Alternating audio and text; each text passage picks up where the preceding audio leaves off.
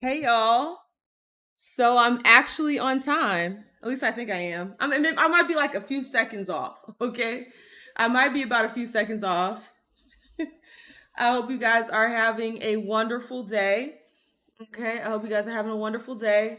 Um this is my You Ain't Black shirt. I was hoping you guys would be able to see it in the actual like video, but I guess it's just too low. I guess it's just too low.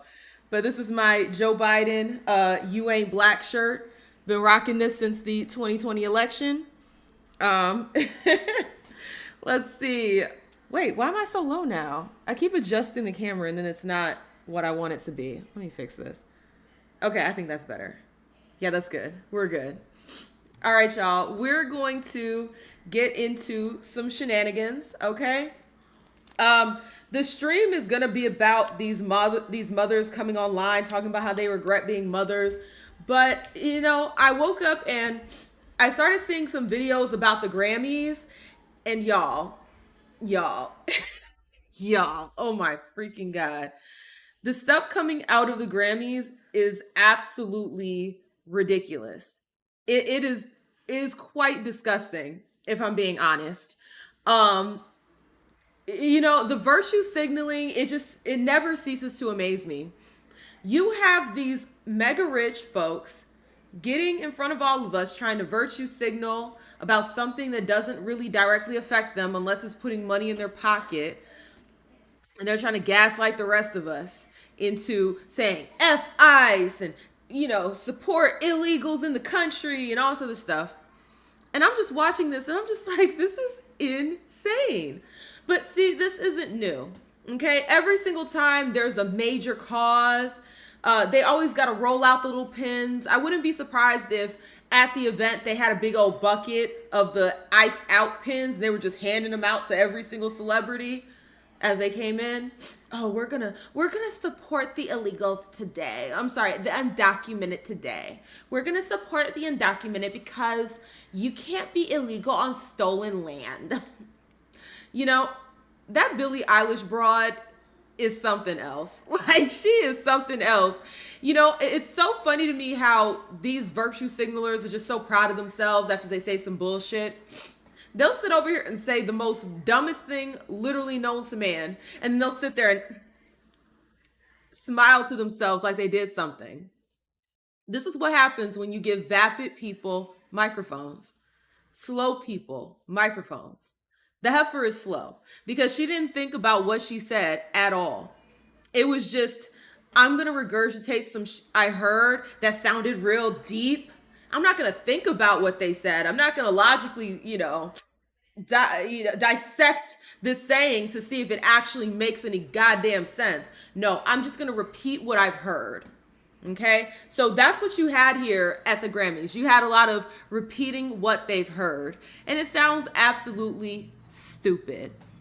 You know, if you're gonna, and what's crazy is that they think that they're the good guys when they say this. You can't be illegal on stolen land.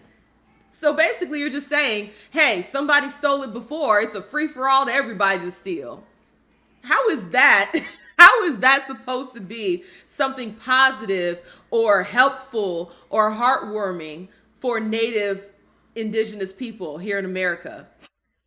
If anything, they should be the most irritated by people saying this, because it's like, oh, well, the land was stolen, so it's not illegal if people are on the land. That's like saying, well, someone stole from the store, so that means we can all steal from the store. That is crazy work to me. If you truly have this soft spot for the natives and you truly have a soft spot for them, what you would do is you would buy property and then you would invite them to live on that property. You would reclaim the land and give it back to them and then go back to wherever the hell your ancestors are from. If that's how you truly felt, then that's what you would do. But see, these people, they don't actually care. They don't actually care about these issues. They just want to seem like the good guy. Oh, they want to seem like the good guy. But really what they're saying is actually quite evil towards the natives, in my opinion.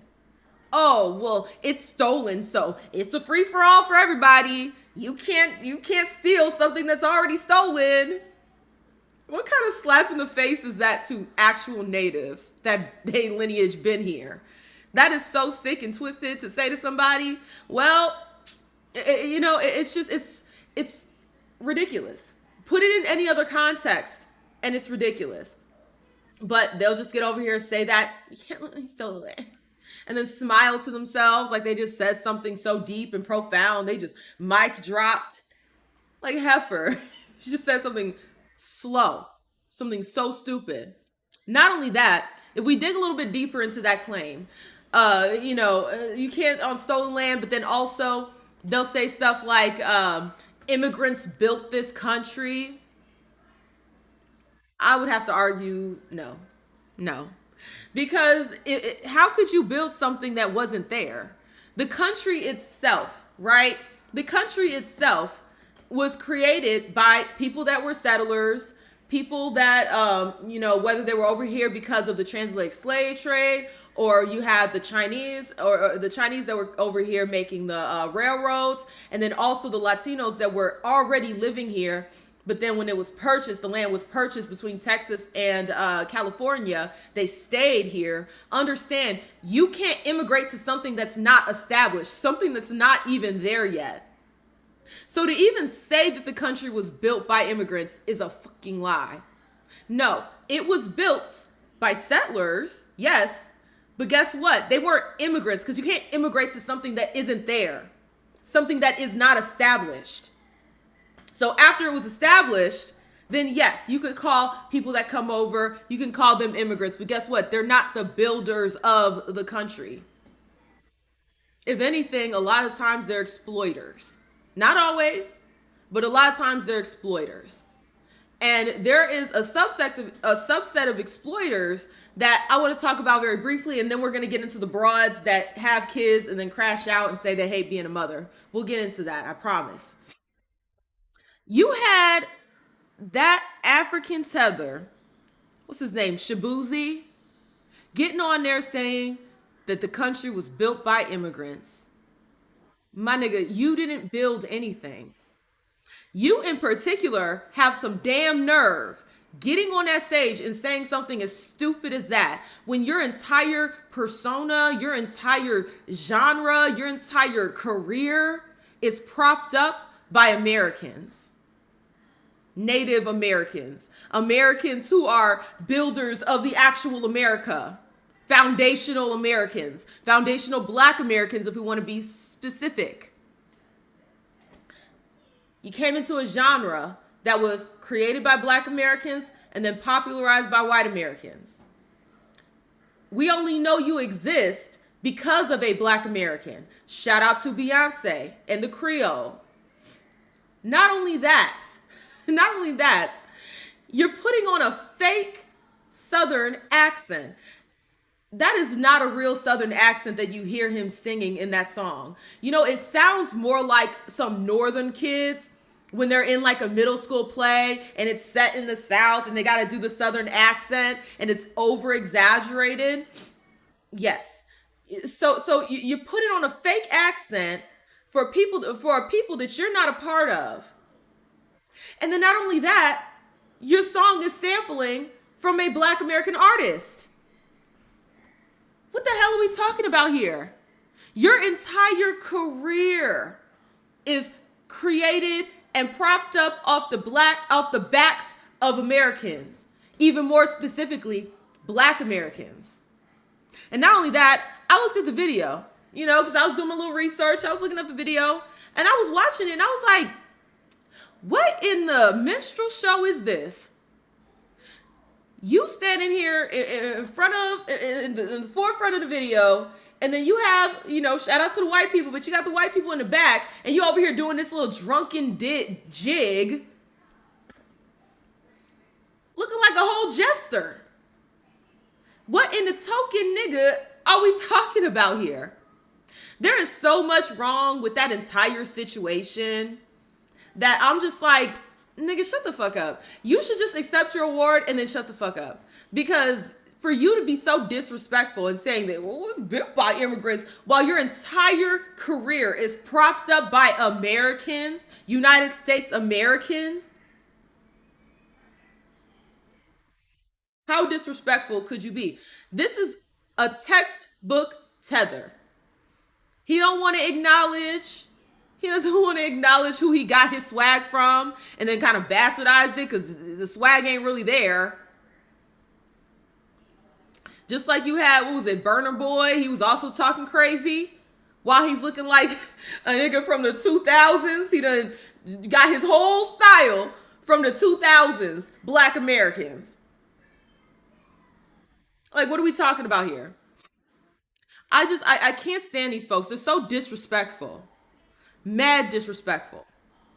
And even further, you had another, you had, and this wasn't the Grammys, but you had another dumb idiot on the internet. And she was talking about how she was fleeing America. She was like, oh my God, I have to get out of here. I have to get away from this fascist government. And then she started going on talking about how all the paperwork she got to go through, talking about all the paperwork she has to fill out, talking about how she's going to assimilate into whatever culture, talking about how the taxes are like this, and she got to make sure she has a job over there, just basically listing off all the things that you have to do to legally immigrate to another country, all while complaining that the United States is fascist because we have the exact same process that she's going through to get into a whole new country. So it's only fascist when we do it, but when they do it, it's perfectly fine. It's completely fine for another country to require you to do the paperwork, the background check, make sure your finances are good, make sure you're not a criminal coming into their country, and then also you saying you're going to, of your own volition, assimilate into their culture. But it's fascist when Americans want to do it. That's how deranged these motherfuckers are. They're crazy. They're crazy as hell. They're brainwashed. And see, it goes back to everything I've been talking about, everything that Think Before You Sleep was talking about, as far as being triggered by words and not knowing what these words mean. That's how you could have a situation where a broad will say she's willingly going through an intense immigration, legal process, while complaining that America has a legal process for immigration, and we just don't want people scapegoating it. And what's so interesting about the Grammys is you sit there and you listen to them talk, and they say, well, we just, the way they're treating the immigrants, and it's like, y'all are misconstruing what the problem actually is. It's not immigrants as a whole. It has everything to do with people coming here illegally or undocumented, as y'all like to say, to make it sound less bad. Oh, they're just undocumented. It's not that they're illegal. It's not that they're criminals. They're just undocumented, even though it's a crime to go undocumented into another country. I bet you if a large group of Americans were to flee into another country and start taking it over, start acting like they own the place, start acting like they built it, scapegoating the system, you would have these same folks talking about, oh my God, look at them trying to colonize. Look at those, specifically it'd have to be white Americans. Look at those white Americans trying to colonize, you guys. All the while you're fighting for other countries to come in and colonize us.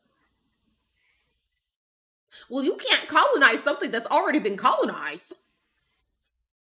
Well, then that means that when the natives had their communities and all this other stuff on here, and then the white settlers came and they can't colonize something that's already colonized. Like, what are we talking about here? The argument it's paradoxical. It doesn't make any goddamn sense. It really does not make any sense. I couldn't even understand what the hell Bad Bunny was trying to say. His English was so damn broken. I'm sorry. It's just the whole thing was a shit show. I'm be honest. I didn't even know it was happening. I'm gonna be honest. I didn't know it was happening. I woke up and saw people were making videos that the Grammys had happened. And honestly, I had no clue that it was even a thing. I didn't even know that it was happening. What was it, this weekend? No clue. Just poof. Wasn't even thinking about it. And I find that a lot of people weren't thinking about it either. You know what I mean? Like, there was a lot of people that were just like, the Grammys happened? News flash to me. But it was literally just a gathering of mega rich people sitting over here patting each other on the back because they said something, they brought awareness. You know, the whole broad awareness part is such a cop out to real like activism if you want it to be active. They'll sit over here and chastise everybody else while they're sitting in their $1 million mansions. Sitting in their $1 million mansions. They got service workers taking care of them. They got their security. They have their land that they bought, that was stolen, gated. They're making sure that nobody's sneaking into their property. They got cameras everywhere. And they'll have you arrested immediately, even though nobody's illegal on stolen land. Shout out to Billie Eilish. And I really hope that the guy goes over there and builds his tent right up on her land, and that she gets to show how much of a fucking hypocrite she is. In fact, it was a tribe that their ancestral land is literally where Billie Eilish's I think it's like $14 million house, something like that, is built upon. And they came out and they were like, well, why don't you just mention us by name? You saying the land is stolen. Well, you're sitting on stolen land. Why don't you mention us by name? The tribe from which you stole the land. What would really be epic is if the tribe, or at least a few people from that tribe, knocks on her door and says, run us this house. You got to go. We are reclaiming our land. And the moment she tries to get them off the land, the moment she tries to call the police, then we'll have called her bluff. Bitch, you don't mean any of the things you're even saying. You don't actually care about the natives. You don't actually care about any of these things. It's just popular in Hollywood to pretend like you do. That's all. That's absolutely all. They don't actually care about any of these issues. That's how you had like with the whole Me Too movement. Remember when that was their issue and they had all their little pins? You had a lot of predators wearing that very pin, and then it comes out a year later, 2 years later, that they were a freak deek just the same. They were getting freaky deaky alongside Harvey Weinstein. They all had their little pins to let you know, oh, we care about your women. We care about your women that have been hurt. We care so much. These people ain't shit. I'm sorry. These people are just disgusting human beings. Okay? They virtue signal left and right. They don't actually care about any of these issues. And they're so proud of themselves when they say their little bullshit on the stage. It's overall sad. And it's sad that people fall for it every single time.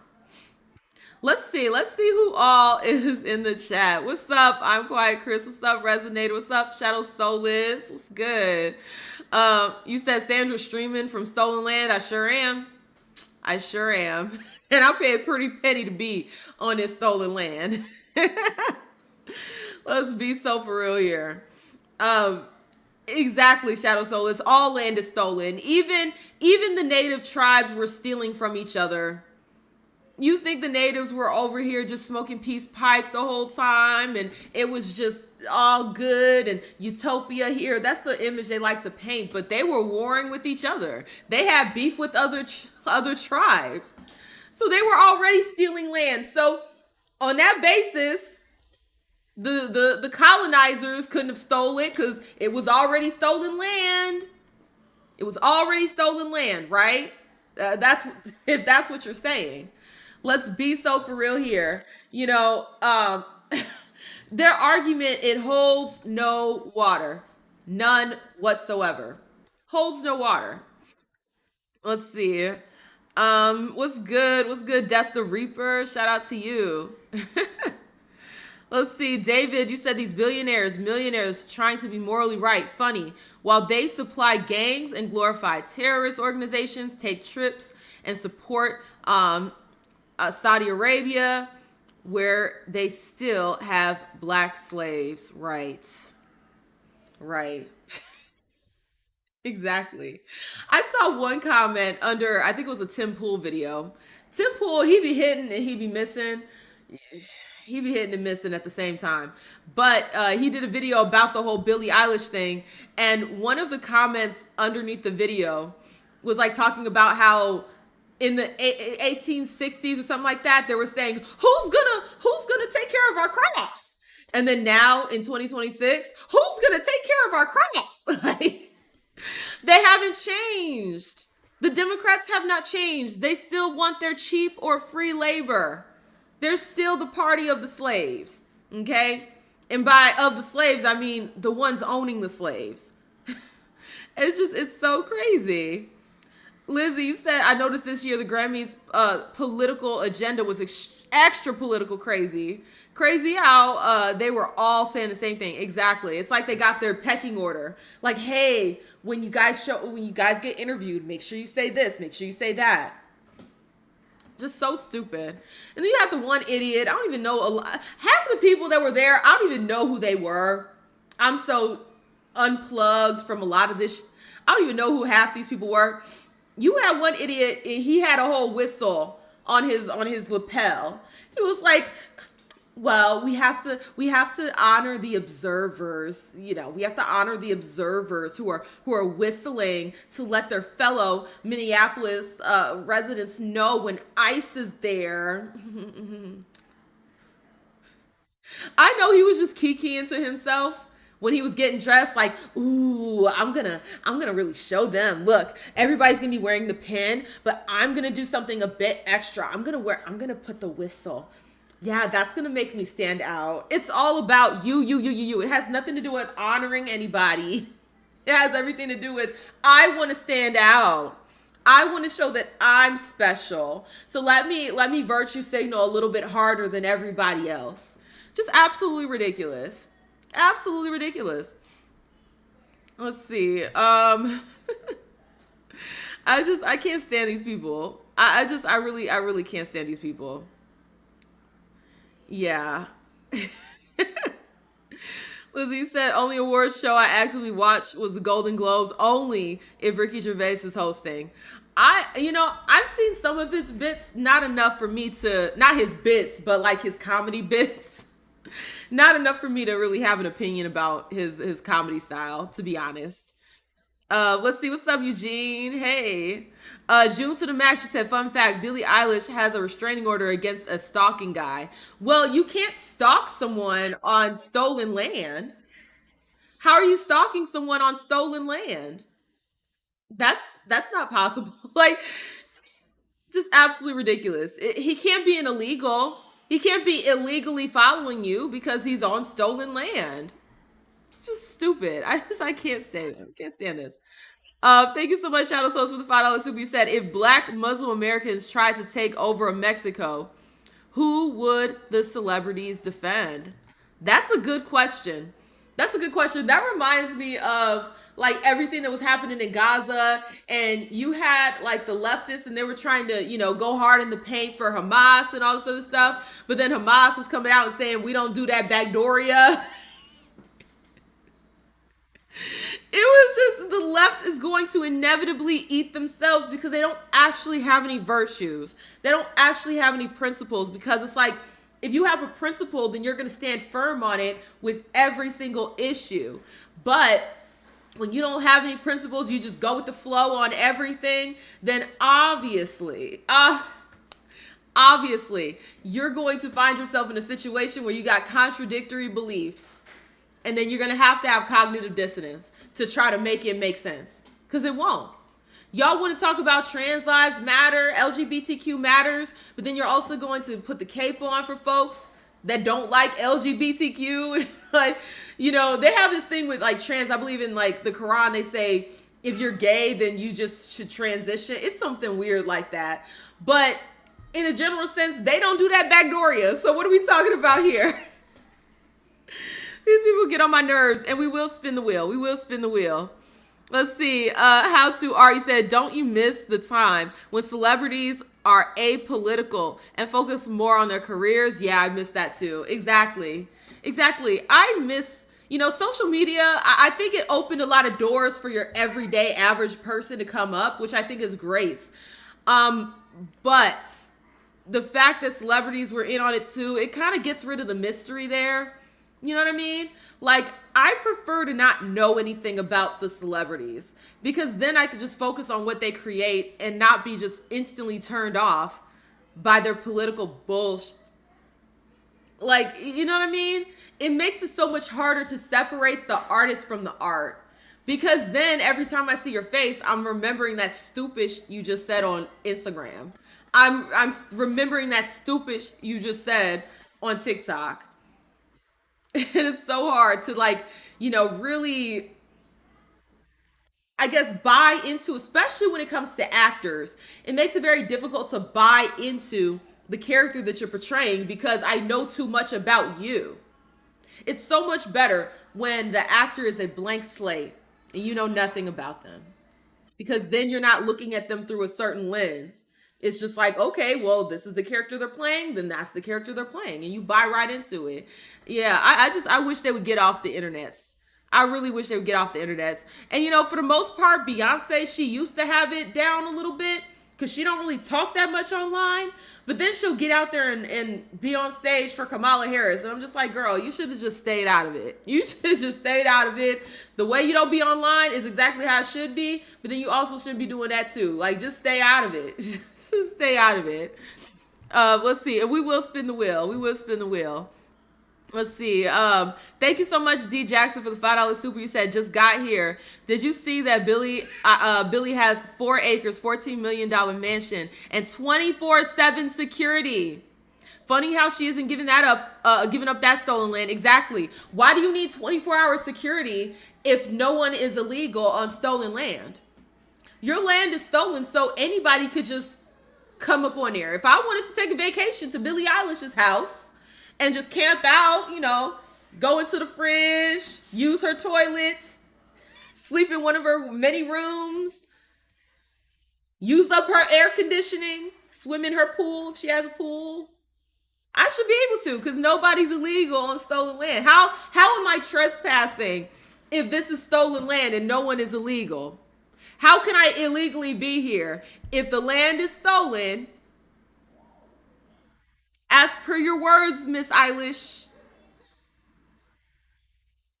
Absolutely insane. These people don't actually care about these things. It reminds me of with the illegal immigration, and you had people going up to the people that support it, they're Democrat down. Oh yeah, let them in. But then when you're asked them to house them in their homes, then it's like, oh, I couldn't do that. Oh, I can't do that. And some of them will even say, well, I have children, so I can't. Oh, wait, I thought they were safe. Why are you bringing up your kids? You said these illegals aren't criminals. What makes you say, oh, well, I have kids, so I can't? Oh. What makes you say that? If, these are just law-abiding people that just want a better life for their families. So why are you even bringing up that you have kids and it's not safe for them? Well, guess what? It's not safe for the entire country, broad or beta male. Like, it's insane to me. There's this guy on, I've only seen him on Instagram, but he's probably on other social media platforms. And his whole shtick is that he goes up to people who have all the stickers and the signs that say that they're pro something or against something. And then he goes up to them and he's kind of cosplaying like he's on their side. And then he asks them several questions that are related to the cause that they say they stand for, but under a different circumstance. And then you see how quickly they fold. Like, for instance, with abortions, right? So, you had this one lady, and she was like, yeah, I support the right to abort your child. And so he asked her to sign a petition for, his organization to help abort puppies. Yeah, there's just too many puppies, and, they can't take care of them all. There's just not enough resources to take care of all the puppies. So we want to just give these puppies, these, bitches, because that's what a female dog is. We want to pay for them to abort their puppies. And then the woman was just appalled at that. She was like, oh my God, why would you abort a puppy? Like, so you value more a puppy's life You say we could figure it out once the puppy is born to make sure that puppy has resources and taken care of. But you don't have that same energy when it comes to human babies, literal human babies. You don't have. Okay. And they always crash out right at the end. They always crash out right at the end and say, like, oh my God, get off my porch. Get off my porch. Well, if it's stolen land, I don't have to get off your porch because y'all stole it from the natives. So it's not illegal for me to be here. It's just the left is a freak show at this point. They're just absolutely slow. Let me see. Donnie, you said Malcolm X's speech on the white liberal is becoming more and more accurate by the day, but conservatives forget he's also talking to them as well. I agree. I agree. Yeah, it's a nuanced conversation. It's absolutely a nuanced conversation. So it's insane to me. The whole thing is insane to me. But people will sit over here and rock for, see, here's the thing. He wanted black folks to have their own. That was the whole thing with Malcolm X. He wanted to just break off, do our own thing. We, give us the equipment we need because that would be the reparations right there.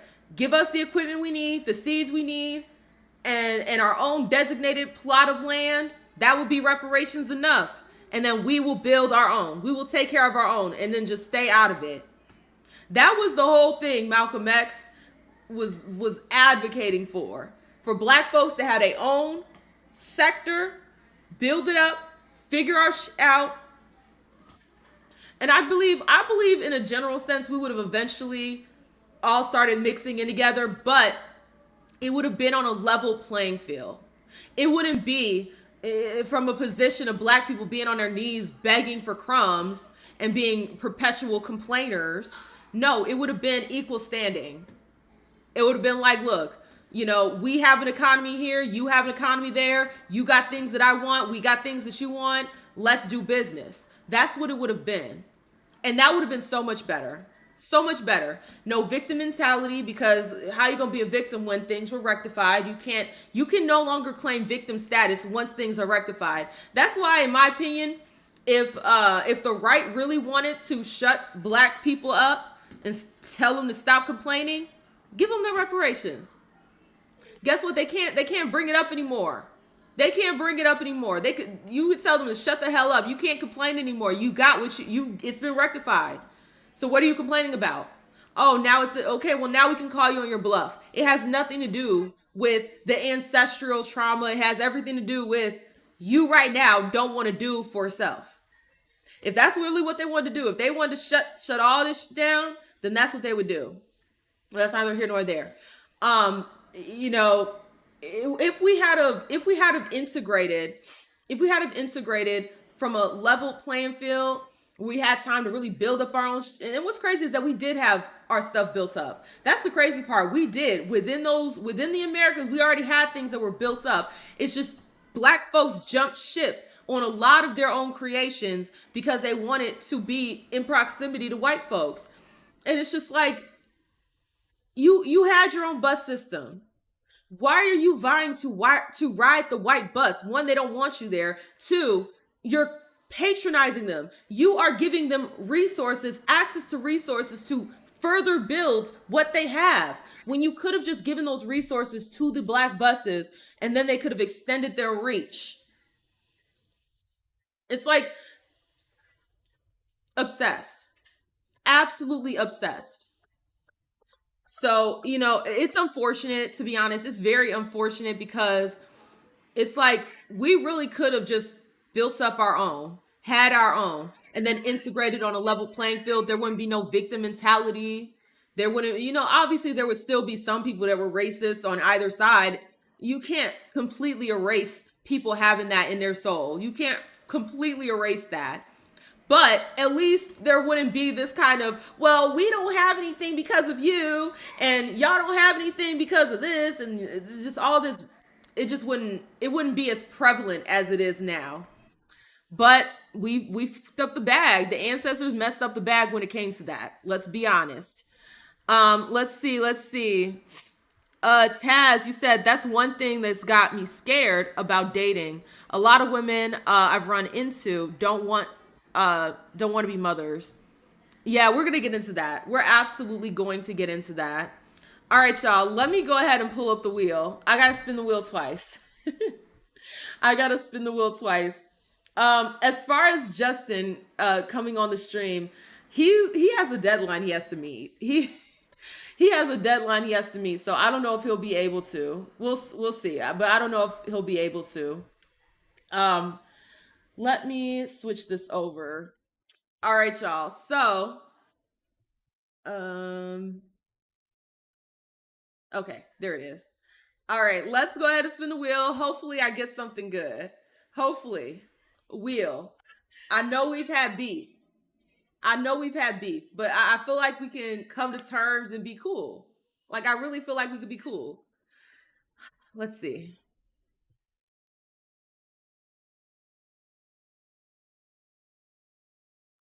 Okay. Okay, which one is this? Because it's cut off. Oh, okay. TikTok reaction only using questions. All right. All right, let's get into it. Let's do that one, and then I'm gonna go ahead and spin the wheel after that. Let me pull up some of these TikToks. Y'all, these broads are absolutely disgusting to me. Okay, they're disgusting to me. And it's not that because, motherhood is hard that I'm disgusted. No, it's not the fact that motherhood is hard that I'm disgusted with this. It's not that. Because I know motherhood is hard because I'm a mother. Excuse me. And it is hard. It absolutely is hard. But with that being said, you knew what you were signing up for when you opened your legs.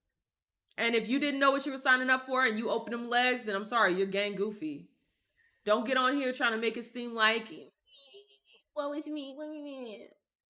I don't want to hear none of that. I don't want to hear any of it. But we're gonna do the reaction. I'm going to ask questions. Let me go ahead and pull this up. I think this is it. Let me check the audio. Someone that stands 10 toes down. Okay. I consider myself someone that stands 10 toes down on the fact that I regret motherhood. It's like I don't regret my daughter, I regret the role. I think people are rubbed the wrong way about it because most moms feel that way. Yeah. And you're not allowed to say it. There is an anxiety that I have developed having a child that never lived in me before at all. Are you saying that it's a bad thing to be afraid for bad things to happen to your child? Are you saying that you're upset that you have to care about the well-being of your child? Fear of even when she's not with me and I don't have to be selfless. I'm still thinking about, is somebody going to hurt her? Is an earthquake going to happen? A mother is like who I am, like at my. What is so wrong about being afraid of bad things happening to your child?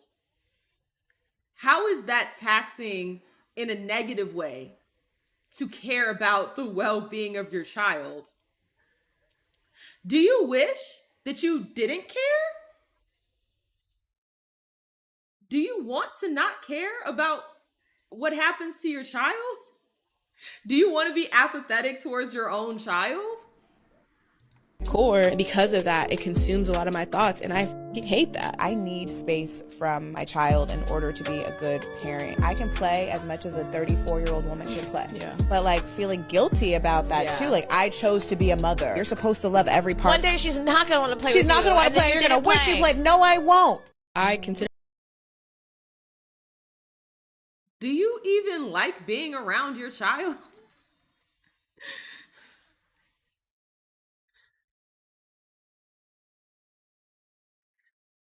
Trying so hard, but every thought that's coming to my mind is a statement. I'm trying so hard, you guys. Literally every thought that's coming to my mind is a statement and not a question. At my core, because of that, it consumes a lot of my thoughts, and I hate that. I need space from my child in order to. What'd you say, Justin? Maybe you could state the question. State the question? You so silly, Justin. How much time exactly do you need to be away from your child for it to be enough for you? Right? Like, how much time are we talking? Okay. Also, where's the father? Why can't the father take the child for a few hours so that you can do a spa day or go out with your sisters or your mothers or mother-in-laws or your friends? Where's the baby daddy at?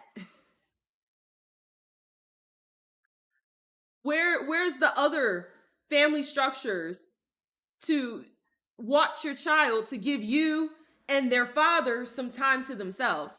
Where is your tribe? Do they not exist?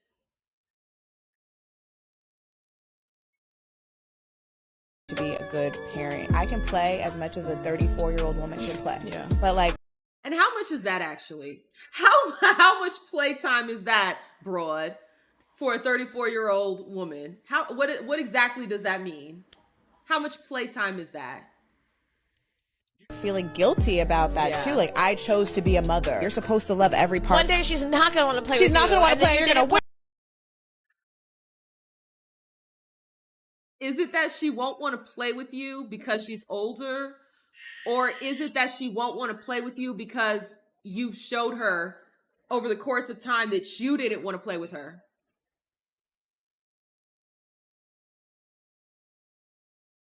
Which is it? Is it truly that she just will wake up one day and not want to be around you, not want to hang out with you just because she's older? Or is it that you've rejected her so much that she's just like, F it. I'm not going to keep vying for the attention of a broad that doesn't want to give me attention. And so your child distances themselves from you. Which is it? My goodness. Exactly, Joshua. You said these same women will cry when their kids go full no contact. Exactly. Cats, you said maybe it's better that they're talking about it and making it known so we know to look out for them. Maybe check on their kids every once in a while and make sure they're okay. Hey, that's facts. That's absolute facts. Just insane to me. June to the Max, you said they are also exposing their own time management and bad parenting. Teach your child boundaries and how to act. Yeah, it's like there has to be a balance, especially once your kids get older, between them having activities that they can do and cultivate on their own, because it's going to build their independence. It's going to build their problem solving skills, which we know that a lot of kids don't have these days. So they need that time alone so they can problem solve their own stuff, but also having that time for your child, having that time for your child to spend with you and have that bond.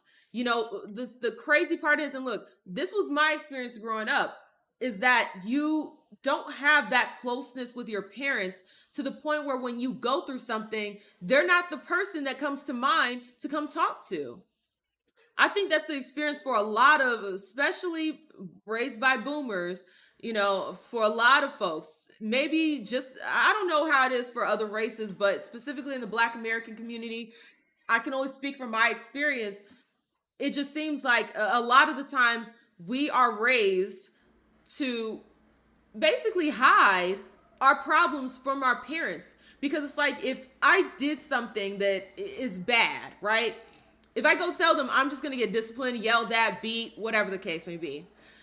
But there's never that emphasis on, when something is wrong, please come tell me. Not so that I can beat you and chastise you and yell at you, but rather so that I can help guide you through this, so that I can teach you, guide you through it.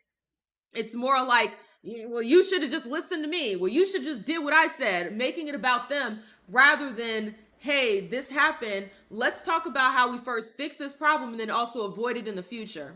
You know, and I saw this one video, it was a while ago, and this father had said, when his daughter, you know, has something bad happen, he doesn't want his daughter to think, oh my God, what's my dad gonna say? He wants her to think, oh, I need to go tell my dad. I need to talk to my dad. I need to reach out to my dad and get that guidance from him. And I really think that that's what's missing from, specifically if I'm talking about the black community, because that's the community I grew up in. I didn't grow up in the white community, the Latino community, the Asian community. I didn't grow up in those communities, so I can't speak on that. But particularly in the black community, I think that is something that we miss out a lot. There is so much that we could do, so many problems that just simply would not exist if there was that balance between discipline, but then also being emotionally, mentally, socially available to your kids, so that when bad things happen, they want to come talk to you. And that's the thing. I want to make sure that I built that type of relationship with my daughter and my son. I don't want them to feel like after they go through something traumatic that they have to hide it from me because they're afraid of how I'm going to respond to it. I don't want them to have that. I grew up with that feeling. I don't want my children to have that feeling. And I feel like a lot of the issues, and I'm not trying to put blame on my parents for the, like, at the end of the day, I made stupid decisions throughout my life. I gotta hold that bag. But what I am saying is there might have been different outcomes if that relationship was a lot stronger there when it comes to being able to come to your parents because you made a mistake, because you know that they're not going to sit there and just beat you down or try to make it about themselves, but rather meet you where you're at, tell you the truth. I'm not saying kiss butt. I'm not saying tell them, oh, you know, your fault. I'm not saying that. There can still be an honest conversation about accountability on what you did. I'm not saying remove that entirely, but I'm saying it should be more dynamic. There should be the accountability there so that you don't make the same mistakes or the same decisions, because not every decision is a mistake. Sometimes a decision is just a bad decision, not a mistake. So, having that balance there. I want my children to come to us, come to me, come to Justin when they have a problem, because they know we're going to be honest with them about it, but then we're also going to help them solve the problem. It's not going to be about, well, you should have listened to me and I told you to do, and me. Like, no. It's not going to be about beating you down when you're already at a low point, because if you're coming to us with this problem, that means you're already the wheels are already kind of turning that you're fucked up. So we don't got to beat a dead horse with that. We can talk about the accountability, but we're also going to problem solve and see how we can be more preventative in the future. And then also that emotional, like if you need a hug, you need somebody to hug, then you can come hug me. You can come hug me, be with me, and we can work through this together. Huh? Okay, Justin. You don't got to do the hugs. I'll do the hugs. You can do the talking because you're very good at that. I'll do the hugging as the woman. But I'm just saying, I feel like in the black community, that's a lot, and it might be true for all the other communities as well. It might very well be true for all the other communities as well. But that, I feel like, is missing so much from our parent-child relationships. And a lot of the problems that we be having, I feel like it would not exist, or it would be less prevalent if we had that dynamic. So, it's unfortunate. It's unfortunate. I'm just going to say, Ross, you said us men need to stop simping to women who act this way over something natural as parenthood. I don't disagree. It's just, there's a lot that you can't plan for with, parenthood. You can't plan for everything. But if you're going into having a child for all the wrong reasons, then no wonder this is going to be your outcome. Let's be so for real here. If you go into it thinking that the child is going to save your relationship, if you go into it thinking, well, I just want to have a child so I won't be alone in my old age. If you're going into it, well, I'm going to have a child so they can take care of me when I'm old, or, just real weirdo reasons, then obviously when it comes to putting in the actual hard work to take care of that child, you're not gonna, you're gonna end up in this pitfall. It's so much better if you go into having children because you genuinely just want to create life. You want to create life, and you want to give them opportunities. You want to set them up to be successful. That makes more sense. But a lot of people go into having kids for the absolute wrong reasons. And so that's why, like, I have no issue with you being selective about having kids. I have no issue with that. I only have an issue when you start just serial killing them because you don't want them or you're not ready for them. At least take the preventative measures to make sure that you're not getting pregnant in the first place, as opposed to just being a serial killer of unborn babies. Like, let's be so for real here. Let's see. Let's see. June to the max, you said a man who is basically a yes guy to women and let them walk all over him in every way, financially, emotionally, etc. Yeah, pretty much. Pretty much. That would be the definition for a simp. Let's see, Dr. Mad Hatton. You said, not gonna lie, I have my moments where I make it about me, but with similar experiences, I try to use how I got through that situation. My daughter hates it, and I'm trying to fix that. But see, at least you're aware of it, right? Because I'm not saying you have to just be this perfect parent that always knows the exact right thing to say. But as long as we're striving to be our best, which this is the same caveat I'll give to like our boomer parents. If you have a boomer parents, like they were trying their best too. Maybe their best just was not that great, or maybe their best was medium, maybe their best was great, but they were all trying their best, I believe, or I would hope. I'm not talking about the parents, I'm not talking about them. That's a completely different conversation. The neglectful parents, that's a completely different conversation. But when we're talking about the parents that did do, like, they put in effort to raise you, right? But maybe, nobody's ever going to be a perfect parent. That's an unrealistic expectation. But as long as the thought process is there, like, hey, how can I be a better parent? Not just this, well, I'm doing the best that I can. Usually it's the people that, devolve to, well, I'm just doing the best that I can. Usually they're not doing the best that they can. Because if you are truly trying to do the best that you can, when you see areas where you could do better, then that's going to be the thought process. Okay, well, yeah, I wish I could do this a little bit better. I feel like I dropped the ball here. If I could go back and do this differently, I would do this differently. That's how you know you're dealing with a parent that actually cares about how they parent, and they do genuinely want to do their best. But if you always deflect to, well, I just did my best, then it's like, you don't really care. You just like take what you got and be cool with that. And I don't personally want to be that type of parent. If 20 years from now, Bella comes up to me and she's like, hey mom, I want to talk to you about XYZ that happened when we were growing up, and how it's been affecting me. I'm not going to sit there and be like, well, yeah, I did the best that I could. Like, I'm not going to do that. I'm not gonna, oh my God, I am not gonna do that to my babies. If they come up to me later on and they start saying different things that they had issues with and all sorts of stuff, I'm going to give them that time to process, and I'm gonna be open-minded to what it was, because I will never experience myself as a parent, right? I know who I am and I see from my lens how I am, but I will never experience myself the same way that my daughter, my son are going to experience me. So that's the crazy thing about perception and point of view, is that you can't understand all points of view because you are not all points of view. You can try your best to kind of consider it, but there's no way to fully know. There's no way to fully know. So all you have to do is at least be open-minded to hearing their perspective. And, if their perspective is differing from yours and you disagree, that's okay.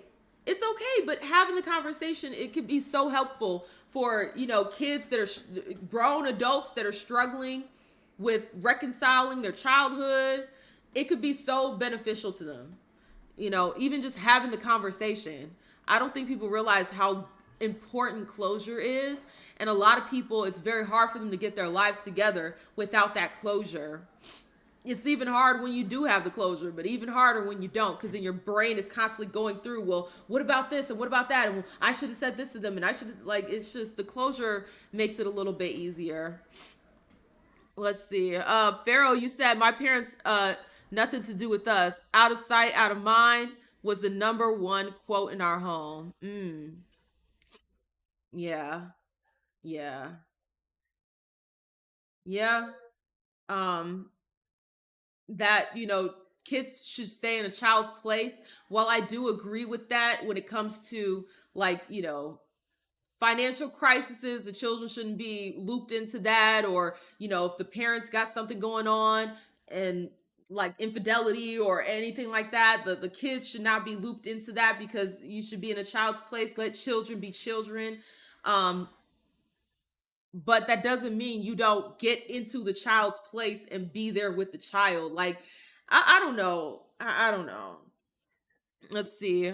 You said just got a promotion. Oh, shout out to you. Wait, you got the the crying MLK. Is that a good thing? Are we supposed to say congratulations? I don't know. The but hopefully it's a good promotion, and they are paying you for your time, okay? Paying you for your contributions. Let's see. Donnie said, I think that's black folks' biggest issue. Disagreement is viewed as disrespect. Facts. Facts. 1000% facts. It's like, if you disagree about something, if you dislike something, then it's like you're being disrespectful. Absolutely crazy.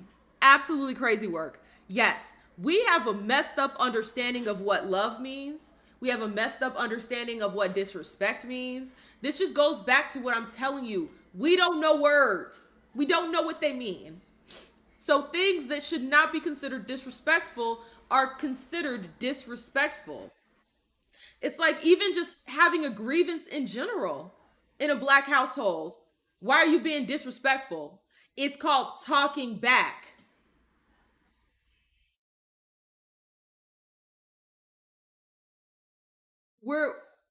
How do you expect people to learn how to communicate if you tell them not to talk back? And then we wonder why we got so many people that go out into the real world, they don't know how to conduct themselves because they were never allowed to talk back. See, when you allow your child to talk back to you, and I'm not saying just be crazy disrespectful with it. I'm saying you allow them to learn how to talk back to you in a respectful manner. But if you just tell them to shut up every single time, then they're not getting that practice. They're not learning how to communicate in a respectful manner. If what you say is just be quiet, don't talk back. As opposed to, hey, look, I understand you're feeling frustrated. How can we repackage that so that it's not so that it actually isn't disrespectful? How can we repackage what you have to say, because what you have to say is important, in a way that isn't disrespectful to me or disrespectful in general or has a major attitude behind it? That's why we got so many folks running around here. They don't know how to respond to coworkers or, customers or whatever adult situation they're in a respectful manner, in a respectful tone. You got to allow your kids to learn how to talk. And that comes with talking to you, which is unfortunate. We don't have enough of that. June to the Max said, oh, when they ask you a question, then you answer is talking back. Exactly. Like, you asked me. It's crazy. It's crazy. It's just, we gotta unlearn a lot of that stuff. We gotta unlearn a lot of that stuff. Texas Girlie said, speaking of kids talking back, did you see Blunt Girlie's video of Blueface's daughter talking back and cussing him out? Ooh, I saw parts of it. I didn't finish it. I gotta finish the video. Yeah, I'm sure Blunt Girlie cooked in that video. She's always cooking. Shout out to the good sis. But yeah, no, I have to finish that video.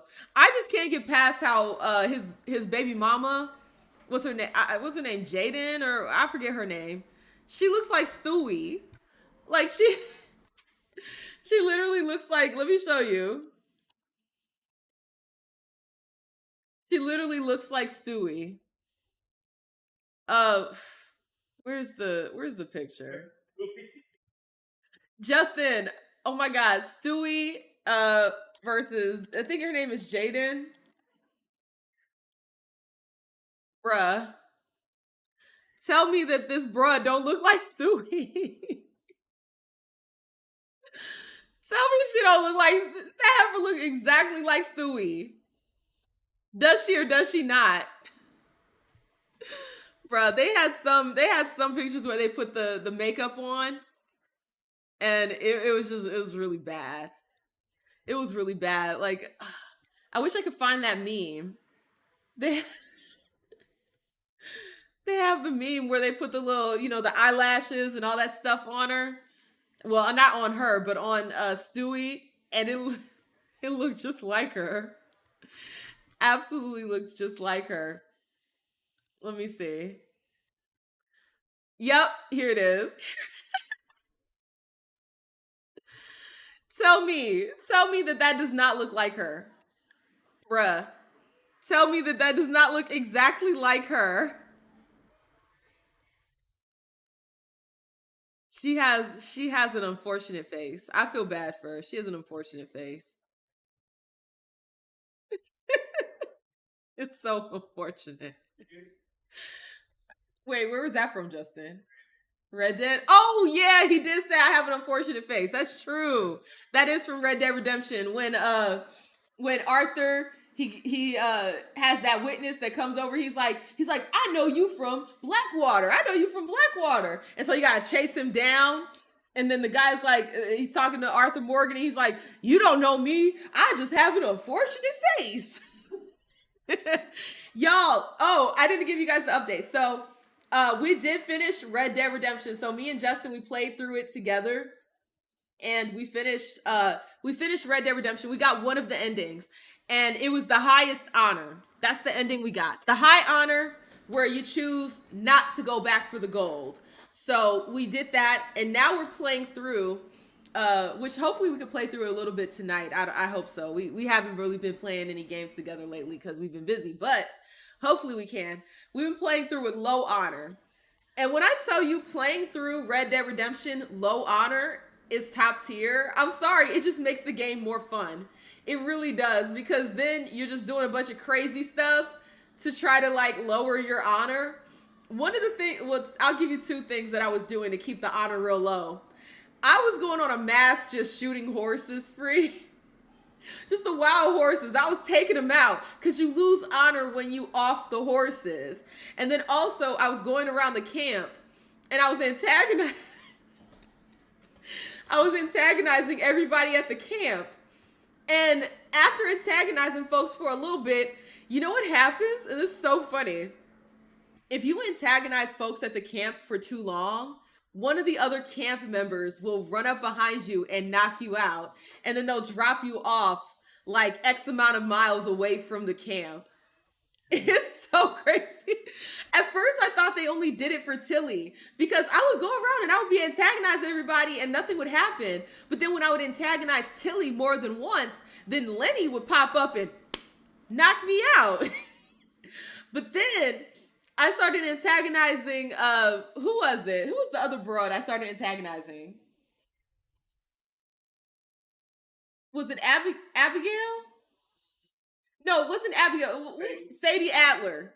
I started antagonizing Sadie Adler, and then somebody else ran up behind me and knocked me out. And so I was like, oh, okay, maybe they do this only for the women. So if you antagonize the women too much, then one of the men from the camp is going to come up behind you and knock you out. Not true. Not true. I started talking crazy to I forget the character's name, but it was one of the older men on the camp. Started talking crazy to him, and then he came up behind me yet again, knocked me the fuck out, and dragged me away from camp. Just absolute crazy work. Absolute crazy work. But we want to get the low honor ending. And then after that, I just want to watch the other endings on like a YouTube video. I'm sure they have them out there with all the different endings.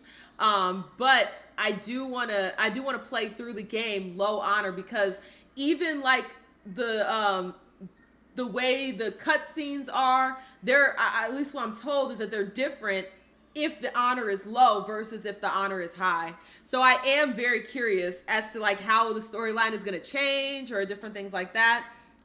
So we're playing through Red Dead Redemption again. All right, baby girl. All right, let's go ahead and spin the wheel. I got 2 more times to spin the wheel because thank you to Shadow Solus. We have another $5 super. He said this is for the horses. Spin the wheel. So the horses about to get it. Okay, let's see. I'm gonna have to off a few horses to make up for this later on today when I play Red Dead. Let's see. Come on, Will. We got a good thing going. Yay! Yay! We got spill the tea. Okay, we got spill the tea. What do I want to spill the tea on? What do I want to spill the tea on? Ooh. I'm trying to think. I should just sit down and write down all the tea I have and then just like and then just have my list here. I'll spill the tea on something. Let me see. Let me go ahead and spin the wheel again. So that we're nice and caught up. Let's see. Oh, snap. 2 spilled the teas in a row. Okay. I will spill some tea. I will spill some tea. I want to make sure it's juicy tea. I want to make sure it's juicy tea. I will spill the tea on something. I promise you I will spill the tea on something. Let me write it down so I don't forget. I always need to write things down because my mama brain be getting me. Okay, my mama brain be getting me. Okay, so we got spill the tea. As it comes up, I will spill 2 teas. Let's see. All right. Was little one copying mama? Yeah. She's always doing that. She's always oh well, I guess I could spill that tea on voting. I don't know. Did I ever talk about who or if I voted? I don't know if I ever talked about that here. Okay. So, I guess I'll spill the tea on my voting pattern. All right. So, bear with me. When it comes to voting, I think local elections are very important. I truly do.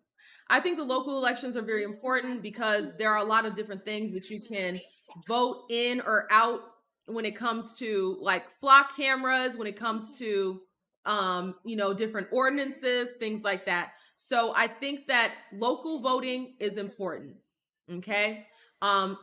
But if you're going to vote locally, you got to make sure you're abreast to those issues. Because the last thing you want to do is just vote for something and then you have no idea what you're voting on. And then you vote for something crazy that ends up biting you in the tail in the long run. So with that being said, I stayed on the couch the last election. I did. The reason why is because I have a bigger issue with the political system as it is. We have 2 parties with basically no choice. That's how I truly feel about, especially the federal elections.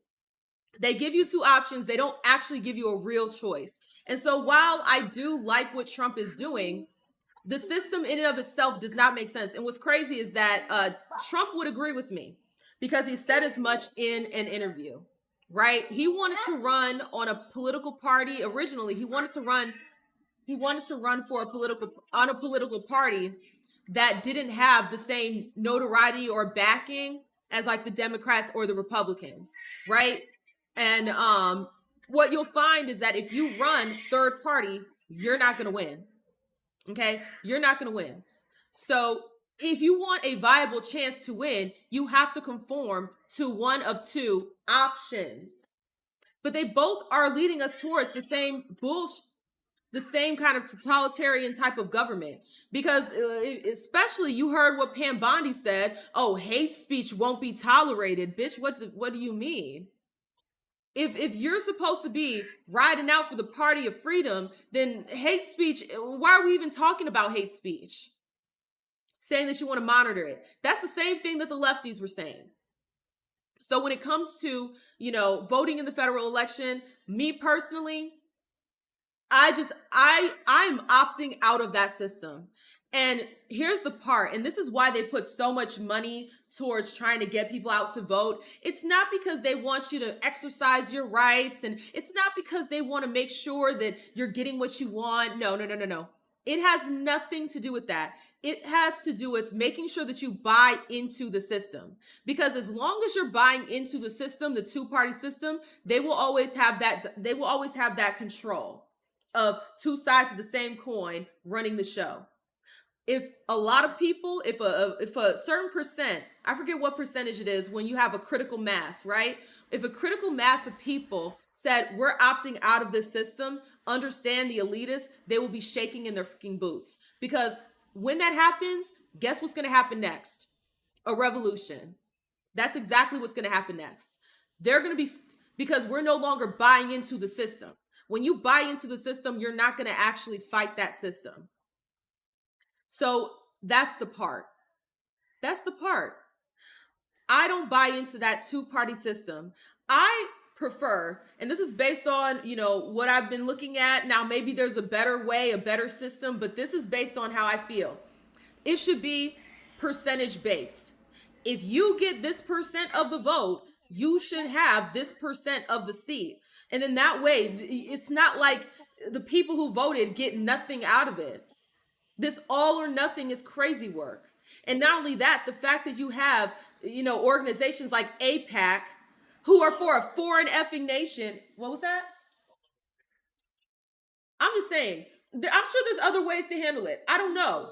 But I'm just saying, you have a situation where you have APAC, a foreign, an organization from a foreign nation, and they get to infiltrate, they get to legally, no other nation gets to do this, but they get to put money into the election and try to get things to go their way. Influence, foreign influence. I'm like, I'm not Israel. I'm not an Israeli person. I'm not. Why do they have a say or influence in what we got going on over here? Exactly, Bella. Why? You say why? Exactly. Why? So I can't stand the way it's set up. I feel like there is a better way to do it, honestly, where third parties have a chance at winning, a real chance, that, somebody coming up through the mud that has, the people's best interests at heart, that truly wants better and that has ideas that are different from the mainstream big corp elitist mind. They have an actual chance to run for office and do something great.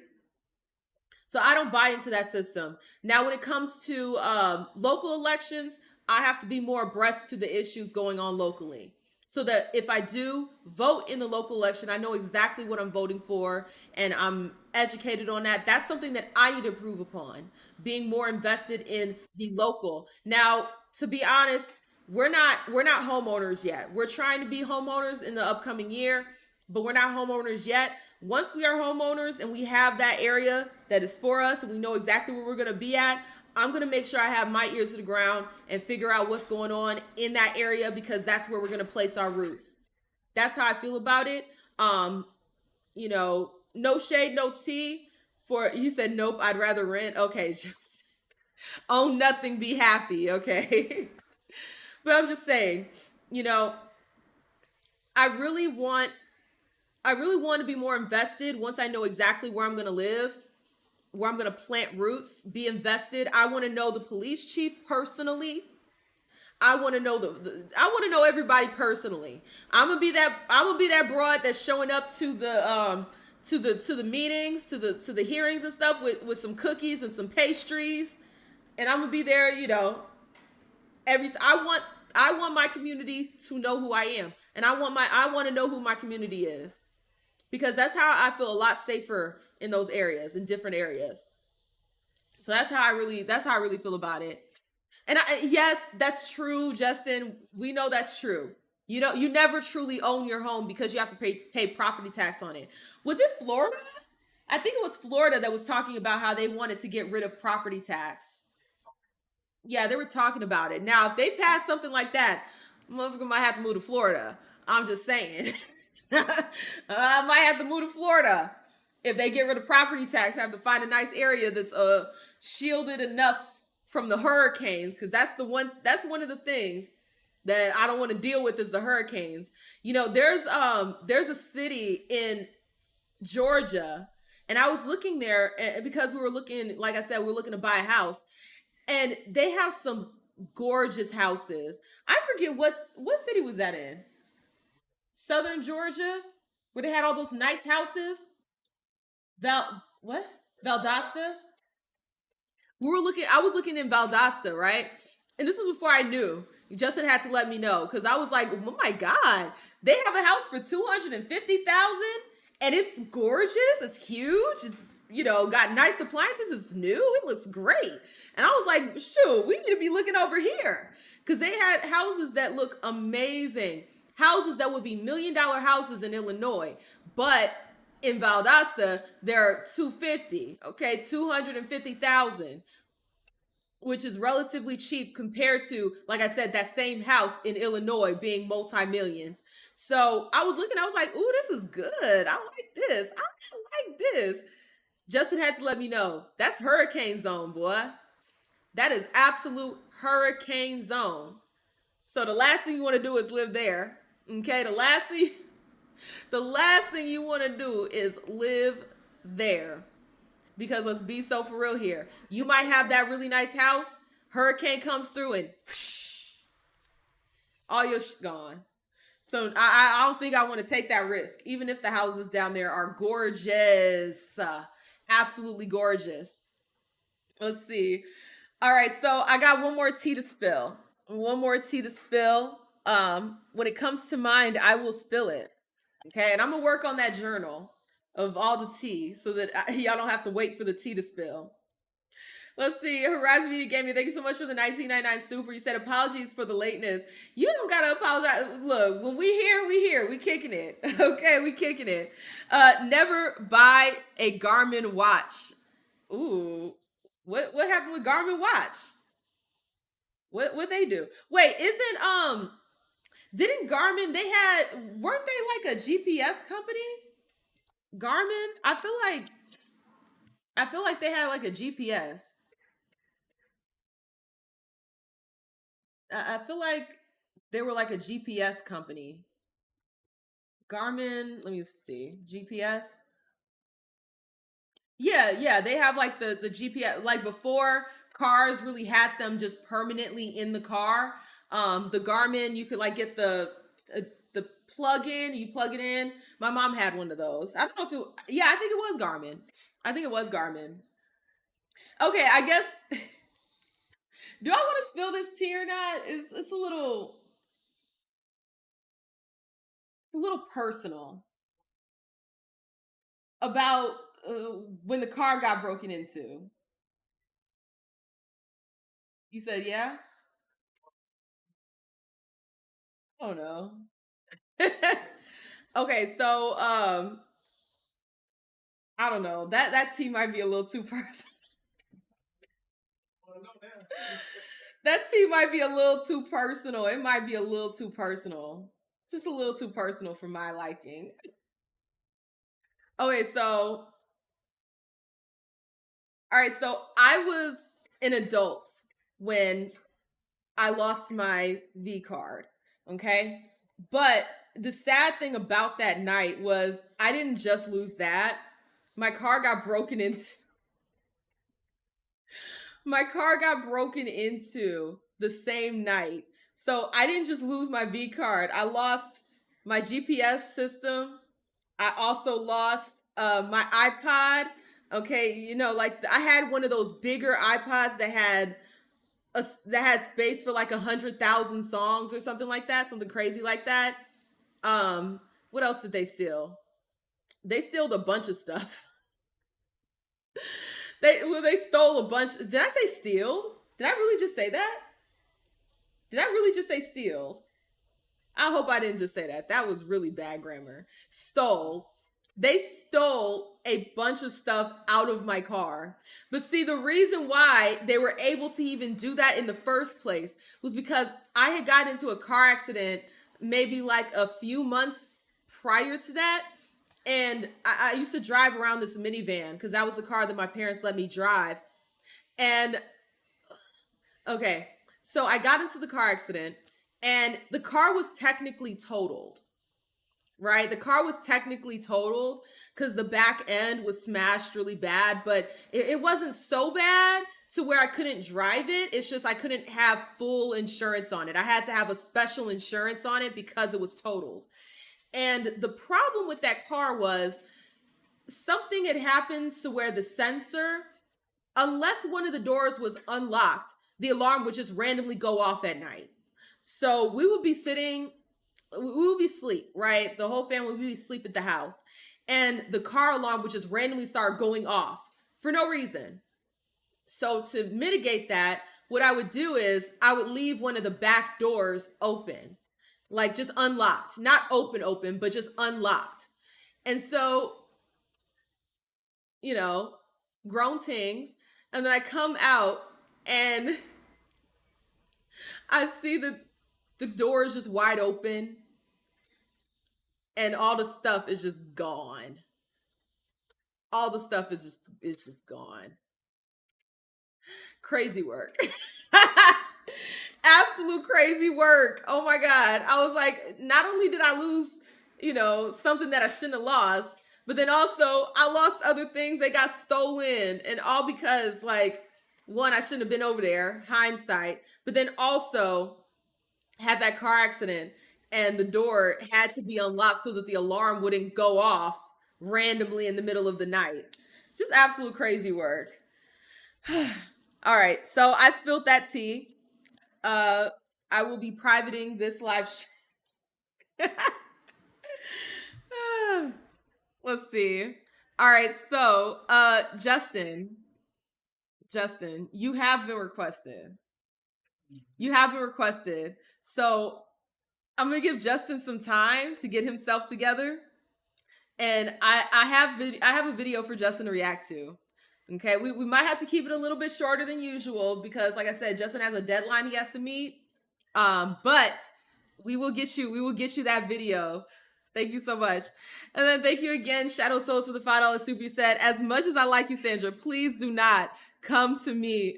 Come to my godforsaken insanity state. The hurricanes are the least of our issues. Oh, okay. Really? I'm sorry, but when I see those hurricanes coming through Florida, it looks crazy as heck. Especially, what was the last one? The last one was like Milton. That looked insane. That whole situation looked insane. I can't imagine having my whole life just swept away or flooded out because of a hurricane.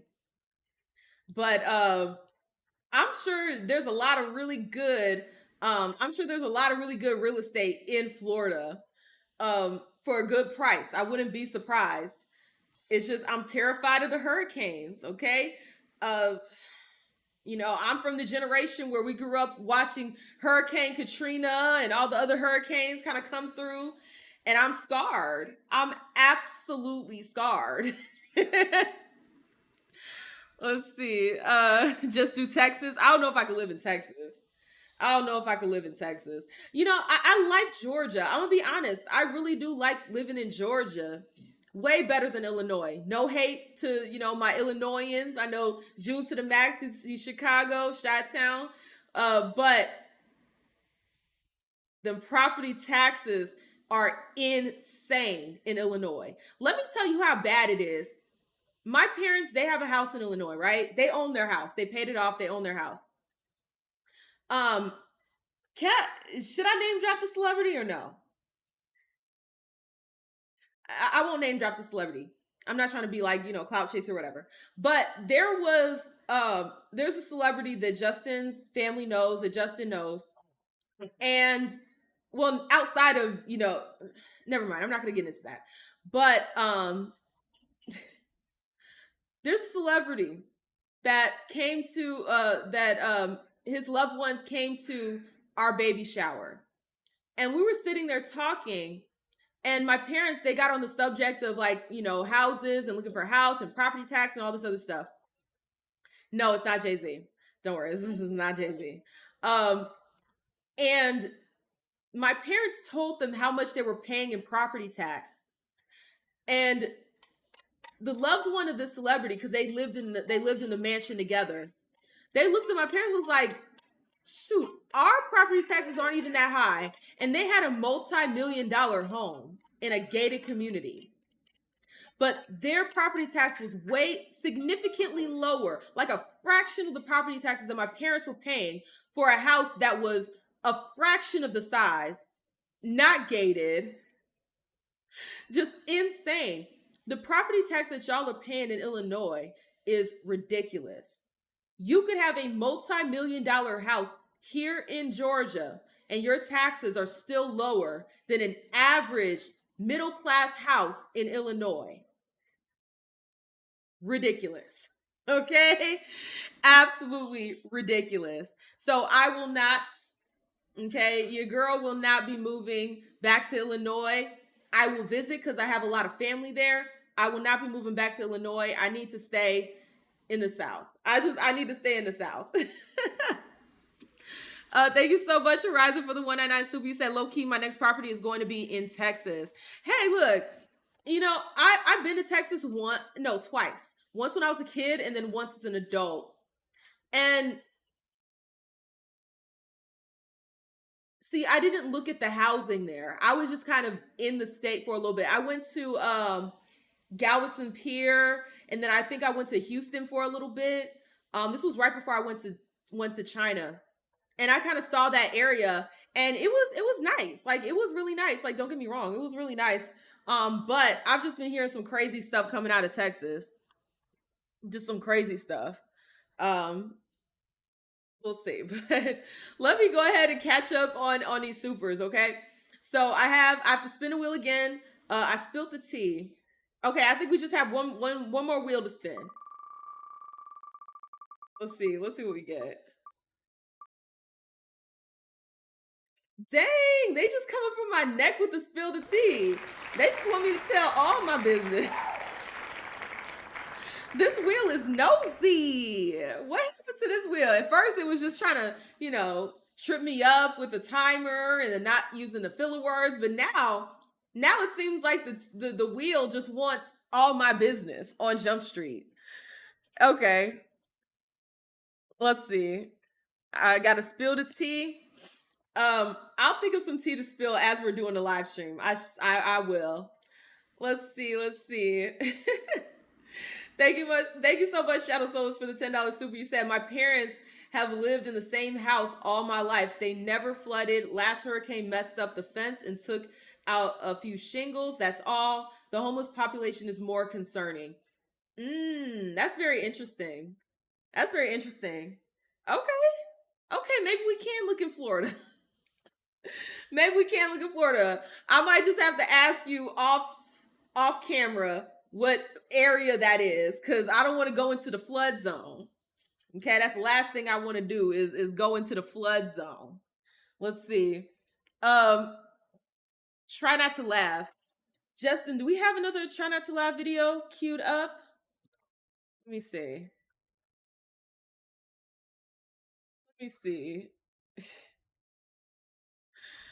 All right, I'm gonna give Justin the task of finding me a try not to laugh video, and we'll pull that up. It's those damn AI videos that be taking me out. I swear, it's the AI videos that take me out every single time, because people are just so creative, and the AI is helping them get their creativity out like that. Let's see. Texas Girl, said, in Texas, you get way more for your money in houses and land. It's the only reason my husband and I don't want to leave. Okay.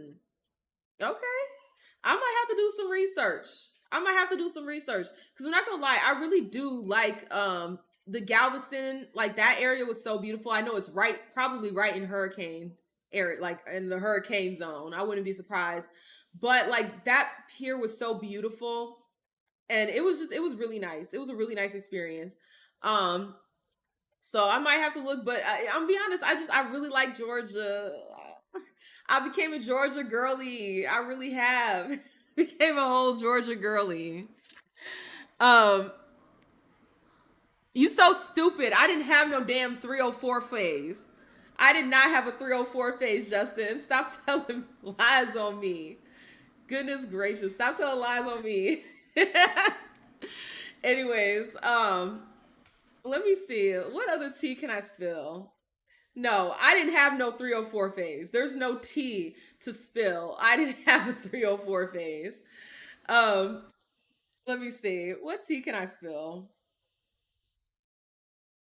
That's more of a story time. I really need to distinguish between spilling tea and story time because sometimes the tea spilling just seems like a story time. I got to figure that out. I, oh, I don't know if I told you guys that. Okay, so I don't think I've told this before on the stream. Okay, so here's some tea. Here's some tea. So I remember when I was working in China, I used to work at this training center, and I was hosting this really big Christmas party at my apartment. And I was super excited. I couldn't help but like do everything. Like I had the lights and the tree, and I was cooking a lot of food, and I just made it really cozy, and I was just very excited to host my own Christmas party. And this was like the first party I ever threw like myself. So I was super excited. And I invited all my coworkers from, the training center and then other friends that I had from just being an expat. And I had one coworker and I had no idea. I was completely oblivious. So maybe I have a little bit of the tism, some social awkwardness or some unknowing about like some social situations because I didn't notice this at all until it was happening. So I had this one coworker and he was Irish. Now, yeah, he was Irish. Now, when I say Irish, I'm not saying like he was red hair, blue eyed, like the caricature of an Irishman that you would think. He looked more Middle Eastern, or not even like Middle Eastern, but like he almost looked like modern day Egyptian. I don't know. He looked more like that to me. And he had a long-term girlfriend, right? Like they had been together for like years, I think at that point. I don't know. But I one thing I knew about him was that he had a girlfriend, a Chinese girlfriend to be specific. And he lived in the same apartment building. Like actually, they lived in the same apartment building that I lived in. And so, I invited everybody. And I remember I was texting him to come over to the party, and I said, "Hey, bring your girlfriend over. Your girlfriend's invited to the party too. It's not just like coworkers. It's like, coworkers, and if you have a significant other, they can come as well. Good vibes. I had made enough food for everybody." And I had people were bringing drinks over. So this was before I stopped drinking alcohol. So there was, beverages of the adult kind. It's just a good time. And tell me why, as he didn't have his girlfriend come over, right? So I didn't think anything of it. I thought maybe she probably had other plans or she had other things going on. So I was like, yeah, I ain't thinking of it. I ain't thinking anything of it. Tell me why. It gets to the point at the end of the party where I'm like, okay, this was fun. Everyone can start leaving, The party's kind of over, you guys. And so he's kind of like hanging back. He's just like hanging back. And I'm just like, yeah, so you gonna go? Like everybody else is leaving. I'm thinking he's gonna head on out too. And so he's just sitting over there pouring himself another drink and then trying to chit chat with me. And I'm just like doing that awkward smile, like, is your girlfriend worried about you? Is she looking for you? You gonna go over to your girlfriend? And this dude, I'm like running around my own apartment trying to get away from this man because he keeps like trying to sit closer to me. And I'm just like, my spidey senses at that point were tingling. And so I get up and I walk to go sit somewhere else. And then he's trying to like follow me around to sit close to me. And so at a certain point, he's like, oh yeah, I'm just gonna try. And he tries to lean in and kiss me. And I'm like, I do one of these. I'm like, you got a whole girl. What the hell are you doing? I look at Bella, don't say that. Don't say that. Don't say that. Go over to Dad. Go over to Dad. I look at him. I'm like, what the actual hell are you doing? I'm like, if you don't get up out my face, if you don't get the hell up out my face, and I'm Souls, because I'm like, your girlfriend is literally downstairs. That's how I know people ain't ish. They will have their whole girlfriend on the mind and they just don't care. He literally was thinking that I was gonna go for it. And see, this also speaks to how I think a lot of people view Black women, especially when it comes to interracial dynamics. They think that Black women are just so desperate for non-Black peen that they'll just go for anything. That's how, maybe that wasn't his thought process. I don't know. But I'm just saying, that's how it made me feel. Like, you think because you're, not Black and you got green eyes and all sorts of stuff that I'm just gonna go. I'm just gonna go. First of all, I'm not attracted to you in the first damn place. I just was not attracted to him in the first place. But not only that, nigga, you got a whole girlfriend. And she's literally downstairs. And the entire night, I was asking you to invite her up. Well, she can come by, if the party's still going and she's back from whatever it is she's doing, then why don't you invite her up? She's more than welcome to come up. And this fool is over here leaning in, trying to kiss me, and his girlfriend literally downstairs, I think. I don't even think she was gone anywhere. He just didn't want to invite her because he wanted to try to pull this mess. When I tell you it was so awkward going to work, mother couldn't look me in the eye because he knew just like I knew. And see, what I should have did was I should have told his girlfriend what he was trying to do. But then again, I didn't know her, so she might not have believed me. And then that could have started some more shit. So I just decided, I'm going to keep it professional at the job. I'm not going to cuss you out or be any kind of way, but don't think you're going to be over here kikiing with me in the break room. Absolutely not. Because it's like, not only that, like, you got to think, Justin, you got to think, if you're willing to do that to your girlfriend, to try to kiss on somebody or be up on somebody, why you got a whole girlfriend? Why the hell would I even try to deal with somebody like that? Because if you did that to her, then that means you would do that to me. That's weird. It's effing weird. So I was so disgusted. I was just like, what the hell is wrong with you? But, people just ain't ish. There's a lot of folks that just ain't ish. I'm going to be honest. Let's see. I've been seeing these pop up and I'm getting anxiety. And another one. Okay, I'm getting anxiety about all these wheels I gotta spin. I'm gonna try to keep up with them. Okay, I gotta do the try not to laugh. Try not to laugh. I didn't forget about that. And then also Justin. The Justin takeover. Let's see. Let's go ahead and get through these.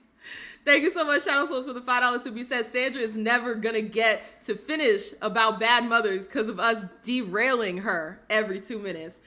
Low key. Low key. Let's see what we got to add to the list.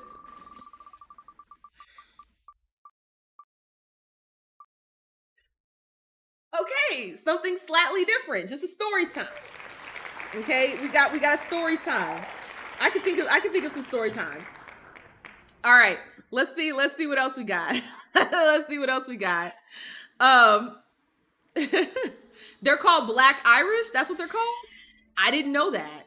He didn't look Black to me, but he just didn't look like the typical Irishman that you would think based off of stereotypes. Thank you so much for rising me for the $4.99 soup. He said, Shadow Solus, I need your help. Come to the front of the congregation with me. Let's keep spinning this wheel until all Sandra's business. Now you're just plotting on me. At this point, you're just plotting on me, which is crazy work. Okay, I thought we was cousins. Thought we was internet cousins. Okay, silent TikTok reaction. Okay, we switching it up. Okay, wheel. Okay, we switching it up. All right, let me go ahead and catch up. Thank you so much, Shadow Souls, for the $5 super. You said, wheel. This is Horizon's fault. I think this is a coordinated effort between both of y'all and the wheel. I think this is a coordinated effort. Dang, up in my business again. All right, spill the tea. I gotta spill more tea. Okay. Let's see. Let's see. Goodness gracious. All right. Horizon Media Gaming. Thank you so much for the 499 super. You said me and Shadow just gonna trick off. I mean, it ain't tricking if you got it. Isn't that what they say? All right, let's spin the wheel again. Let's see how far this hole goes. How deep the rabbit hole goes. Let's see. All right, defend a bad take. Defend a bad take.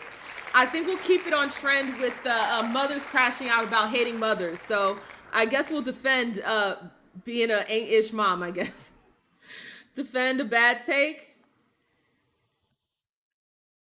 Okay. Whew. All right, no, I didn't. Dang. Y'all, I for real thought I was at the end of the list and I wasn't even close. Okay, thank you so much, Shadow Souls, for the $5 soup. You said the wheel train going down the tracks, choo choo. All right. Me rethinking this whole wheel thing. Let's see.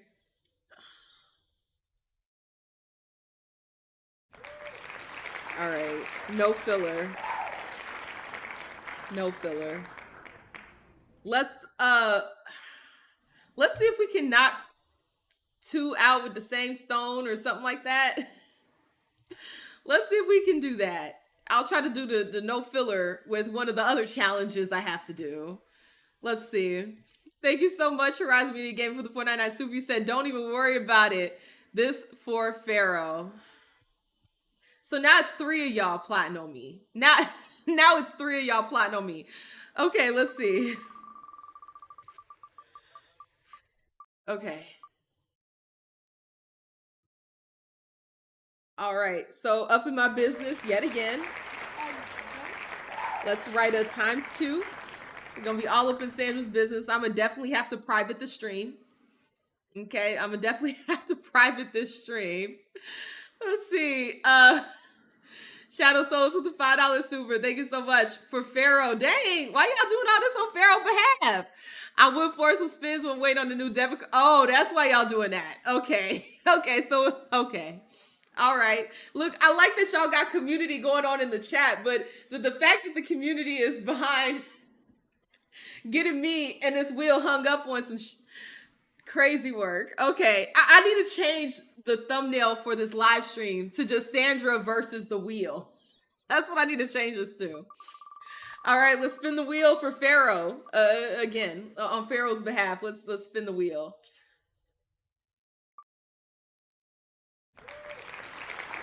Yes, I thought we were so close. We was gonna have 10 minutes of no likes, literallys. Like, ooh, I thought I was a goner.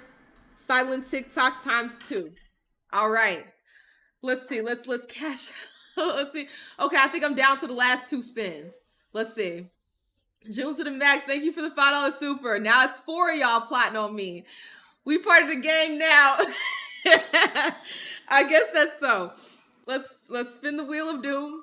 Let's see what we got for the wheel of doom. Okay. Looks like y'all gonna be up in my business for a 3rd time. Well, actually, it's not even a 3rd time because you've already been up in my business, I think 2 or 3 times already today. Let's see. Thank you so much, Horizon Media Gaming, for the 499 super. You said this one for June to the max. He didn't ask for it, but that's where we at this point. Goodness gracious. Okay, I'm just gonna keep spinning the wheel.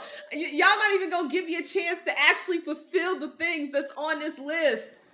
Y'all not even gonna give me a chance to fulfill the list. Let me spin the wheel one more time. Let's see. Stressing out. I'm stressing out. Okay, I think the wheel is trying to do a kumbaya with me for giving me a few silent reactions. I think the wheel knows that y'all are doing me dirty with this. So he's giving me a little bit of break in between. I'm gonna have to spread out these silent reactions to kind of break up the challenges. I'm gonna have to spread them out. Let's see. Thank you so much for Rising Media Game for the 499 Super. You said this is for the sassy straights in the chat. By the way, Sandra, we accept IOU spins. We'll see. We'll see. I don't have to be I don't have to be anywhere until like 8:30. So realistically, we could be here until about 8:30. Once it hits 8:30, I believe I have to unplug. Uh okay. I need to spin the wheel. Let's spin the Justin. Justin, this list is crazy work. The list of things I gotta do. Hold on. Okay.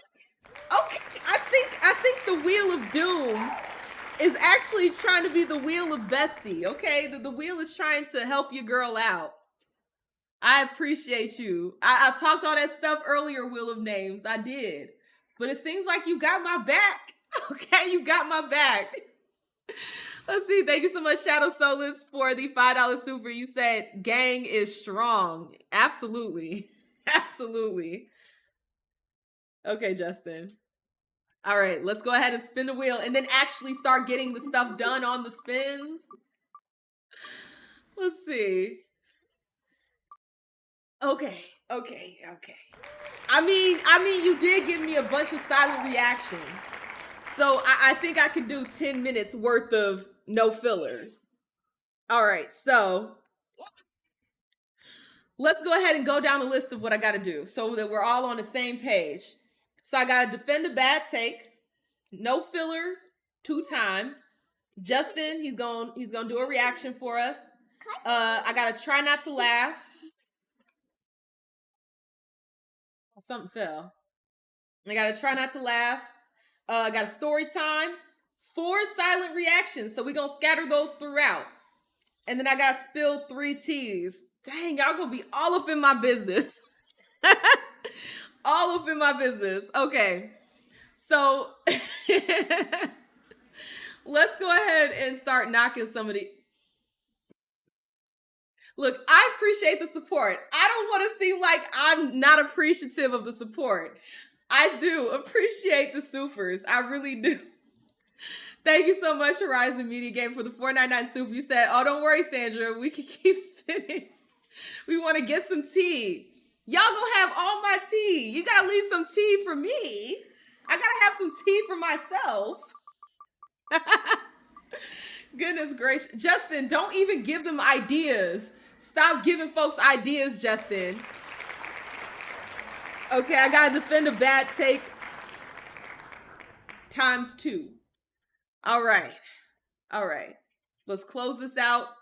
Justin got himself ready. So I'm gonna find Justin a TikTok, and while he's reacting, I'm gonna figure out the tea I'm gonna spill and the story time. And I'm gonna come back and I'm gonna knock those out of the park. All right, let's see.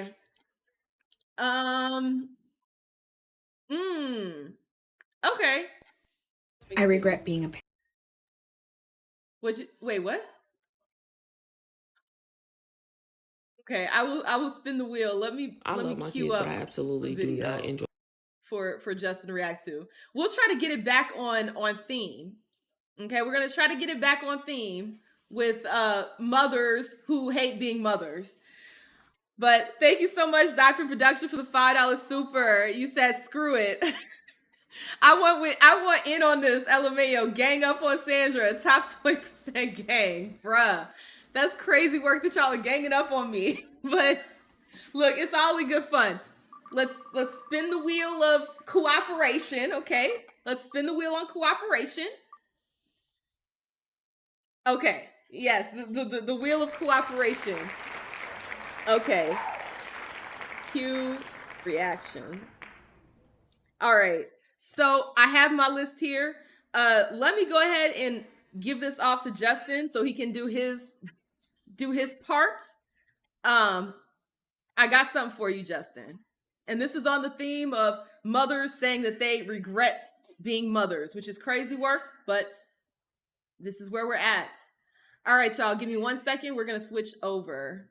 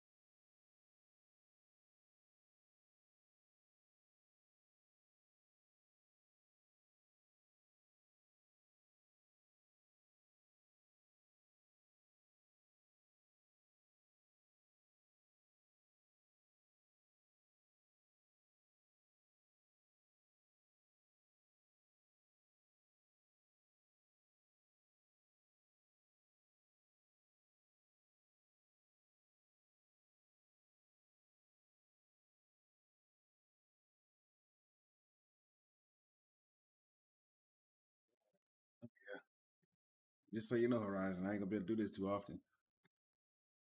I gotta, Sandra tell you, I got a deadline I gotta meet. So, if I turn the camera on.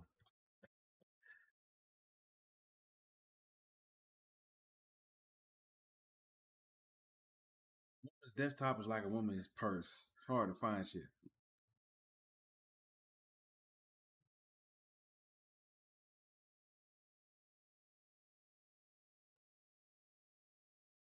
Yeah. Supposed to react to this nonsense, Sandra? This stuff's on the screen? Let's do it. Now, before you come for me, please hear me out. For the longest time, I didn't want kids. My husband and I were on the same page, and then we got to year 11 in our marriage, and through some discussions and things, we decided we did want to start a family. We changed our minds, as people do. And I think we went into it thinking that it might not even happen because we had some friends with fertility issues and things like that. So we thought maybe this might not even happen for us. So we're just going to go ahead and try anyway. Instead, it happened very quickly. And I think that kind of shocked us a bit. And for 2 straight weeks, I cried thinking about it because I was like, what have I done? I've ruined my plans. What am I doing? I got over it after the initial shock of it all. And then the pandemic hit and we had our daughter, and I thought, great, now this is not going at all as what I thought. And it was hard, but I love my daughter. She is hilarious. She is so sweet. She's so smart, witty. I can be having the worst day ever, and she knows that, and she'll give me a hug, and she brightens every part of my day. And I love being her mom, and I love being a mom. But there were a lot of reasons why I didn't want kids.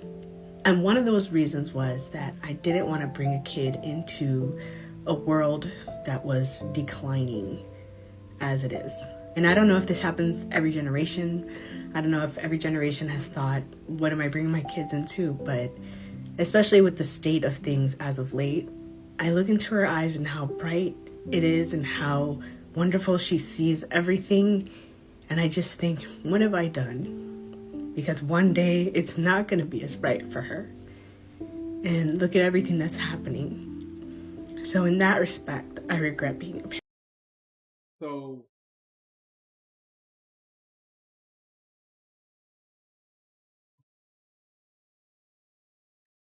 they always start off with something you might be like, you know what, I could understand why you would say that, as long as you ain't living that life. Or let me just abandon my family. But the world being shitty is your reason?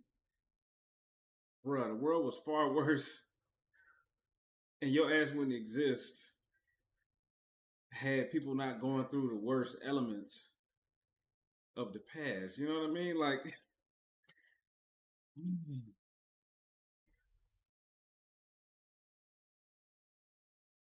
say that this is the first world.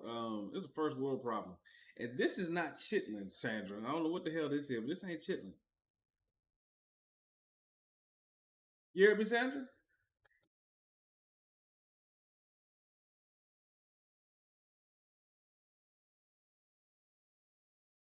Theme for the stream. Okay, so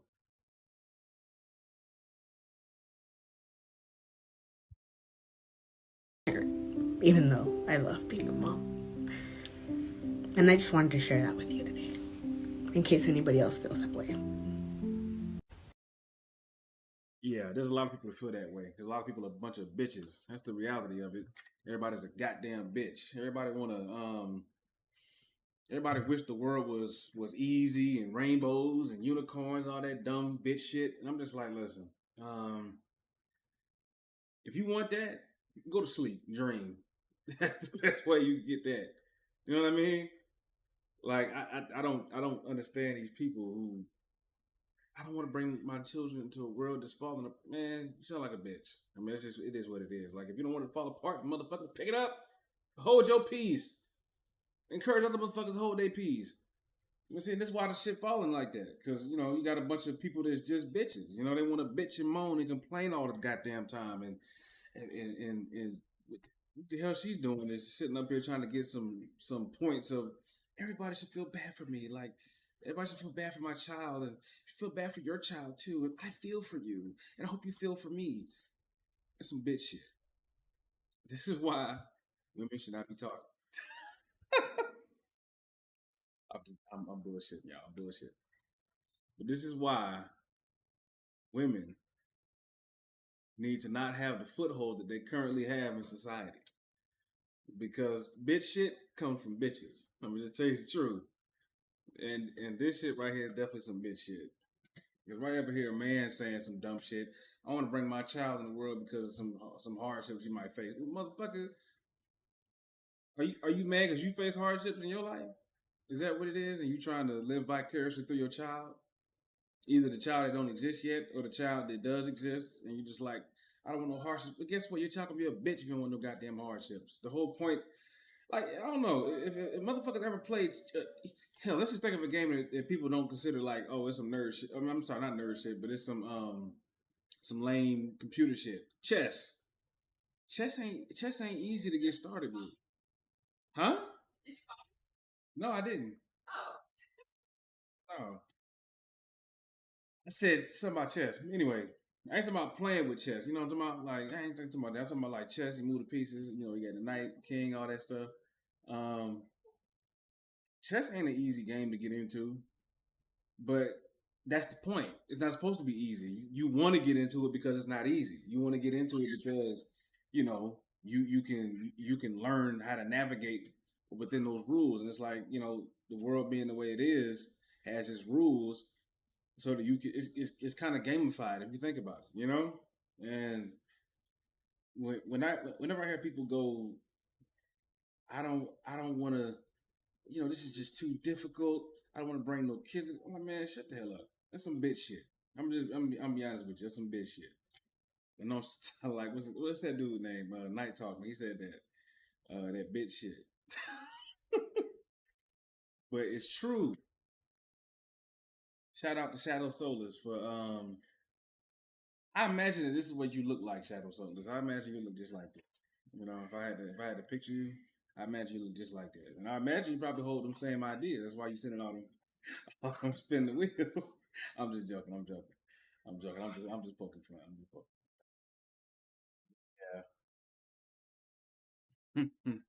Sandra. Sandra. I'm just poking fun, Shadow Solus. I'm just poking fun. It's all good. It's all good. Huh? I said, come on.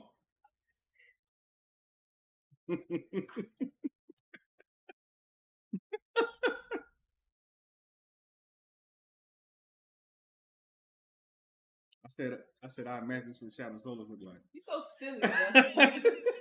I'm joking. No, I don't think that. I'm bullshit. I'm bullshit.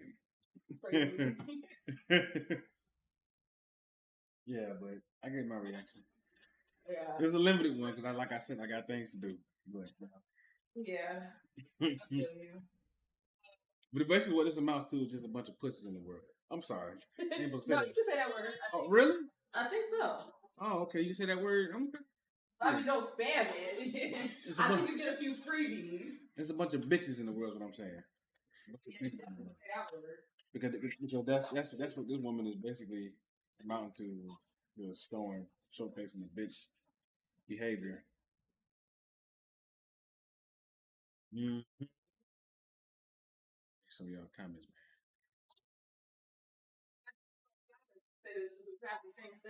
I already gave that. Oh, you already damn. You lying. Yep, I said they're bitches. I said if you're a dad and you say that, I don't want I don't bring a child to this world because all the hardships. Like motherfucker, you have to be a bitch.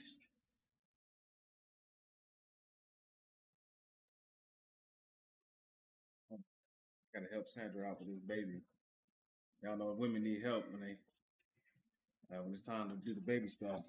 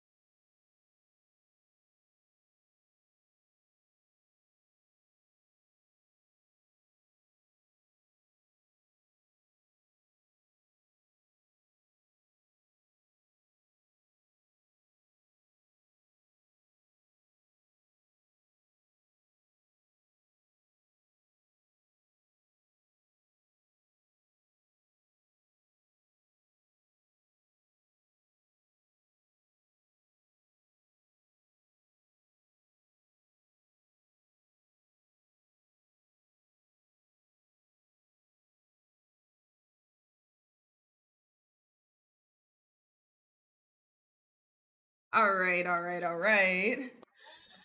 And we back. Wait, where's the... Oh, it's right over here. I'm trying to stay organized. Trying my best to stay organized. All right. Thank you so much, Justin, for giving us that. When it comes to... Let me put the camera on. Bella. Okay, baby girl? When it comes to, these folks saying, well, the world is so bad. The world is so bad. Understand the world has always been bad. This excuse could be used in any time period. You could say the same excuse for any single time period and it would still be stupid. Because at the end of the day, the species has to continue on. How do you expect for anything to get better if you're not even going to repopulate the earth? And you understand the people that are evil, the elitists, they're going to make sure that they are populated. Okay? So this is just a cop-out, whiny loser mentality. Oh my God. And I understand it from a standpoint, right? Because I've had that same feeling. But you don't succumb to that. Okay, you got to come back to reality with it because at any point in time in history, it's always been bad for somebody. And if we all just had that cop out, guess what? You, me, everybody would not exist because the species would have died out. So it is a cop out to say, oh, the world is so bad. The world's been bad. It was probably much worse. If we want to be honest about it, it was probably much worse in other time periods. I would not have wanted to be alive during the Dark Ages, the Middle Ages. I would not have wanted to be alive during that time. Nope, absolutely not. I like that we have technology. Okay, I like that we have technology and us as women, we have more rights, even though they want to complain and make it seem like we don't have any rights, which is bullshit, if you ask me. Yeah, scientifically was worse. I agree. We did get a super. I know Justin read it, but I didn't spin the wheel for it. So we got one more spin. Let me go ahead and see what it's working with. May the wheel be on my side. May the wheel be in my favor. All right, I got 3 bad takes I gotta defend. Now let's see. I did have a list. I was trying to write down, some of the story times and tea that I could spill. So I prepared. Okay, I prepared while Justin was doing his thing. So let's go ahead and get into it. All right, so a story time. So back when I was in high school, I tried to be one of those it girls. You know what I'm saying? Like, I was always very awkward. Like, let's be so for real here. But I did try to be an it girl for one day. And it lasted for one day, and you're going to see why. So I called myself going to Payless.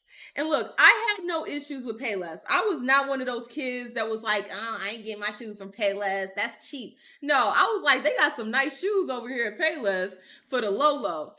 And so I had bought these really, and they were cute. Don't get me wrong. Just, they were very cute. But I understand why they were at Payless. They were like these little booties with this very tall heel.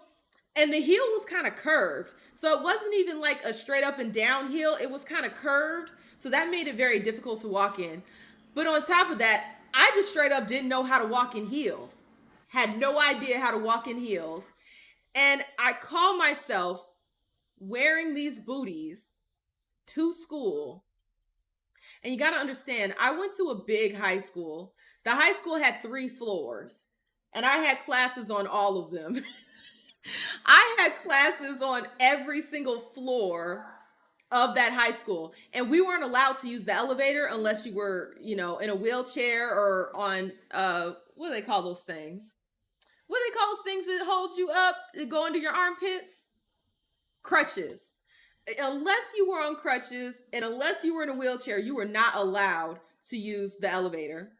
And so I know I had one class where I had to go from the 1st floor to the 3rd floor. And they only give you so much time. They only give you so much time in between your one class to your next class. And I was so stupid, I didn't even pack another pair of shoes. I thought I was just gonna be hot shit. That is exactly what I thought. I was like, oh, it's no big deal. I could walk in these. I would look so cute. I could walk in these. I get to the school and I'm doing the little, the walk. I know you guys have all seen the walk. When you don't know how to walk in heels and you're trying your best not to fall. So you're taking these little itty bitty micro steps and you just look like a baby, a baby horse that just got out the womb. You don't know what you're doing. So I'm sitting over here. I'm walking to my little class and I'm trying my best not to be late. Yes, the baby duck walk. And y'all, by like my second or third class, my dogs were barking. My dogs were barking, you guys.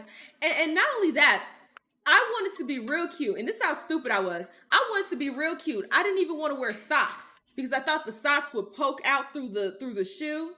So I had no socks on. First of all, that's just stupid. I didn't think it through. I was just like, I don't want my socks to show.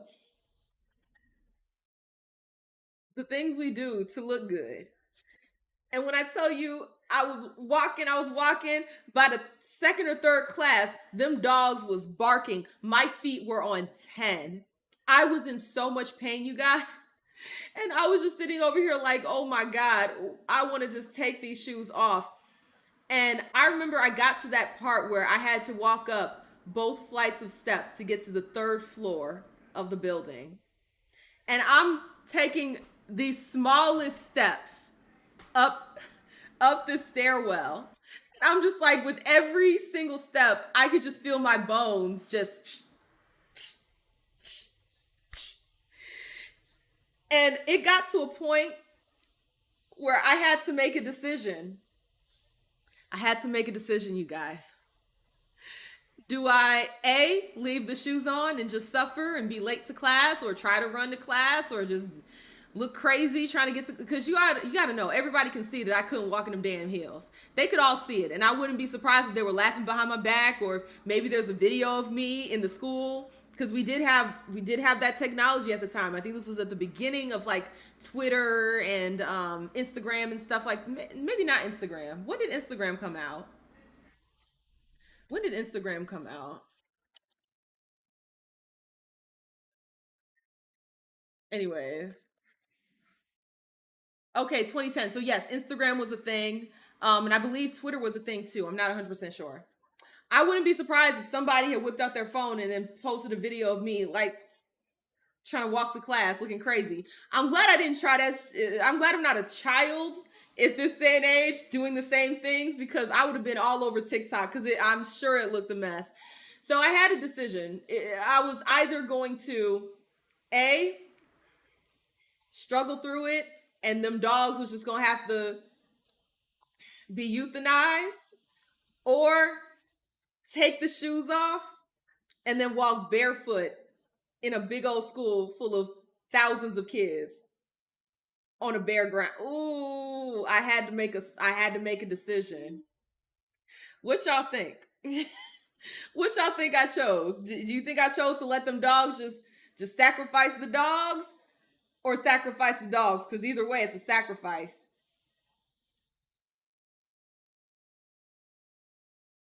What do y'all think I did? Sandra was at Hogwarts. I wish. If I was at Hogwarts, I would have just, and I'd have had some flats on. I'd have been like, Expero flats on the feet toe, and called it a day. I wish I was at some damn Hogwarts. I'd have been good. Y'all, I had to just make the decision to just take the shoes off. I couldn't do it. I couldn't do it, you guys. I tried my best to just struggle through it. At a certain point, I had to just let it go. I had to just let it go and be barefoot, and then just scrub and soak my feet when I got home. It was a whole mess. It was a whole mess. Look, I don't have an issue with bare feet on the grass if there's no poop there, right? Because there's a sense of being with nature when you put your bare feet on the grass. Obviously, you don't want to step in no dog poop, but if there's no dog poop, it's clean grass. There's nothing wrong with that. I don't have an issue with that. Y'all gotta understand, it took something out of my soul to be barefoot. First of all, everybody looking at you like, bitch, why are you barefoot? But then on top of that, fucking gross. Ugh, absolutely disgusting. I'm so glad that your skin cells shed. So those skin cells that touched that dirty ass floor, they're no longer with us, okay? They're no longer on the scene, all right? Explains a lot of what? Justin, you so silly. But yeah, it was a mess. It was a whole ass mess. I could not with that. I could not with that. But this is what happens when you try to be cute. When you try to be cute, you be all cutesy, you put on some stuff you know good and damn well you can't walk in. Have you out there looking crazy, crazy as hell. Thank you so much, Horizon Media Gaming, for the 499 super. You said whoever was the scheduler for Sandra hated her. Good Lord, all 3 floors. Scheduler said, fat Sandra, girl, try it. Get those steps. I wasn't even fat. Like, I mean, at the time I thought I was, but like looking back at the pictures, I was just a little bit chubby. But yeah, no, it was a mess. I had class all the way up there, the bottom floor, the second floor. It was all over the place. That's what happens when you go to a school that has over 4,000 kids going there. It's crazy work. Let's go ahead and see what the Wheel of Cooperation has for me. Oh God, that's 15 minutes. That's 15 minutes. No filler. Okay.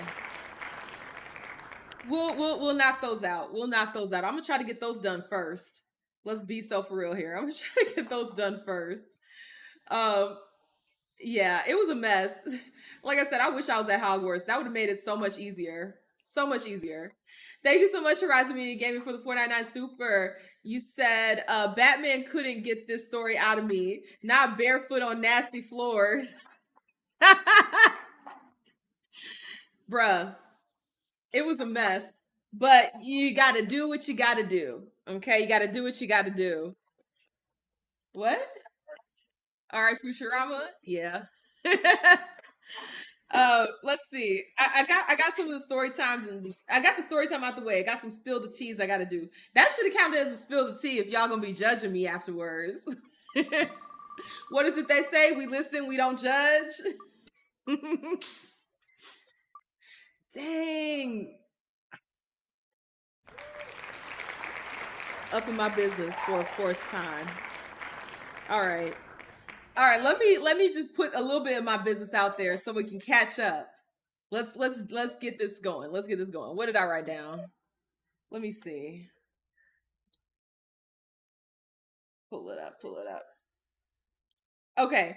So here's a little bit of tea. I don't know if I've shared this before. We listen, we don't judge.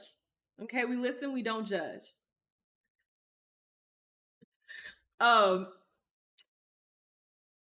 y'all ever heard the music where it's like they're playing the guitar, but then they're also like kind of screaming at the top of their lungs? Have y'all ever heard of that music? They call it like screamo, post-hardcore, that genre. I don't know if I've told this on street before, but I'm not gonna lie, I really like that type of music. I don't know what it is. Maybe it's the ancestry that I have, you know, because we are mixed with the white Americans. We're mixed with the white Americans here on in Americas. That's part of our genetic makeup. You so silly, Justin. He said we're mixed with the shadow solaces. So silly. Shout out to the good sis. But I'm not gonna lie, I've been loving that music since I was in maybe middle school. I want to say when I was in middle school, I heard one song and I was like, okay, this low key slaps. And then I just kept listening to it all throughout my 20s. It wasn't until recently that I kind of stopped listening to that music, but not because it doesn't slap. Because every now and again, when I'm in the car by myself, I will turn on my playlist that is designated for that. And I'll be listening to, just so y'all know I'm not lying, I'll be listening to the Dance Gavin dances. I'll be listening to the Lot Like Birds, the old school sales sheen. There's a lot of different ones. Emma Rosa. I was listening to the Emma Rosa. Just a lot of the music like that. I love it. I'm not even gonna hold you. Like, it just, I don't know. It's something about the balance between like the screaming and then the singing. It just, and then like they have like some really soulful guitar in the background that's just so good to me. Um, yeah, it's good. I like that type of music. And when I'm in the car by myself, uh I sure do. I sure do. Uh I absolutely love it. I think I've actually worn one of my concert tees on the live streams before. Yeah, I have concert tees and everything. I have more back at my parents' house. But I used to go to the concerts and everything.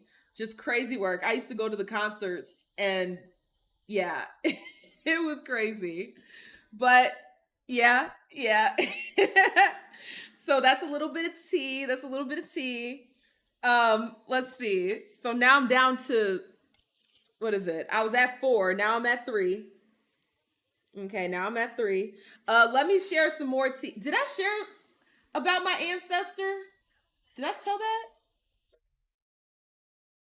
No, that is tea. How is that not tea?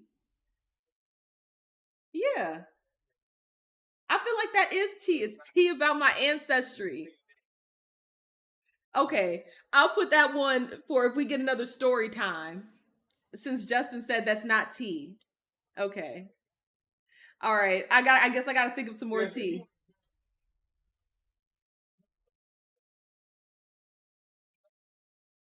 It depends. Okay, let me go ahead and figure out what we gotta add to the wheel. Thank you so much, Horizon Media Gaming, for the 499 Super. You said we absolutely judge, cousin, but we accept you regardless. He said, by the way, how do I become a channel member? Because at this point, why am I not? I think there's like a next to my name, there should be a join button. I think there's like a join button for the memberships. And all the live streams after like a few hours, I put them all for members only. Unless it's like an interview. If I'm interviewing somebody or doing a collab, then I leave that up for everybody. But all of the live streams, when we key here, I'll clip certain things and post it, but for the most part, it stays, in the memberships. If you kind of miss out and it's gone to the membership. So, let's see. Let's go ahead and spin the wheel. I gotta catch up. Oof, I'm so behind. Dang, I gotta defend. Well, good thing there's a lot of bad takes out there. Okay, I gotta defend some bad takes. Okay. And if we do run out of time, because I said I do got to dip out at what time was that? I do got to dip out before 8 or by 8:30. Yeah, that's true. I got 3 hours. I can catch up. Well, I might be able to catch up. I might be able to catch up. We'll see. But if it gets to a point where I can't catch up, then we'll hop back on tomorrow to finish up wherever we leave off.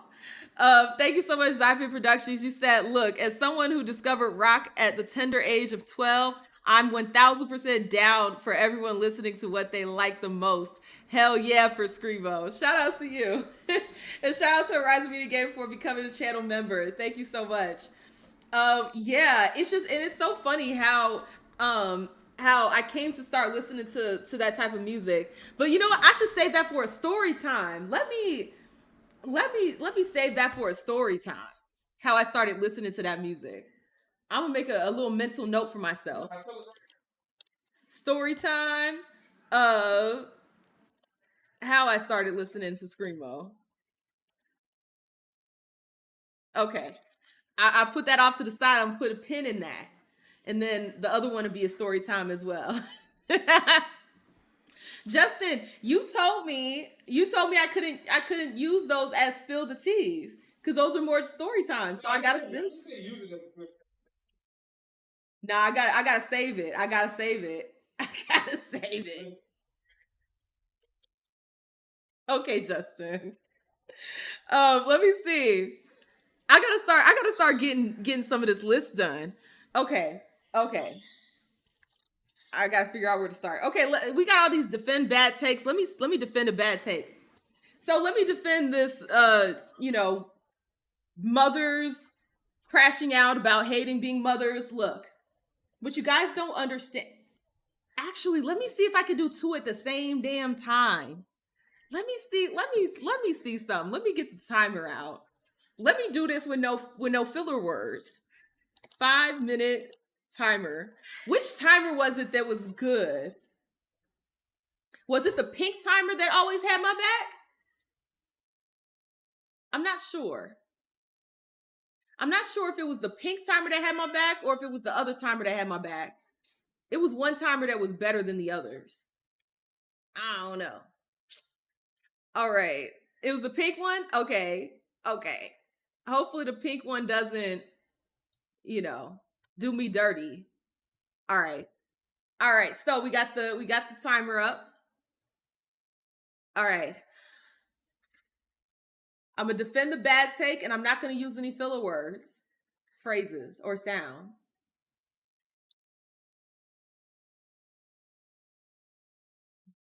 I got this. Okay.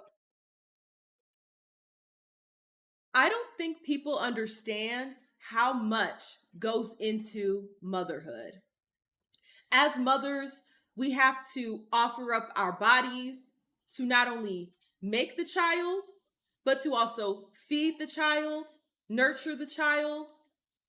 And it takes a lot out of us. Being a mother is the hardest job in the entire world, and we don't get paid for it. I understand why mothers would regret becoming mothers because who would want to take care of somebody else for 18 years? It's all about taking care of the kids, making sure you feed the kids, making sure your kids brush their teeth. And if your kids mess up, then everybody's looking at you saying, why did you mess up? You're a terrible parent. Things like that take so much out of mothers. We should be allowed to take as much time to ourselves as we need to. If a mother, after 5 years of motherhood, feels as though she needs to go find herself in a different state without her family, she should be entitled to do so. And nobody should ever speak badly upon her. Because you guys don't know what mothers go through. You can't say anything critical about her. You have no idea what she's going through. Her children should be happy that she's finding herself and being the best version of herself without them. They should look up to their mother for putting her needs first. And if a child can't understand that the mother has to go on with her life and find herself, then that means the child is selfish. How dare a child think that their mother should have to stick around if she's upset? I think that all mothers should graduate from motherhood. You live, you learn, you move on without your kids, and allow the father to step up and take care of those kids by himself. You made the child in your body. You sacrificed getting stretch marks. If you had a C-section, now you have a scar. That sacrifice means when it is time for you to take time for yourself, you are entitled to it. And you are absolutely right, June to the max. The emotional labor is very taxing. Women already get paid cents on the dollar compared to men. But then we're also required to do all of the emotional labor, the housework, the work that is required to take care of the children. Women don't know what they're signing up for when they become a mother. It is almost as if they have tricked women into signing up to give up their entire lives for those crotch demons.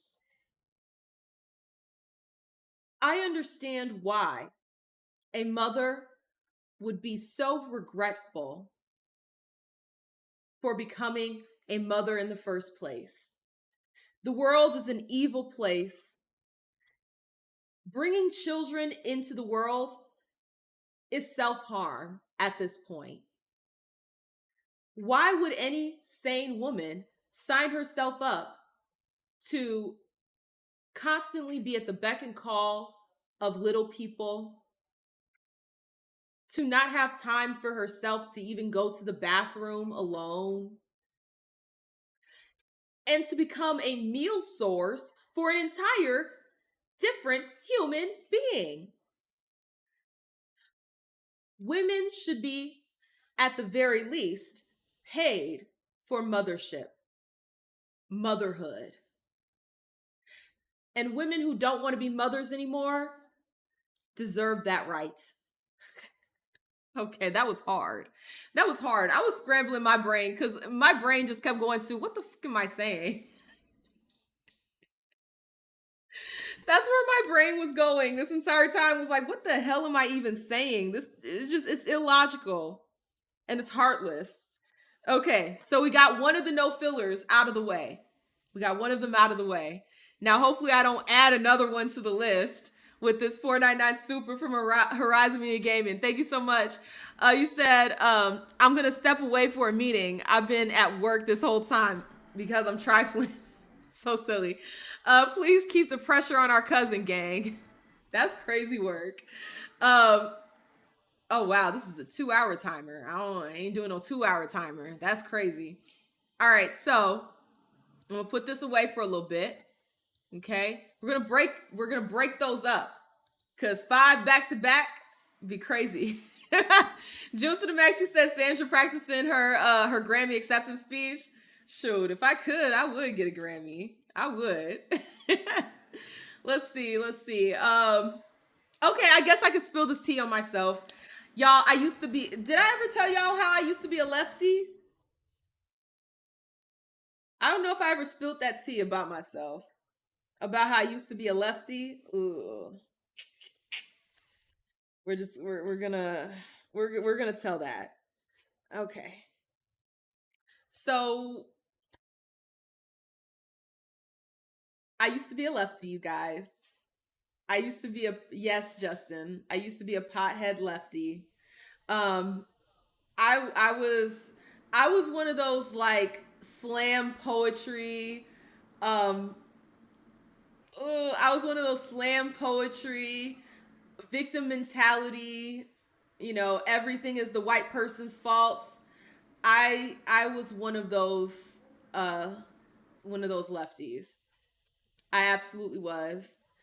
I was also one of those lefties that used to cape for the illegals. I used to. If you had to talk to me back when I was in like high school and shortly after I graduated high school, if you had to talk to me around that time, I most certainly would have said that stupid about stolen land. I probably did say that at that time. I probably did say a version of that phrase at the time. Yes, your girl used to be libtarded the fuck out. Let me tell you how libtarded the fuck out I was. Remember, anyways, Justin. Okay, I guess I could spill that tea too, since you already want to throw it out there. Um, Justin, I'm definitely privating this shit after the stream. I'm not even gonna leave it up for an hour. I'm just gonna private it right away. Um, okay, let me get through the first T, Justin. But yes, I was one of those lefties. Um, remember when they were I didn't. I was one of those. I was one of those lefties that didn't do nothing. I'm gonna be honest. I was one of those lefties that would talk on a computer, type all these messages. I wasn't going out and protesting. So I was one of those lefties. That's how I could spot the behavior because I'm like, I see my old self in you. You're lazy. You ain't actually doing shit. That's why I could point it out because that used to be me. I was so libtarded out that when they were doing the whole black square thing, your girl did change her profile picture to the black square. I did. Oh, it's so embarrassing. It's so embarrassing, you guys. Goodness gracious. But yes, I used to be that type of lefty. But I had my slow awakening. Like my awakening was a simmer, you know? After the 2012 election, I started to wake up then, and then I was just slowly waking myself up through all that. Okay? I was slowly waking myself up through all that. And I think when I met Justin, I was like right at the tipping point of being victim-minded black person to being accountable, all of that. And so I think talking to Justin really did take me over the edge, away from being a victim, away from being stupid, away from being, lefty adjacent. So yeah. Oh dang. Disappointed. Hey, look, this was before y'all knew me. Okay, this was before I had a YouTube channel. This was before, my brain wasn't even developed at that point. Okay? I wasn't fully developed. And you got to understand, like the victim mindedness, like that's very deeply rooted and ingrained in a lot of black families. It's just you hear the victim mentality from family members, you hear it growing up. You see the victim mentality on the news. They tell you, like, it's very hard. But I am very happy to say that I'm delivered. I've been delivered from being a victim about everything. I've been delivered from looking at everything as woe is me. I've been delivered from the Democrat plantation, and I've been delivered from that plantation since 2012, 2011. But it just took a lot to try to deprogram all of it, right? Like I got away from all of the Democrat shilling. I got away from that in 2011, 2012. But you don't realize how deeply ingrained the victim mentality and the programming is until you start reconstructing your viewpoint on everything. You see? So it took me a while to get here, but nonetheless, I am here. Nonetheless, I am here. So there's some tea. There's some spilt tea. Um,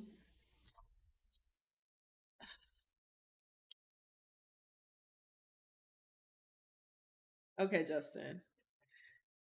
Justin's the op, by the way.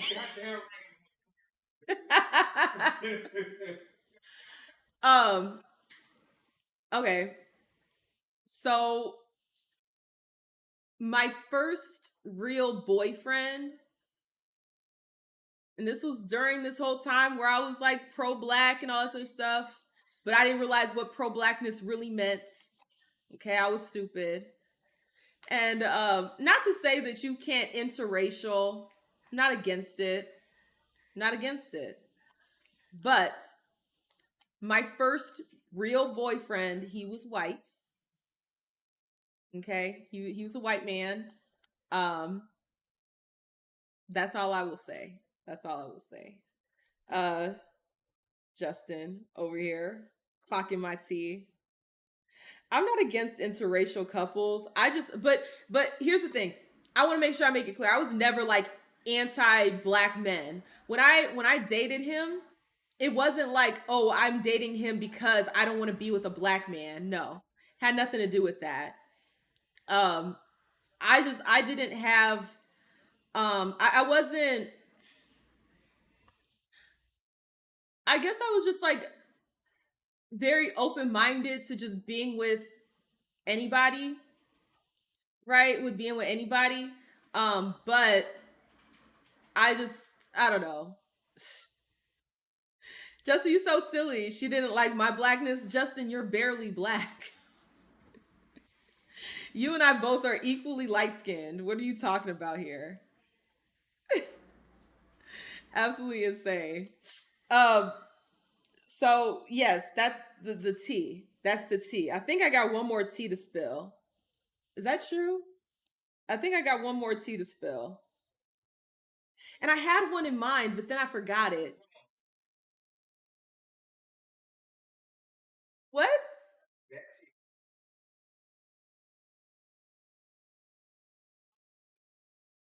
Justin. Okay, well that's gonna have to count for its own tea, Justin. Is it not?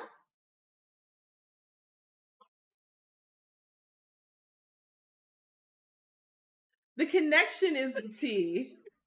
No, it's not. I'm gonna count it out because it's too much. No. It's too No. it's How is that tea? Justin, it is the How can tea. you let them tell you it's tea? How about it? No, because it's in their interest to not classify it as tea. To get more tea. Um uh how was my experience dating outside the race? See, okay, this is gonna count as tea. Okay. All right, so he was he was one of those white dudes that acted black. He was what you would call a wigger. Okay? There, I said it. I said it. That's not a slur.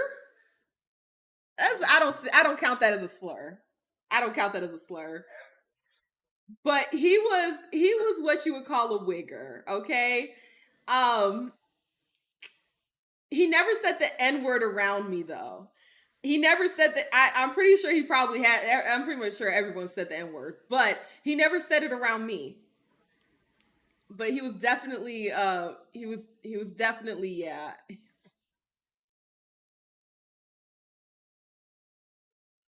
It was crazy. Yeah. Yeah. I think that's enough tea for today. I might have to take the tea off the thing. Uh, y'all get too much in my business. Uh, anyways. No, I don't have to. You don't have. Ow! Oh my head. My ribs. You see how women do? They go ow when they getting exposed. No, it's not. It ain't even exposed. I don't get it. Okay, look, if you were there, you were there. So you have to put it together yourself. The story that I told earlier about getting robbed, that's the connection. Okay? If you were there, then you were there, and you know if you know. If you don't know, mind your business. All right, thank you so much, Shadow Souls, for the $5 super. You said since Justin kept dogging on me, spin it. I finally got my payments working. Please just not spill the tea. I've got enough tea to spill. Y'all enough in my business. Okay, we done kikied enough about Sandra and her business. Whew. Okay. Thank you. Thank you, Wheel of Cooperation. Shout out to the Wheel of Cooperation. Let's see. I have questions only ×2. Read the chat. Class action time? What the hell that's supposed to mean? You so silly, Justin. Talking about some class action. I did. I did. If y'all was there, then you not.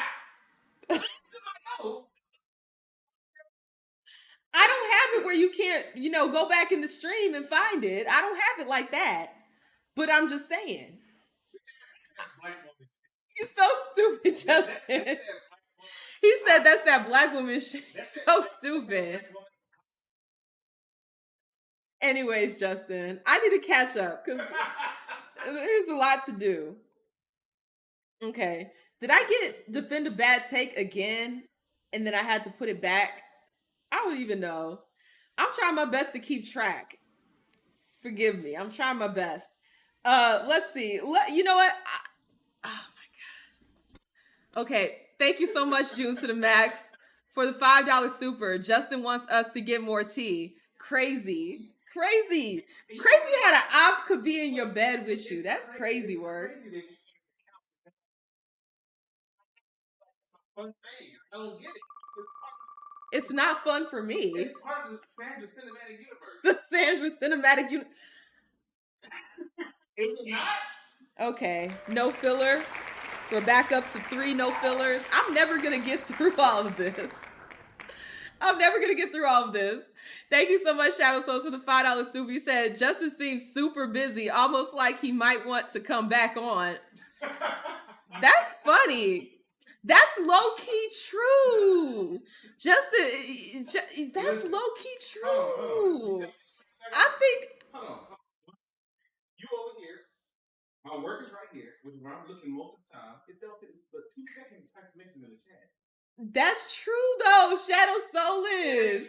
He do got a lot of time and a lot of smoke from me. Almost like he want to come back on and react to something. I'm trying to make sure. I'm entertaining the people. Okay, I need to start getting through some of these, bruh. I'm so behind. Okay, let's start hammering these out. All right, so let me pull up some TikToks. So we can get through some of this. All right, let's see. Wearing pajama pants outside. I want to make sure it's long enough for us to really get a feel for it. And going in public. Pajamas in public. What do you think? I'm just finding one of the videos. Hold on. TikTok acting up. Okay, TikTok is acting up. So you can't. Okay. This is going to be hard because I have so much to say about this. I might have to double back on this. Wait, hold on. Okay. Thank you so much, Shadow Souls, for the $5 super said. Let's see. Justin might want to share some tea to help his lady out. That's what I'm hearing. That's funny. Let's see what the Wheel of Cooperation got to say. Okay. Now we're at 20 minutes of no ums. This is gonna make me a better person. I swear, it's gonna make me a better person going through all these. All right. He said, "We want tea, LOL." Well, we gotta both succumb to the wheel. Okay, we gotta go by what the wheel says, and the wheel says that I need to work on my speech. Okay, I need to work on my speech, but this one, we're gonna react to this with a silent reaction, and this is gonna be hard because I actually have a lot to say about this one. So let's go ahead and what about what the man says? So silly. All right, the wheel is trans male, okay? So he has a real say in this. So you can't be a good white person and put your body in between them trying to kidnap a brown person or harm a black person. When you do that, you lose your proximity to whiteness and you lose the benefits that come along with it. That's the cost. We're all acting so shocked that they murdered a white woman. Well, see, she wasn't a good white. She was out there advocating for brown people, so she lost her proximity to whiteness. This is the work of dismantling white supremacy. This is what it's going to cost. It's time for some radical acceptance. Because they've been out there killing black and brown people for hundreds of years. And people who looked like me were having picnics under black bodies as they blew in the breeze after they'd been lynched. And then 6 years ago, when they kneeled on George Floyd's neck, we all put a black picture in our Instagram, acting as if that were enough. In order to dismantle white supremacy, we have to be willing to lose the benefits of whiteness. Means they kill us too. That's what that means. And it's time for some radical acceptance about that, guys. That's what it's going to take to dismantle white supremacy, is losing the benefits of the system. So we can't be so shocked as white people continue to die. Because we weren't this shocked when black and brown people were dying. Because we expected it. Not because we weren't grieving, but we expected it, right? You should expect it. We have to lose the benefits of the system if we want to tear the system down. White supremacy has been killing black and brown folks. And it's not going to go down without a fight. So if you lose your proximity to white supremacy and whiteness, you will lose the safety that goes along with it. So you can't.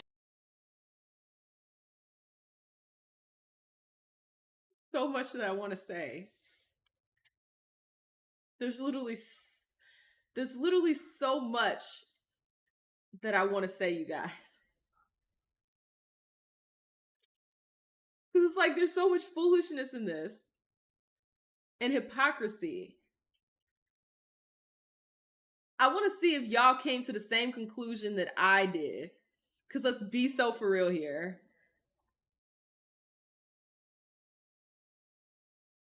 I want to see if you guys had the same conclusion that I had. Because what the was that? Oh my God. There's no way. There's no way. Thank you so much, Shadow Souls, for the $5 super. You said, Justin, next stream, I'm going to bring my wallet and we're going to have some fun. I'm going to haunt you like Christmas past. Shadow Souls said it's on site, Justin. You said... I'm going to make sure we got all the time in the day for that stream. Sure will. Sure will. Nope, we going to wake you up. We going to wake you up. Let's see what the wheel has to say.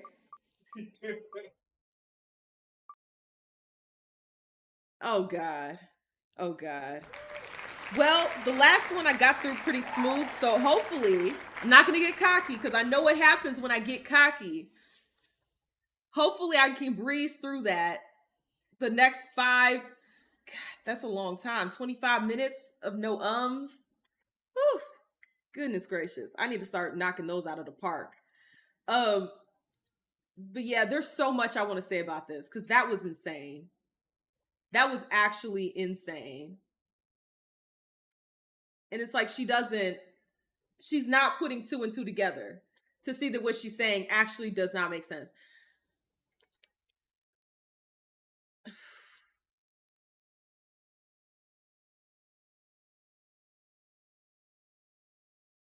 You said check my chat. It's time to red pill. You so silly, Justin. You so silly. Farrah, you said we need Sandra on the No Flagrant podcast. I would have to roast the hell out of Akash. I'm sorry. If I go there, all my jokes are just going to be aimed at him and it wouldn't be fair to him. It just wouldn't. Because everything that happens, I would just have some kind of joke to relate it to his 8-ish wife and him having no balls. I'm sorry. It would be really bad. It would be really bad. Let's see. Blood Girlie said, I like saying like. I think it's cute. That's true. But it was supposed to be a challenge. That's the whole point of having it on there, to challenge me to not, not use the filler words. Let's see. All right. We got through all the spill the teas, so I can cross that off the list. Got through all the spill the teas. All right, so far what I have here is silent TikTok reaction times 3.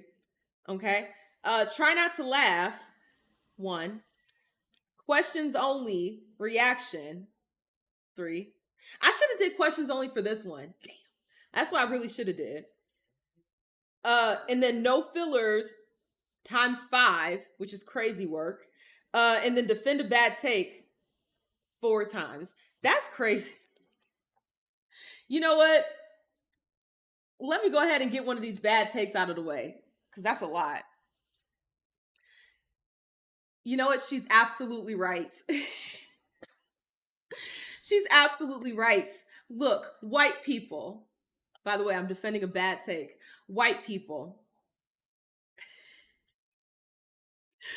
You know, when you put your white body in between a black and brown person, and then they treat you like a black and brown person, that is how we dismantle all of white supremacy. Absolutely. Because nothing says racism exists like a white person getting treated like a black and brown person. You know, these systems of white supremacy are just so racist that they get so angry at the white people who defend black people that they just treat them like they're black and brown. You know, exactly, Pharaoh. It's progress. It's absolute progress. So white people, like this woman in her what seems like living room or bedroom, what she needs to do is she needs to go out there and basically be a shadow for just any black or brown person that she sees. She should go ahead and she should follow them around. And whenever they get into a sticky situation, whether it's their fault or not, she should defend them with her life, literally. Absolutely. You know, white people, if you really truly wanted to prove that you were against racism, you know what you would do?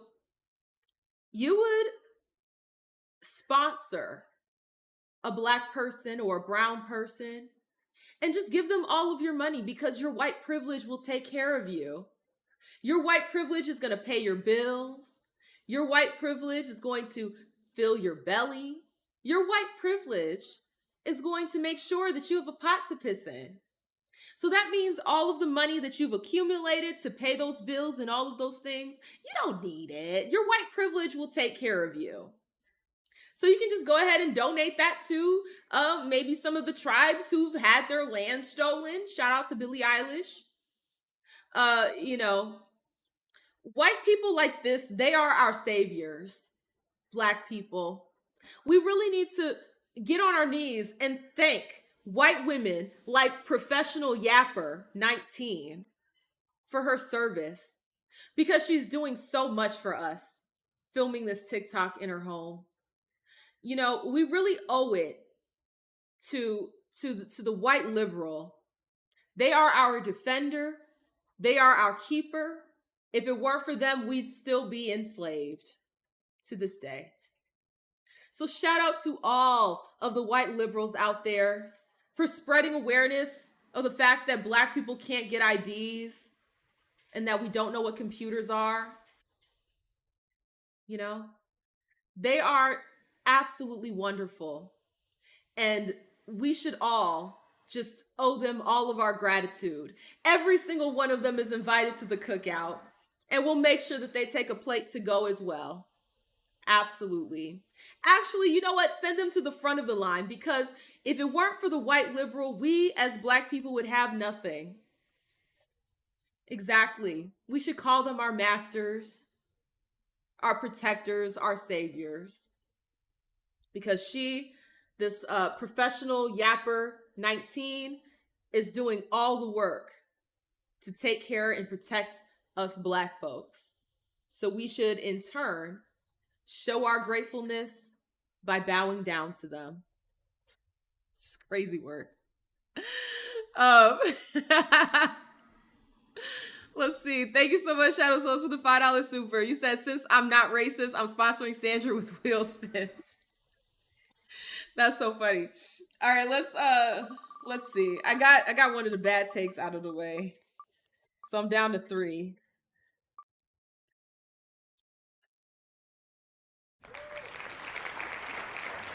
The wheel of cooperation strikes again.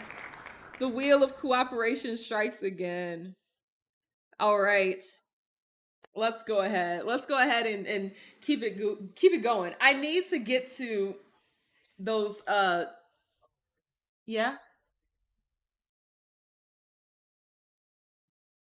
Oh, you added one? Okay, let's go ahead and do that. Where'd you put it? Okay, try not to laugh. Let's go ahead and get this out the way. Wait, you guys can't hear. Hold on. All right, let's go ahead and get the try not to laugh out the way. Okay.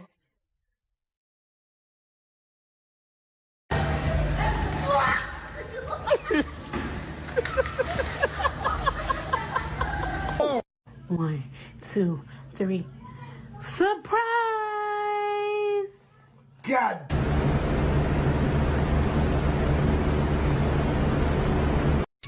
That is new and normal.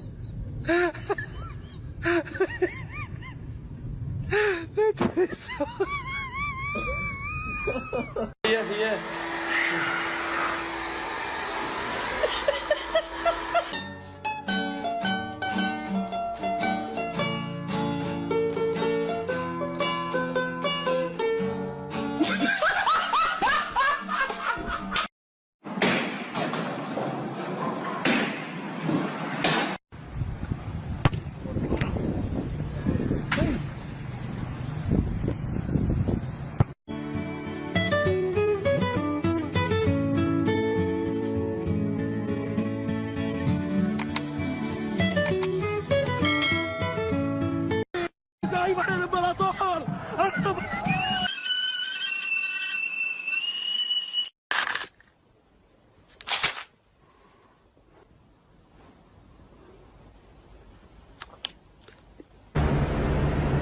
Wait a damn minute. Wait a damn minute.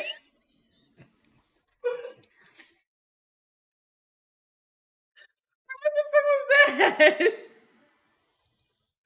What the fuck was that?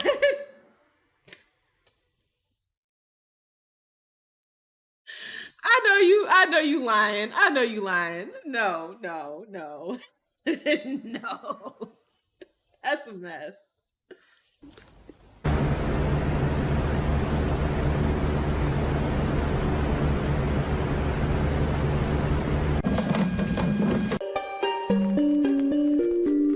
It's almost like once you get the first laugh out, it's so hard to keep the rest in.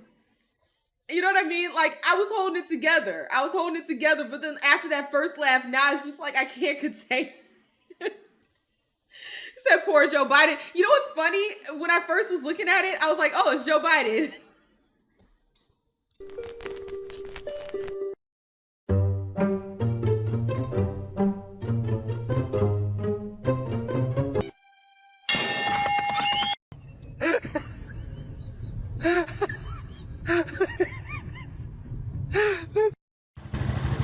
É doido, meu irmão. E agora?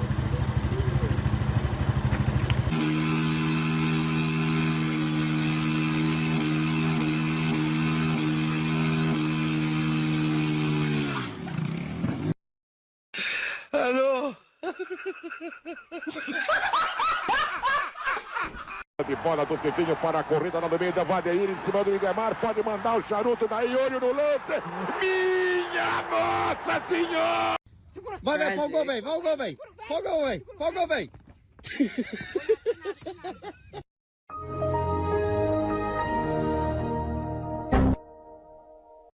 हमारे घर पे हे प्रभु हे हरि राम कृष्ण जगन्नाथ प्रेमानंद ये क्या हुआ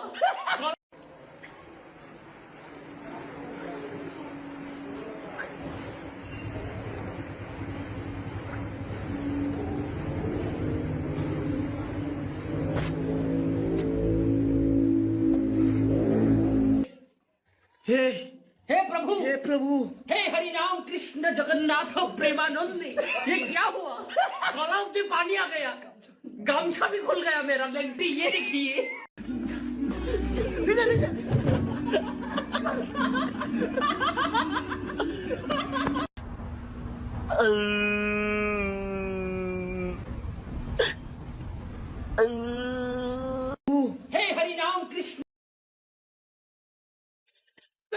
so funny to me because it's like I don't expect it. Like I was trying to figure out what was gonna happen with this. I was not expecting that. That's funny. हे हरि राम कृष्ण जगन्नाथ प्रेमानंद ये क्या हुआ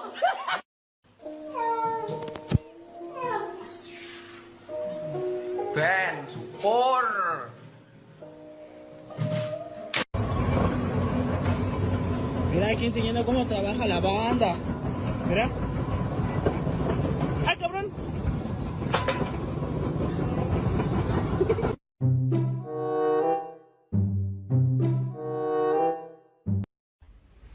Qui m'appelle. What the hell was that?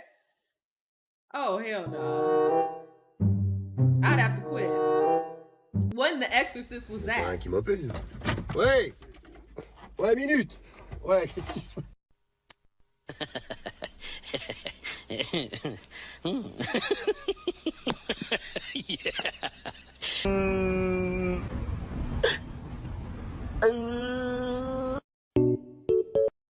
Look, y'all. Look, y'all. The Asian men, they be out there with them toupees. Okay? It's not just black women out here with the weaves. The Asian men be having them weaves too. They sure do.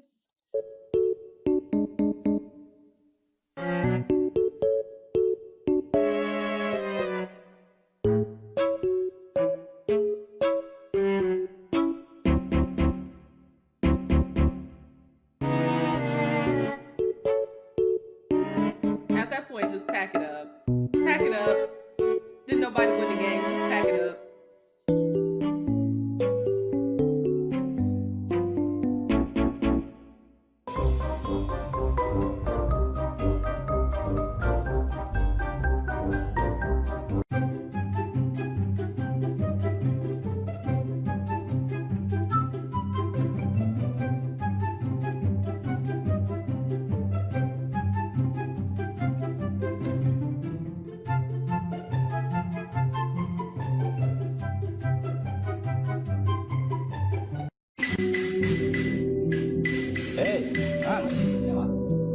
Biar cepet itu pakai drill, jangan pakai pahat yang gitu lama no.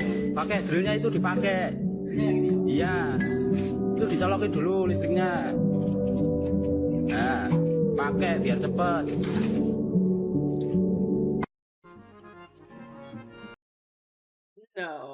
No, there's no way he went through the trouble of plugging it in just to hit the thing with the hammer. There's no effing way. There is no effing way. No.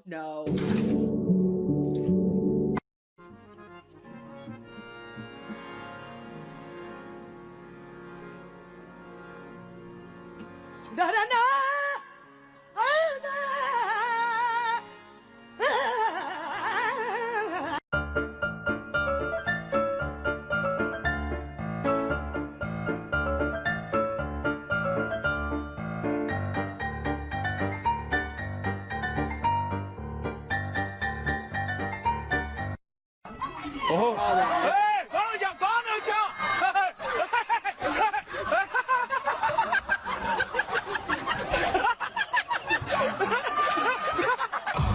He got so close. You know what that reminds me of? That reminds me of that one show with the big balls. That's what they called it. They called it the big balls, where it was like an obstacle course, kind of like that, and you would have regular schmegular people who would do like the obstacle course, and they're constantly like falling and flailing everywhere. What was that show called?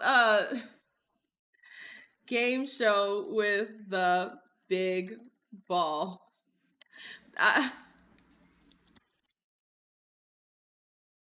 No, that's not it. Obstacle course. The Wipeout game show. That's what it was called. It was called Wipeout. Cause that was the running joke, Justin. That was the running joke. It was the show Wipeout. Let me pull it up for you guys. We used to watch this show. It was so stupid. It was so stupid. And you would just have like people of all sizes, but you already know it was funnier when it was like, bigger people. Let me see. It was this. These were the big balls. They would call it that. They would literally call it the big balls. So silly. Sandra likes watching big balls confirmed. But this is what it was called. It was like an obstacle course, and they would be running through it. It was called Wipeout. And if you finished it like at the fastest time, then you'd get money. So it was called Wipeout.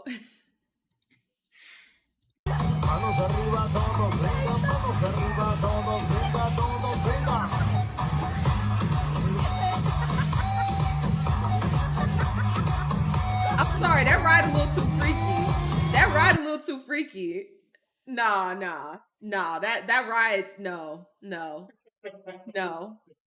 Too many things could happen with that ride. No. You said Pharaoh said, the Chinese man to black man makes sense suddenly. I was never with a Chinese man. What are we talking about here? Oh my God. I've never dated a Chinese man in my life.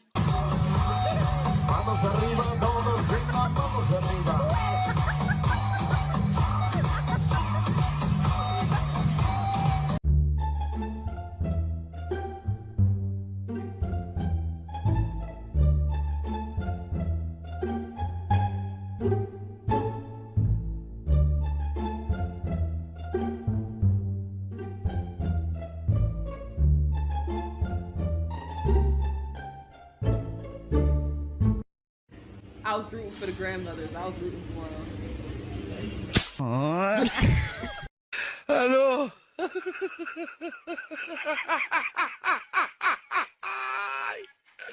Hello.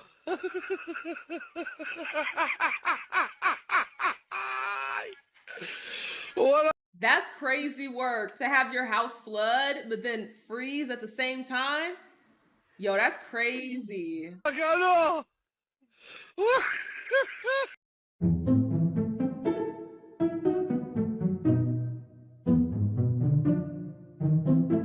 Bola de lado. Que el gusano. Es mentira.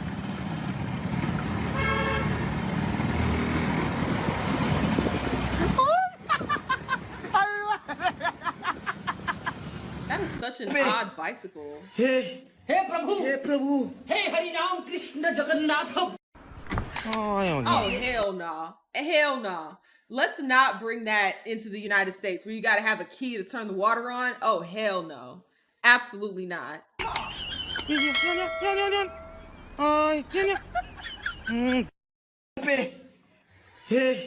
Prabhu. How do you get rid of this? Hey Harinam Krishna Jagannath. How do you get rid of this? Okay, hide it. Premanandi. Ye kya hua? Hello. How does one even do that?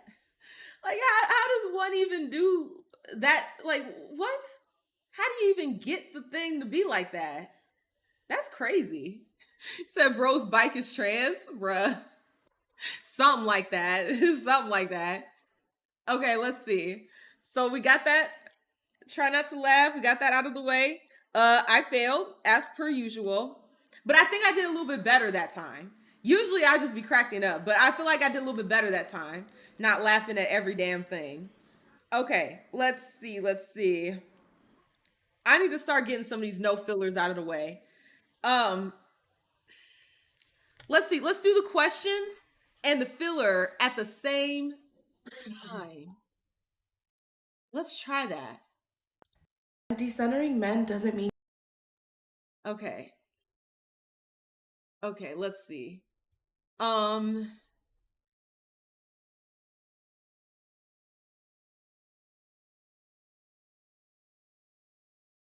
Okay, let's do this. Let me bring this over. I saw a request for some decenter men content. So what I'm going to do, okay, we're going to try to get 2 birds, 1 stone. So I'm going to have the countdown.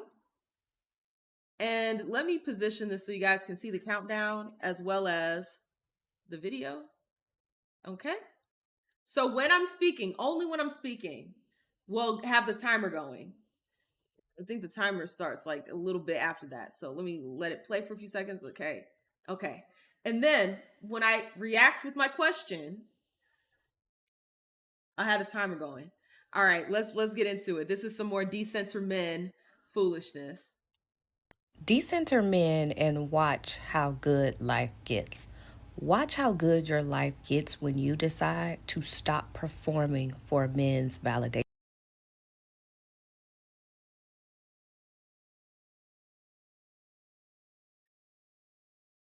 If life is so good because you've decentered men, then why are you still making decenter men content? Also, who told you that those glasses look good? If someone told you when you were in the store that those glasses were the look,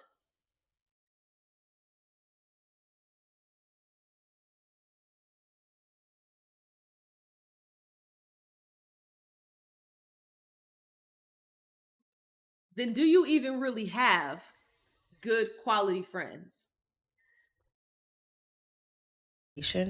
Their approval, their focus, their attention, and their desire for you as a woman. When you decenter men, life gets easier. Your ease returns, your peace returns, your time returns, your energy returns, that creativity returns, your hobbies.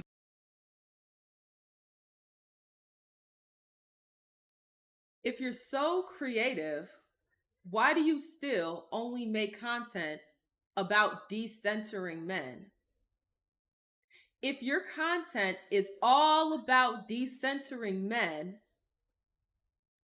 doesn't that mean that men are still at the center of your content? Return, and you return to who you are at your core, thus propelling you into that soft life. Stop letting their moods, stop letting their expectations, stop letting their requirements, stop letting their desires dictate your life on a day-to-day basis. Stop sacrificing your rest. Stop. Why don't you stop letting the idea of men control the type of content that you make? If you are so decentered from men, then why are you obsessed with talking about how men are not at the center of your world? Sacrificing your peace to accommodate them and their approval of you. And a lot of men will get upset because they're losing control. It's not about how they value your worth, because most of them don't. Their discomfort is temporary. Your freedom, your peace, and your ease is permanent.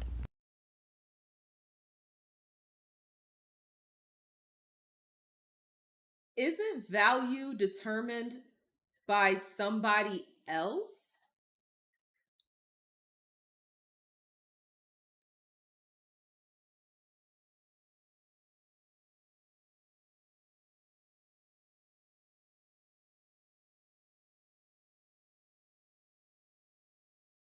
How does one determine their own value for someone else?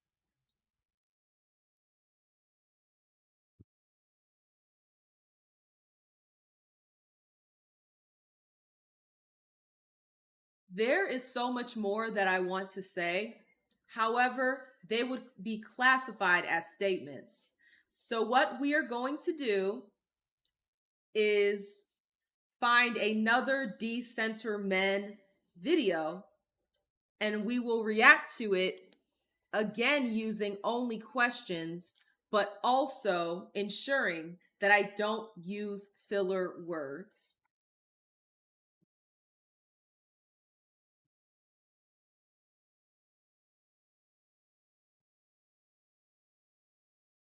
I'm going to try to find a decenter men video that is long enough for us to talk about it but also interesting. The only reason why you're so mental. I want to make sure I'm not reacting to a video that is too short. So that is what I'm looking for. A video that is long enough for me to react to, but not too short.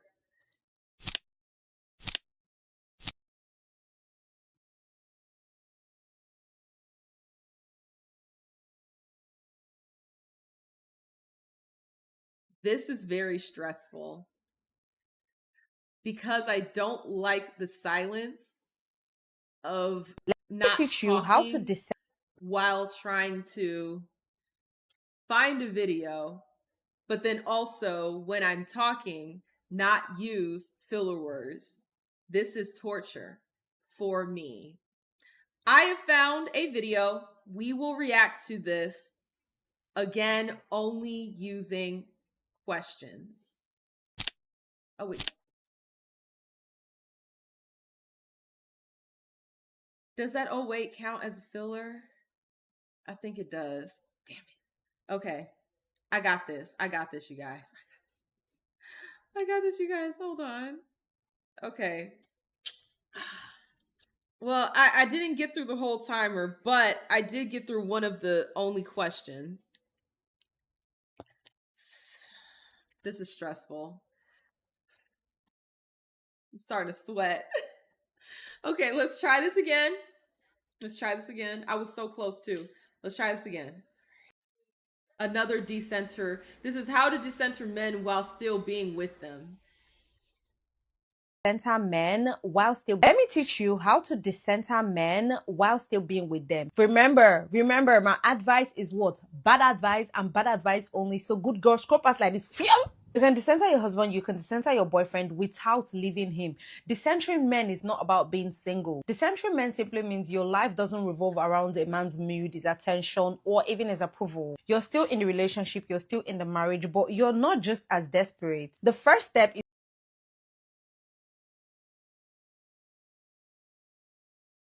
I'm going to need you to oh wait, hold on. It wasn't even started.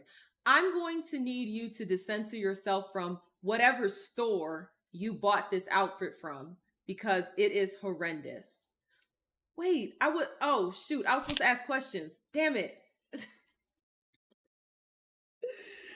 I shouldn't multitask. I should not multitask. Let me get these out of the way. Yeah, there's no way. There's no way. No, there's no. We'll be here all night.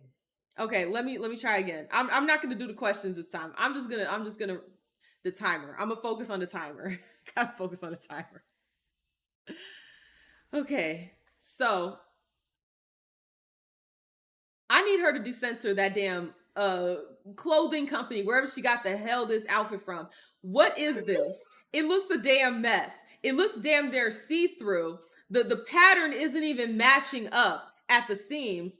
It looks a hot mess. It's like, do these people not realize, like, do they not look in the mirror before they hit record? Or do they not try these clothes on before they fucking buy them? This looks absolutely horrendous, okay?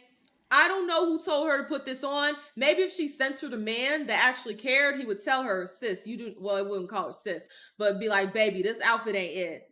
They would tell her this outfit ain't it, sis. Like, you know your fabric is cheap as hell when it's so wait, what am I doing? I'm doing all the filler and stuff. Wait, what the, I don't even know what I'm doing. Oh my God. These challenges got me messed up because I was just doing all sorts of fillers all through that. Goodness gracious. I'm like reevaluating my life with these damn wheel spins. Okay, let's try again. Let's try again. I am still confused. I'm still confused. Okay. Let's get through the countdown because I still have 4 more of these.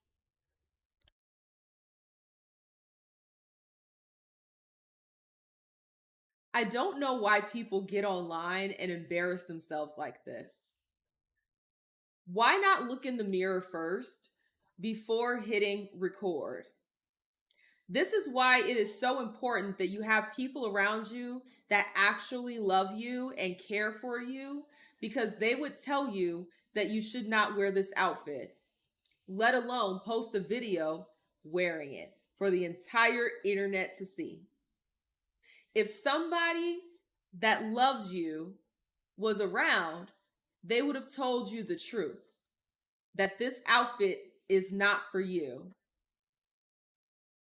Is for you to stop being on emotional standby. If, for instance, he's quiet, he's stressed, or he's too busy, you don't just start fixing it immediately. Some of you, let's say, for instance, your man comes back from work, he's angry, or you can see that he's not just in a good mood. You start thinking that the problem is from you. You start feeling like, oh, what have I done? Did I do anything wrong? You can ask him, oh, babe, what's wrong? If he doesn't want to tell you what's wrong, you leave it at that. What's wrong? Oh, nothing. Okay, no problem. You move on with what you're doing, give him his food or whatever you want to do.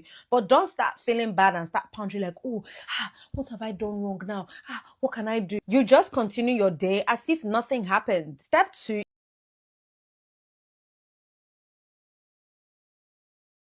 There is some truth in what she's saying.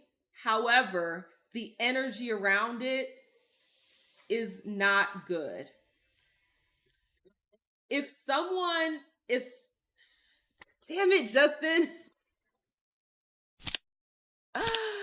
Goodness gracious. Yes. I was doing the timer.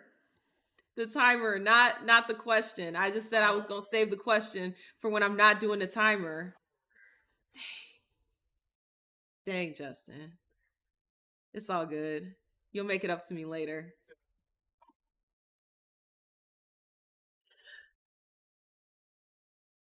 When you are Justin.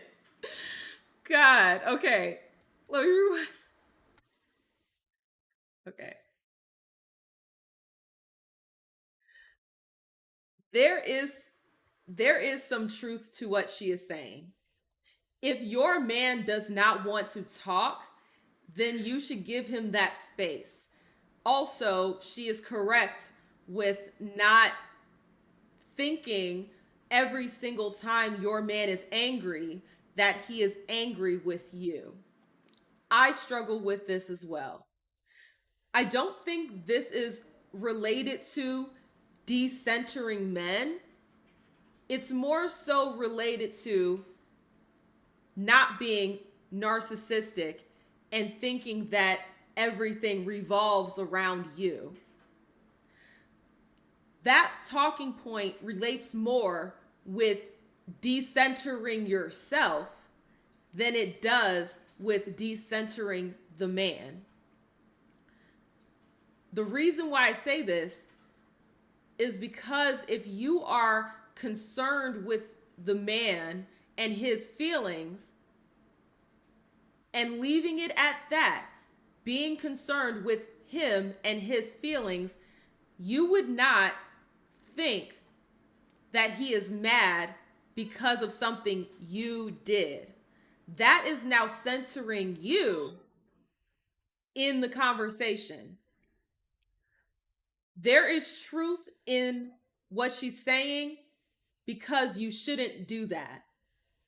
However, there is nothing wrong with caring about the man that you are with.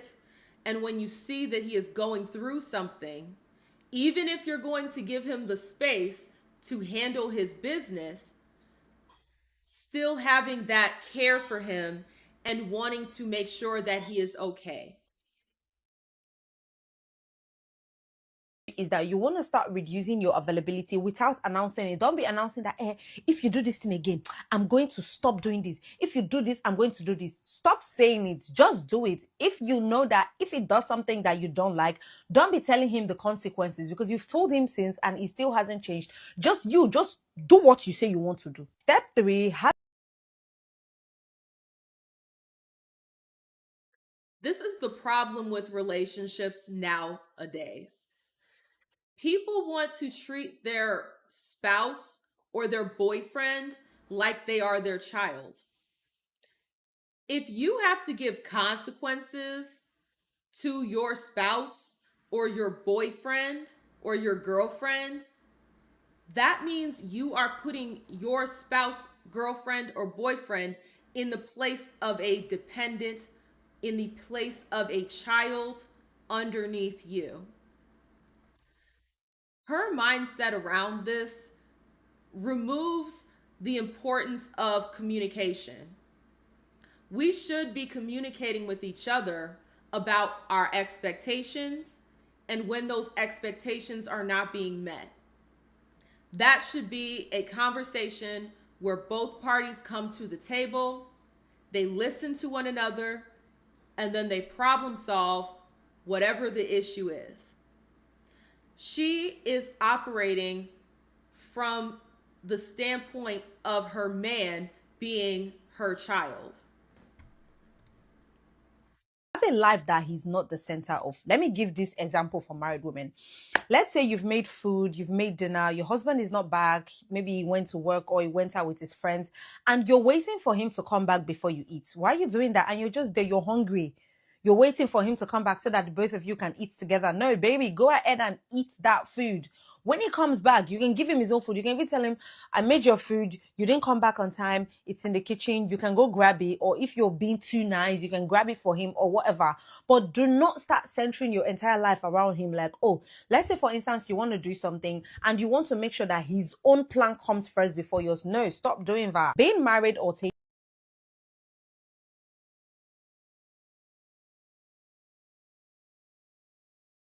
Some women enjoy eating their meal with their man. I fall into the category of some women.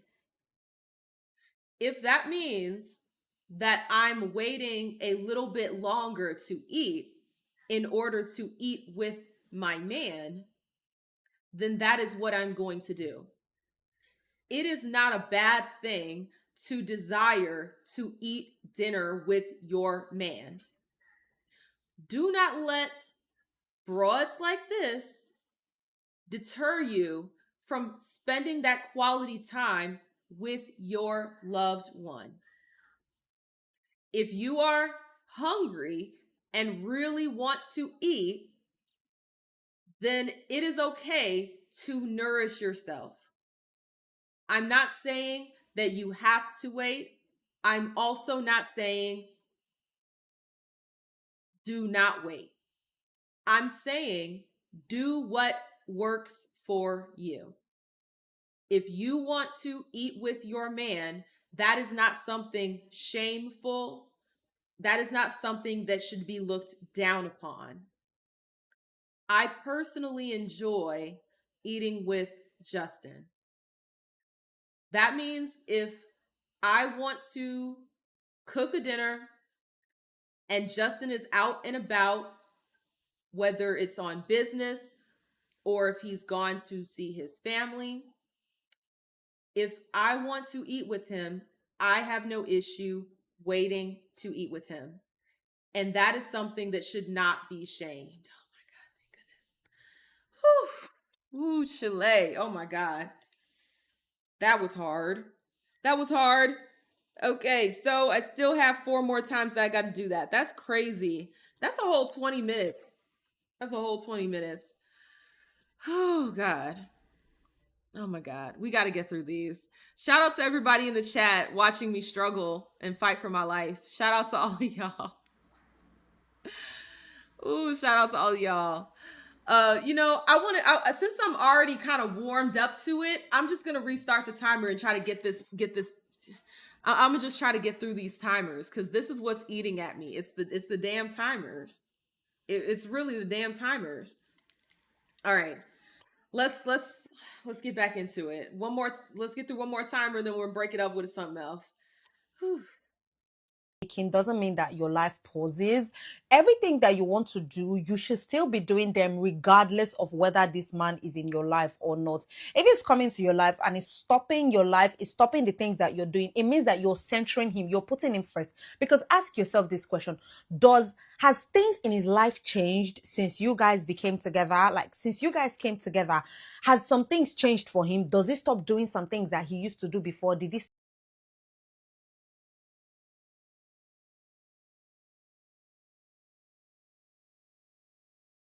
I agree that there should be reciprocity. You and your partner should both come together to figure out schedules that work for both parties involved. If the man or the woman is requiring that you give up things that you love, activities that you love, that is a red flag. Unless those activities are dangerous or disrespectful to the relationship. Some women get new interests when they get into a relationship. That is also fine. There are things that Justin is interested in that I wasn't all too interested in, but since we've come together, I'm now finding interest in those things. That is reciprocated. In a healthy relationship, you're not giving up the things that you enjoy. In fact, you're sharing those things with the other person. I don't understand this tit for tat mentality that a lot of these women on the internet have. There should be reciprocity, but having a tit for tat attitude about it turns that reciprocity into something that is extremely toxic. I do like the point that you are bringing up in the chat about, has his pockets changed? I think that is a very interesting question. Stop hanging out with his friends? Did he stop going to the gym like he used to? Did he stop dressing the way he did? Did he shave off his beard so that he's no longer attractive to women? Has he stopped doing things just because you're in his life? If your answer is no, then why is your own life changing because of him? Everything should be equal. If his life is not changing, yours should not be changing too. He's not centering you, so why are you centering him? Decentering men doesn't make you cold. It makes you stable, and it just makes you more secure in yourself. So you can still be with a man without centering him. If you enjoyed this video,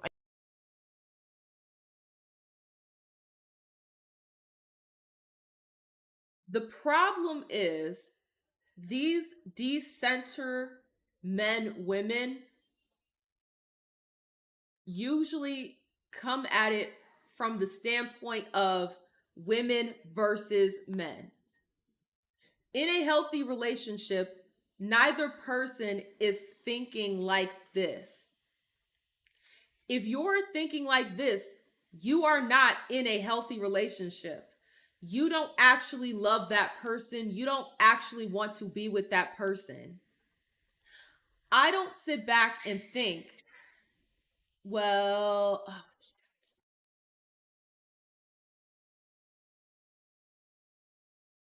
well is definitely one of those filler words.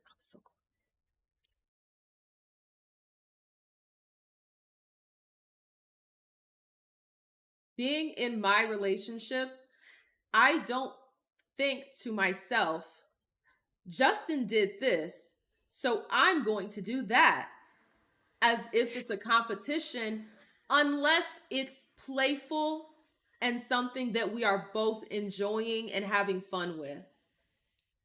It's unfortunate that you could be in a relationship with somebody and they are keeping a tally on the things that they're doing and the things that you're doing, all in an effort to gauge how much they're going to contribute to the relationship. I understand keeping tabs in a way of making sure that you're not being taken advantage of, because nobody should be taken advantage of in their relationship. Everyone should feel as though what they're putting in, they're also getting out. The problem with these decenter men, women, is that it's never coming from a place of actually loving the man in the relationship. It all comes across very selfish, very self-centered, in a toxic way. realistically, you should not make your entire life about the other person. You should consider that other person. They should be considering you as well. You should also make time for yourself and the things that you enjoy. In a healthy relationship, you guys would find a way to enjoy those things together.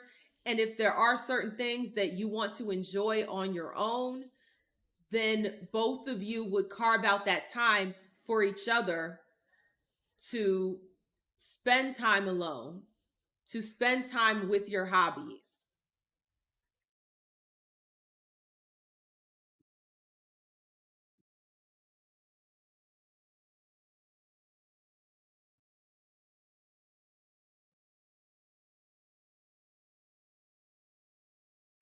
I'm going to find another video for us to react to. I will also make sure that I don't use the filler words while I'm doing so. I want to make sure that I find a video that's long enough for us to Decentering react men to. is not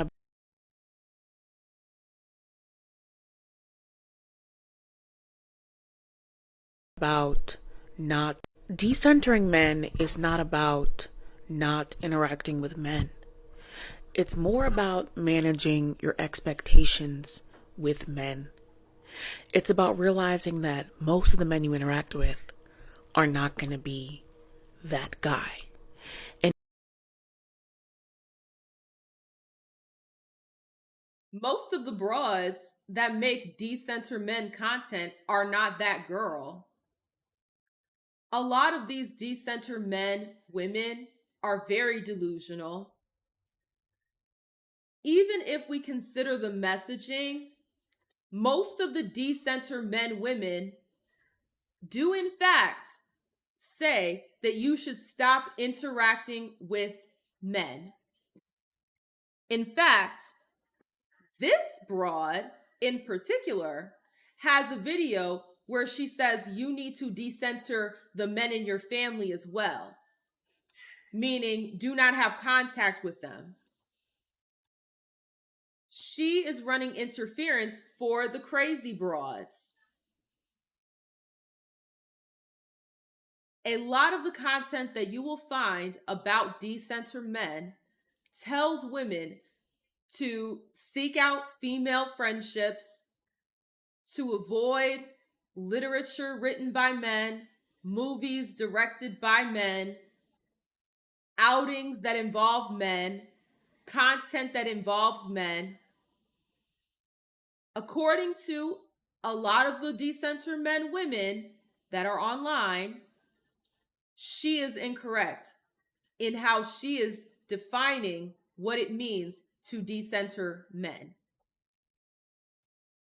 if he's giving unserious energy, just simply match the energy and get what you can get out of the situation. I hate how these women will tell other women to waste their time. If a man is giving you energy that communicates that he is not interested in you, the worst thing you could do is continue to give your time to that man.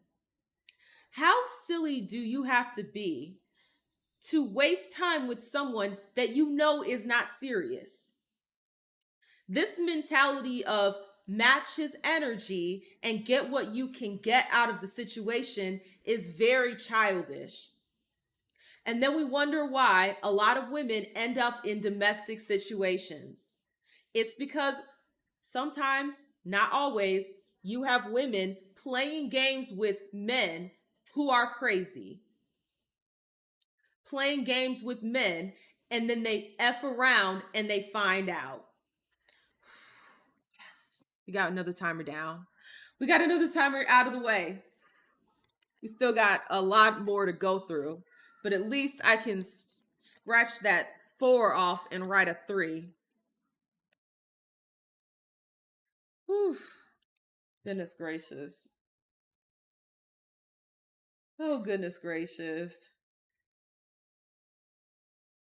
My brain is hurting. I'm not even gonna lie, y'all. My brain is hurting trying so hard not to use filler words.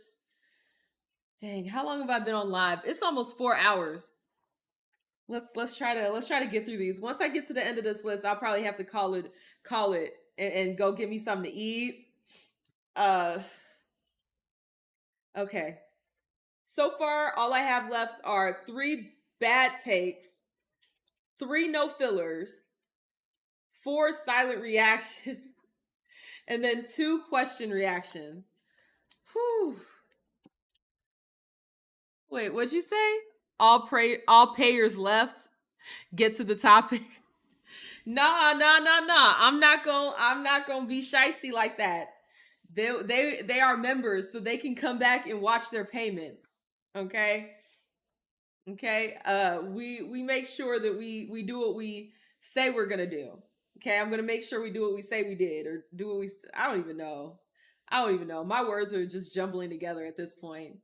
Um, let's just see if we can knock out another one of these 5 minutes, because I got 3 of them to go, and we're already reacting to this. So let's see if we can knock out another 5 minutes off of this.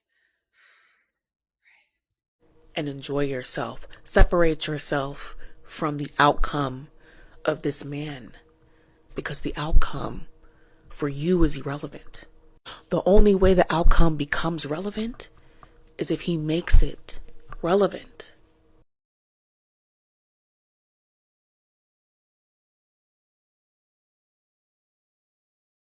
If I am being honest, I have no idea what this heifer is talking about. What do you mean it's not relevant until he makes it relevant and then it becomes relevant? What are you talking about, lady? I almost said a filler word, but it did not come out of my mouth.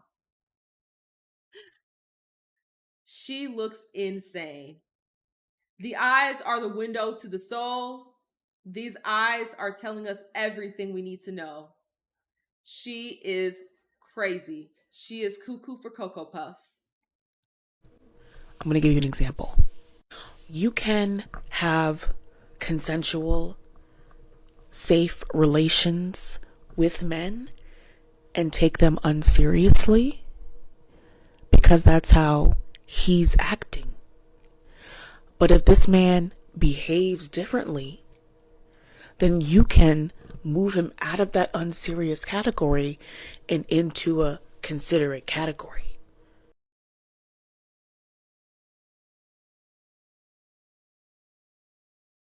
Let me get this straight. She is telling women to give up the poom poom without a serious connection with that person. She is advocating for women to be casual with the box for men that they barely know, to give men exactly what some men want, which is casual, strings-free sex. She is arguing against herself. How do you expect a man to put you in the "I'm taking her seriously" category if you are an unserious broad? Why are you even opening your legs to somebody that you're not taking seriously? That is the sad part. Hopefully, younger ladies are not listening to this type of content because it's going to set them up to be ran through. It's going to set them up to be unfulfilled. And it is going to set them up to remain unserious. Because the more that you enter into casual relations with men, a serious man, when he comes along and he asks you about your history, when you tell him about that history, he is no longer going to see you as serious. So while she is trying to tell women to only treat a man seriously if he treats her seriously, all while giving him the poom poom, she is setting you up to remain unserious for the rest of your life. That's what it means. Just manage your expectations around these men. Decentering. What's unfortunate about the decenter men movement is that it should have been a center yourself reasonably movement. It's okay to find things that you enjoy in life, hobbies that you enjoy, and continue to enjoy them while you are in a relationship. You can even share those enjoyments with your partner, which is what you're supposed to do. These broads are failures. And now they're trying to do mental gymnastics to justify being failures, to justify being losers. People who are in healthy relationships do not think like this. I also think that women who are obsessed and change their entire personality based on the man that they're dating, they are also insane. You should know who you are, know your boundaries, know your values, and then get with somebody who has those same values, who has those same standards. When you do that, there won't be all of this back and forth and headbutting.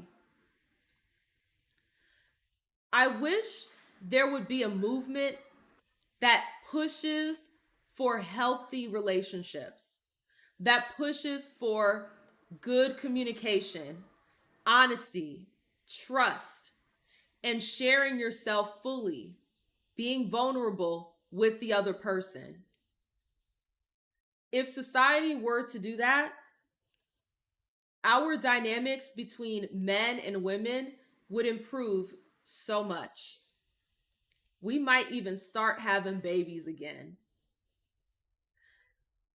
Unfortunately, content like this sells to people who are already miserable, to people who are already lost. Whew, goodness gracious. Thank you. Thank you, thank you, thank you. Now we can write that down to a 2. I need a break. I need a break from all that. I need a break from all that. But just to continue going off, like, let's be so for real here.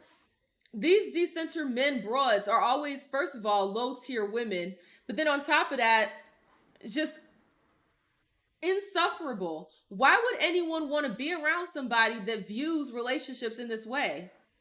That you should just try to get what you can out of somebody, scam them until they show you that they want to be serious. Like, what are we talking about here?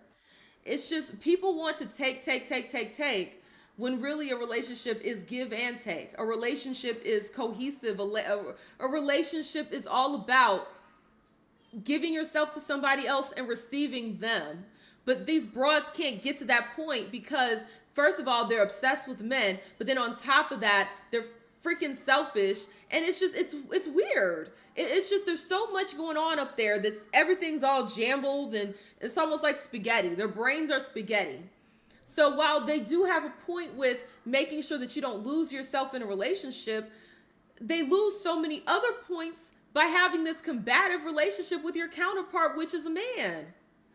Half the time these broads be sounding like lesbians. And shout out to the lesbians. I don't have no shade, no tea towards y'all. But what I don't like is when you have lesbians cosplaying as heterosexual women and they get into heterosexual women's conversations and mess up the game.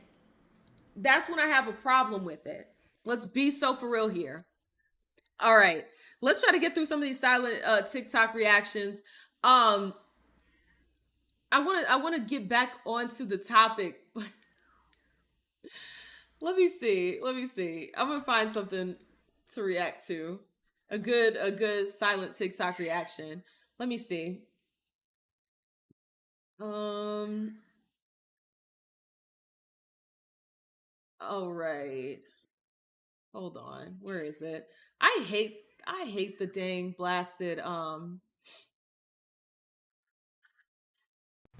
Black people are calling you out for cultural appropriation. Okay, let's do this one. Actually, should I do the question? No, I gotta get through some of these silent reactions. I gotta get through some of them. I gotta catch up. Y'all. I gotta catch up.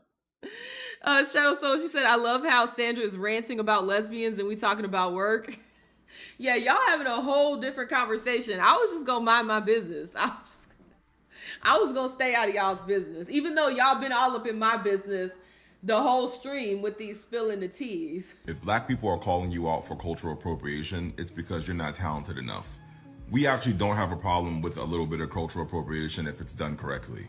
I've seen a slew of conversations about Blackpink girls, the Lisa and all those girls, and how K-pop literally emulates black culture, and they do it in a way that's very cookie cutter and very vanilla, where the talent is not there, so it just looks like you're cultural appropriating what black people are. And it got me thinking about the cultural appropriators of my time and how they were beloved by us because they were fucking killing it. Some of my faves are Justin Timberlake, Gwen Stefani, Justin Bieber, Nicole Scherzinger. What all these people have in common is they came out and they catered to a very black audience. It had a very black sound, very black aesthetic, made R&B. We liked it because they were good. Justin Timberlake sang his ass off with his perm, doing R&B, soul, but then he worked with all black producers, right, and writers. Gwen Stefani was damn near every race. She was Mexican, she was a Chola, she was black, she was Japanese, but she did all of those really, really, really, really, really, really well. And then she incorporated, when she was her Chola phase, she incorporated Mexicans. When she was her black phase, she incorporated black people. When she was Japanese, she incorporated Japanese people. I'm not saying cultural appropriation is correct and that we should be going this route. But if you're gonna do it, you can't have braids and a tan and hoop earrings and a nameplate and then call it clean girl aesthetic. You can't wear Indian clothing, practice Indian grooming techniques, wear African braids and then say it's Viking. You can't do those things. The cultural appropriators of our time at least had respect for the people they were cultural appropriating to an extent. To an extent. I'm not condoning cultural appropriation, but at least fucking do it right. Have talent, have swag, or have a general aesthetic. Conversely, there were some people who did it horribly, like Miley Cyrus. Miley Cyrus in her twerk era was not authentic, and it was really, really weird, and we let her know it was really weird. I just think that a lot of these K-pop people that are emulating blackness and black culture, they're doing it, but they're trying to appease to a white audience as well, and you can't appease to both. If you want to appease to black people, you have to have talent, you have to have a natural given talent, you have to really fucking kill it, and you gotta have swag. If you want to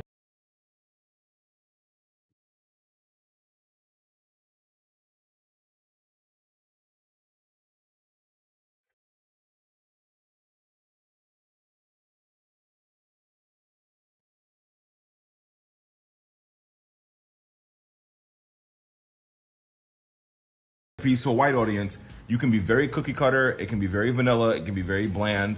Think Beyonce versus Taylor Swift. Do with that information what you will. Y'all, there's so much I want to say. There's so much I want to say. Because this Negro talked in circles, literal circles. Oh, we let her know. Yeah, we sure did. We sure did let Miley Cyrus know. But go off, King. These people are going to give me a headache. These people are going to give me a headache. I'm going to have to take some ibuprofen. I'm going to have to take some ibuprofen because what the hell? Okay. Oh, God.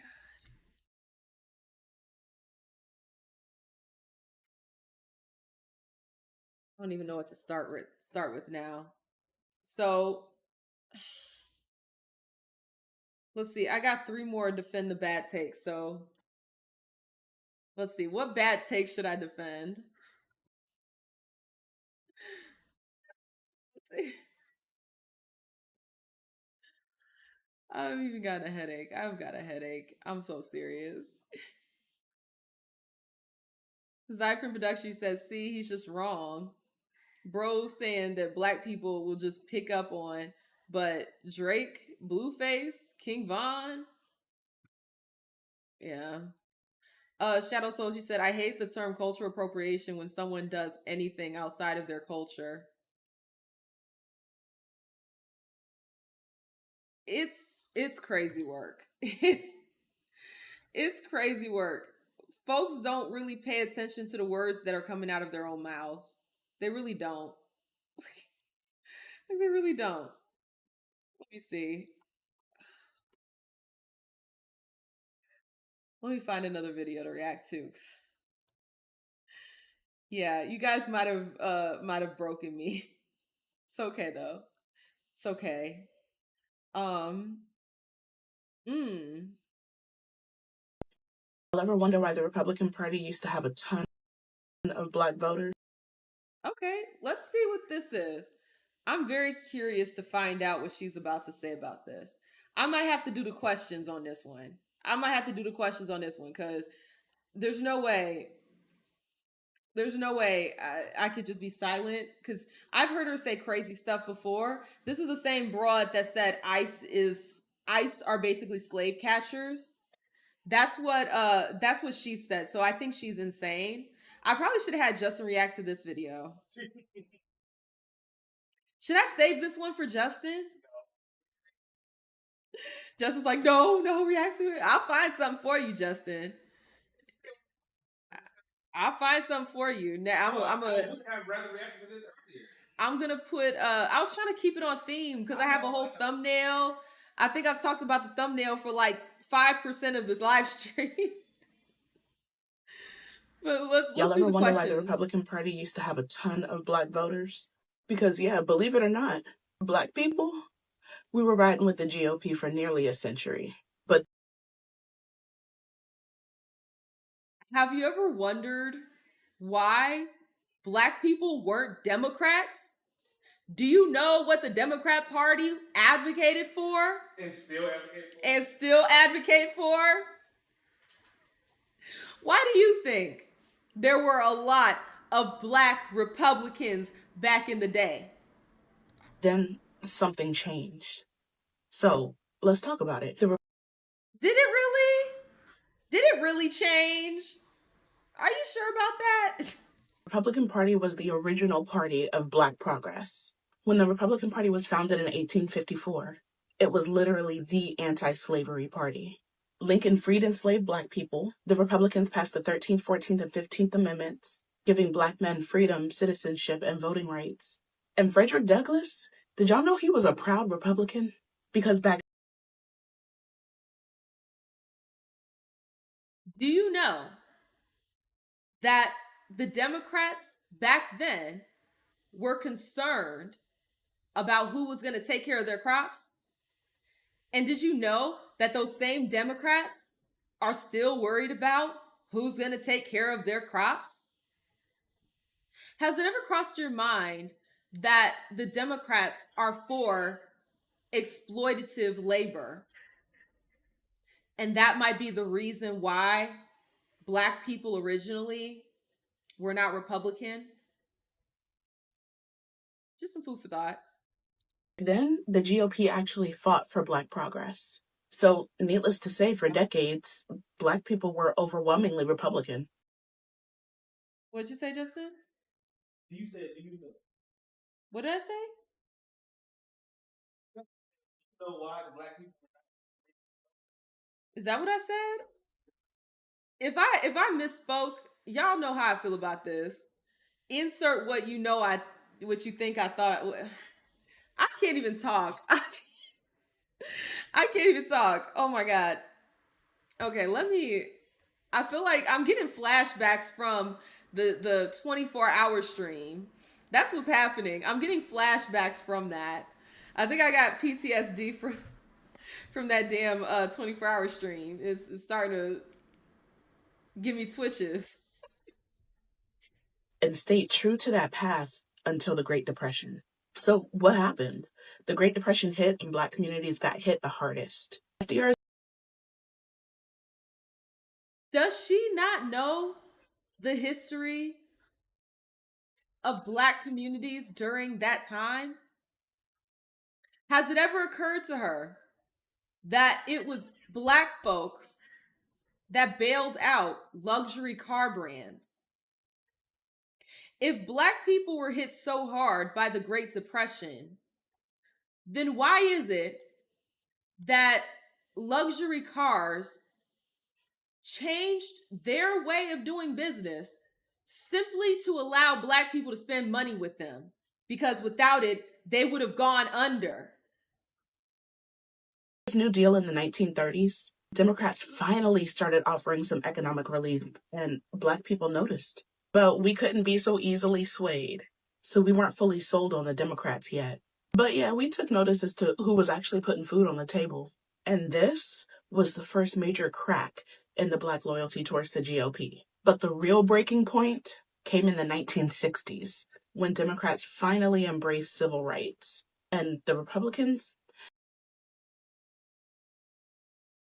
if Black people are already citizens, doesn't that mean we already have all of our rights? Doesn't that mean we already have the rights that white Americans had? If we already have the rights on the books, why not just enforce them? Does she not realize that the passing of the civil rights, all it did was put us as a permanent underclass and then open the door for other people to exploit those very same legislation? they made their choice. JFK and LBJ, they pushed for desegregation and voting rights.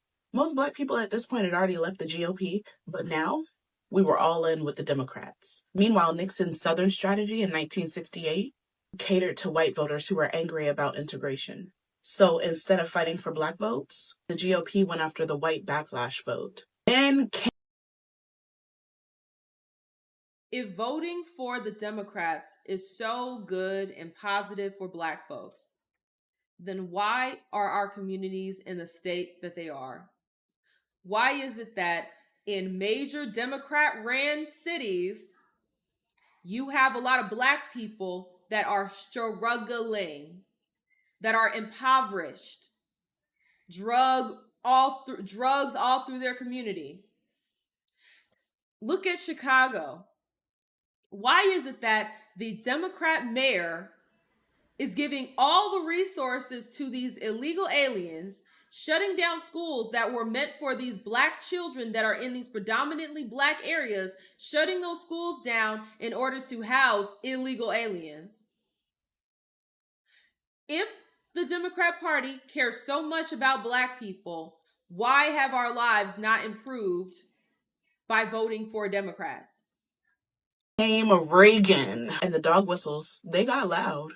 He pushed the welfare queen stereotype just to justify cutting the social programs that help Black communities. He opposed the Civil Rights Act and the Voting Rights Act. So, needless to say, by the 1980s, the GOP, they were fully the party of white grievance politics. They weren't trying to win Black votes anymore. They were just trying to suppress us. And John McCain, he wasn't. How are they trying to suppress us? Please, I wish you would elaborate on how they try to suppress us.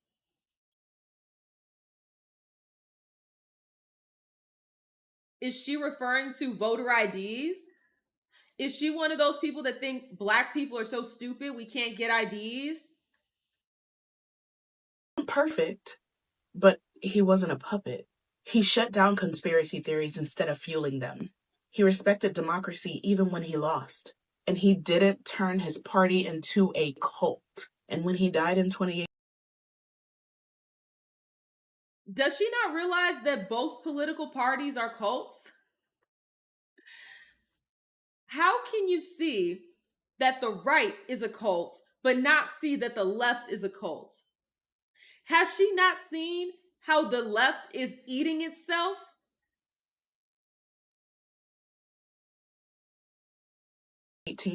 so did the last shred of dignity in the Republican Party. So, who is the Republican Party? They stand for voter suppression instead of winning elections fairly, culture wars instead of policies that help people, and owning the libs instead of governing. Black voters didn't abandon the GOP abandoned Black voters. And now, I know I keep phrasing these as statements, but it's so hard. Does she not realize that the Democrats abandon you every single time after the election? Does she not realize that a lot of the messaging around the black vote, is to vote now, ask later? How is that serving Black people? How is that serving Black America? Really, how is that serving us? they don't even pretend to want us back. The Republican Party went from fighting for freedom to fighting against progress. And this is where we are. Y'all ever want How do you possibly relate pushing a welfare state to progress? How is that related to, in any way, shape, or form, progress? Ass backwards, you guys. Oh my God. I'm gonna need to smoke a cigarette after all this. I never was a cigarette smoker, but I might have to smoke a cigarette after this because this is crazy. These people are actually cuckoo for Cocoa Puffs. I already knew these people were crazy. I knew this broad was crazy after her statement about they're slave catchers, you guys. They're all slave catchers. Bitch, what? Is very misinformed. Like, the Republican Party was the Black Party. It was. Period. Black people, we've been conservative. That's the whole thing. If you look at, the Black community, all of that.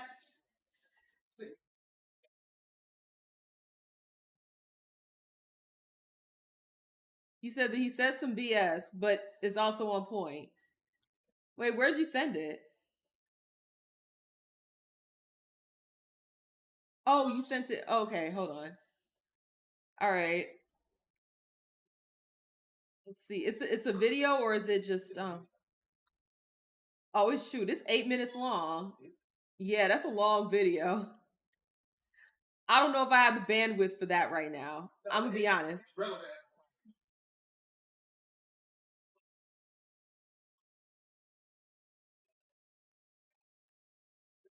Justin, I gotta get through the list. I only got about an hour left. Let me double check when I'm supposed to be where I'm supposed to be. Hold on.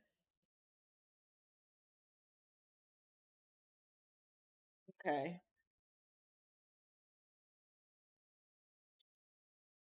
Whew. Okay. Let's wait, what?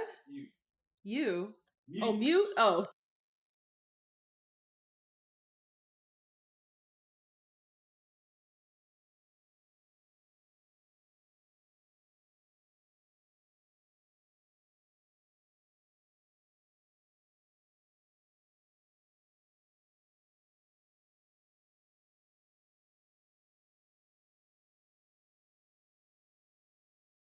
Okay. Justin was giving me a pep talk. All right, let's go ahead and look at this. So this is relevant to the video we just watched. You know what I'm gonna try to do? I'm gonna try to do the timer with this one. I'm gonna try. Get through all the timers with this because this is a long video. Let me make this big so we can see it a little bit better. All right, so the birth of the Republican Party. Let's go ahead and get into it. Not an accident of history. The Republican Party was not an accident of history. It was founded in 1854 for one primary but moral reason, and that reason was to stop the expansion of slavery. This was an institution created, defended, and even protected by the Democratic Party, which at the time was the party of the slave-owning class.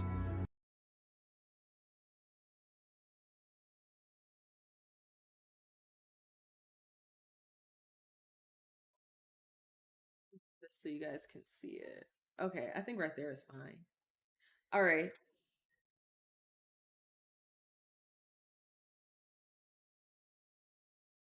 The problem that I have with dialogue like this is that it completely removes the state of the Democrat Party as it stands today. These people are still advocating for exploited labor. If you ask them about the illegal aliens that are in America right now, they will say that they want that labor there because it's cheap.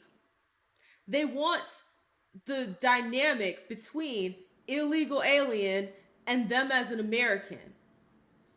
They like the fact that they can get cheap goods from sweatshops across seas. They'll get out here and cape for these major companies to spend less money on labor, saying that it's giving them a better price, but somehow everything is also too expensive. These folks never changed. They are still the party of exploited, stolen, not paid for in full labor. The Republican Party was the party of Abraham Lincoln, the party that fought and won the Civil War, and the party that pushed for the Emancipation Proclamation. After Lincoln's death, it was the radical Republicans in Congress who truly secured our rights. They passed the 13th Amendment, abolishing slavery.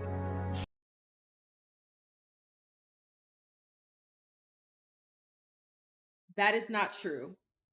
It did not abolish slavery. This is what a lot of people get mixed up. It created stipulations for slavery to exist.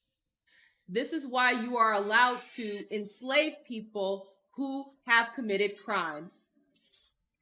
Prisons operate as the modern day slavery. So to say that slavery was completely abolished is factually incorrect. They passed the 14th Amendment, granting us citizenship, and they passed the 15th Amendment, securing the right to vote for Black men.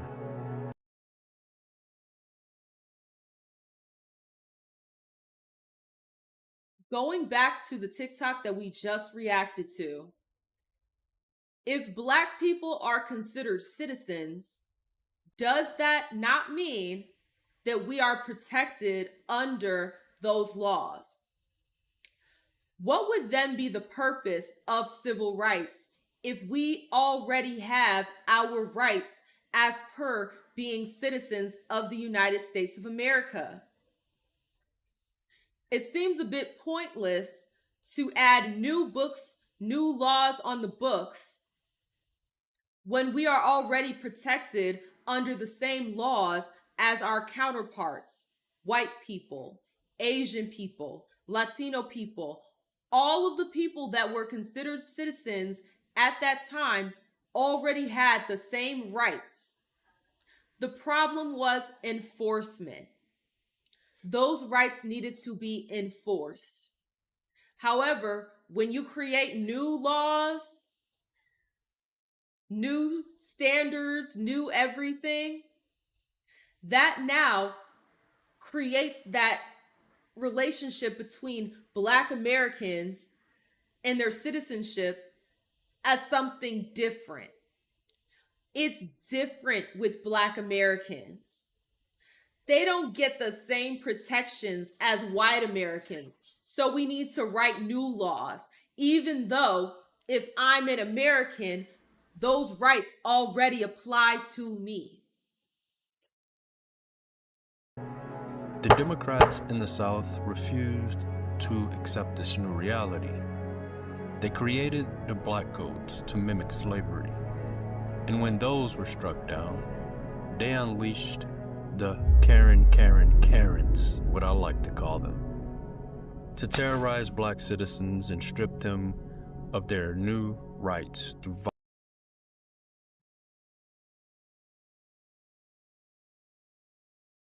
What I find so poetic about this history and the situation with Don Lemon, Don Lemon, his behavior aligns more with the KKK. I hope that they use the Klan Act against him because his behavior aligns perfectly with the behavior of the KKK. You cannot just run up into a church and accost people, which is exactly what Don Lemon and the rest of them crazy individuals did. I truly hope that they not only use the FACE Act against him, but also the Klan Act as well. That would be poetic justice. Violence.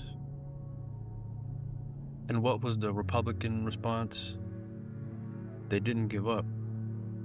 They passed more civil rights legislation known as the Enforcement Acts, the most famous of which was the Karen Act of 1871. This act, signed by Republican President Ulysses S. Grant, gave the federal government the power to use the U.S. Army to crush the Karens and enforce the 14th Amendment. Republicans had to keep passing new laws specifically to combat the violence and illegal resistance of the Democratic Party.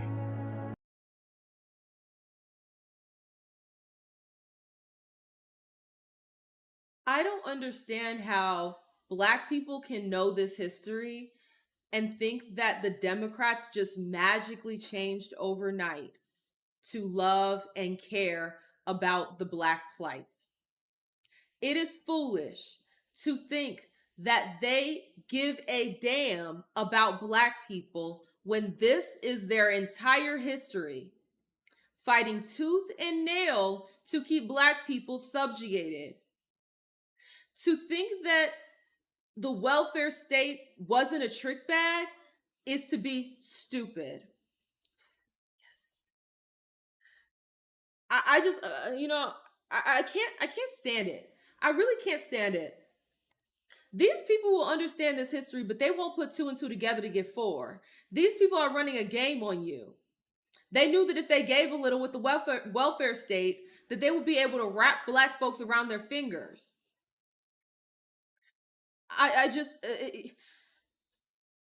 When you give and see, this is even just regular basic psychology at this point, and you can see this with children.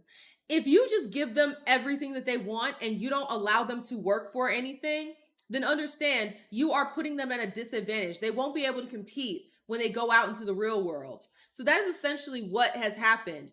They've created a situation where they've offered Black people welfare and all sorts of crazy stuff, to keep the men out of the home, but then also to make it so that we don't compete. And that's what you have. That's why I related to, and it's not just me, but a lot of us are relating it to loser behavior within the Black community. You have that because the welfare state reinforces you being a loser. It does. Because there's not a point where it's like, you need to pull yourself up and get your shit together. No, it's we'll take care of you, we'll coddle you. And we see this with children. When you raise children, if you coddle them, they are not ready for the real world. They're not ready for the real world. That is a known fact. That is why they tell you not to coddle your children. That's why they tell you to let your child go out and experience the world and learn and get, lose, all sorts of stuff. Live life, get experiences, and you don't pick up after them every single time. But see, that just puts Black people in a state of perpetual infantilization.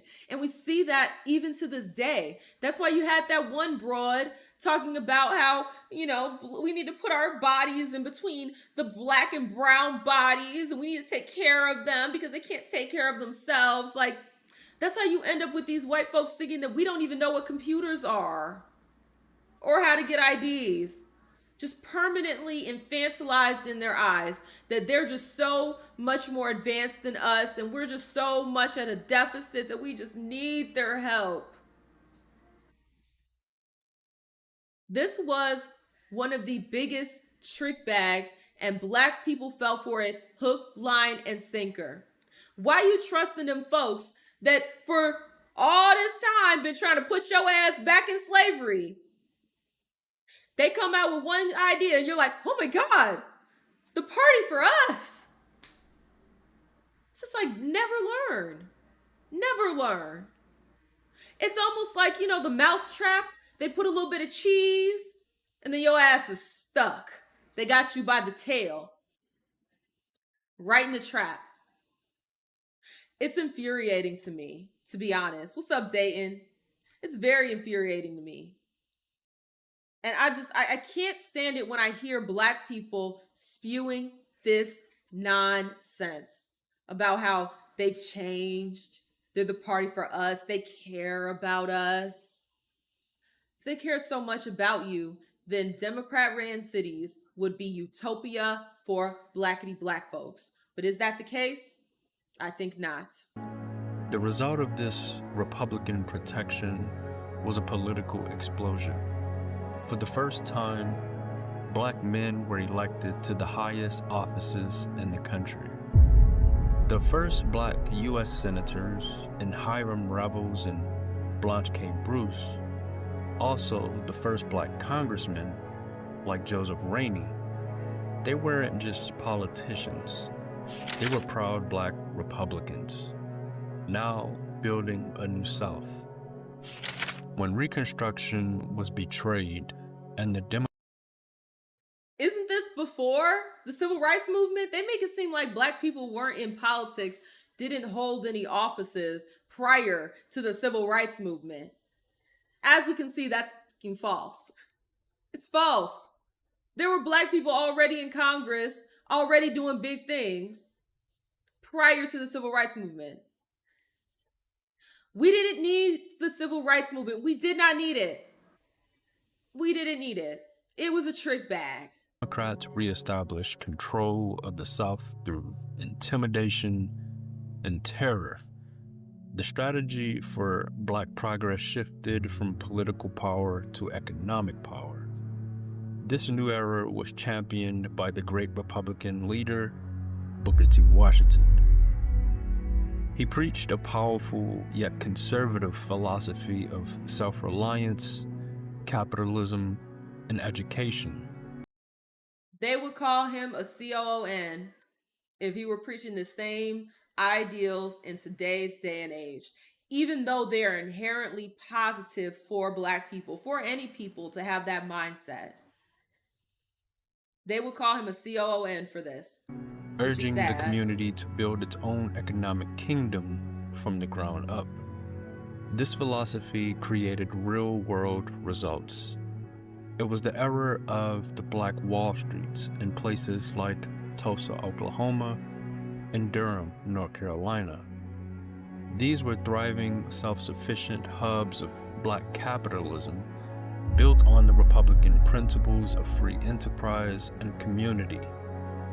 They had their own banks, insurance companies, businesses, schools. Amongst the community were your doctors, lawyers, and very successful middle and upper class.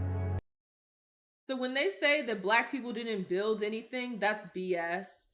It's absolute BS. I get annoyed whenever I hear anyone say that, because that just lets me know that you have no grasp of actual history.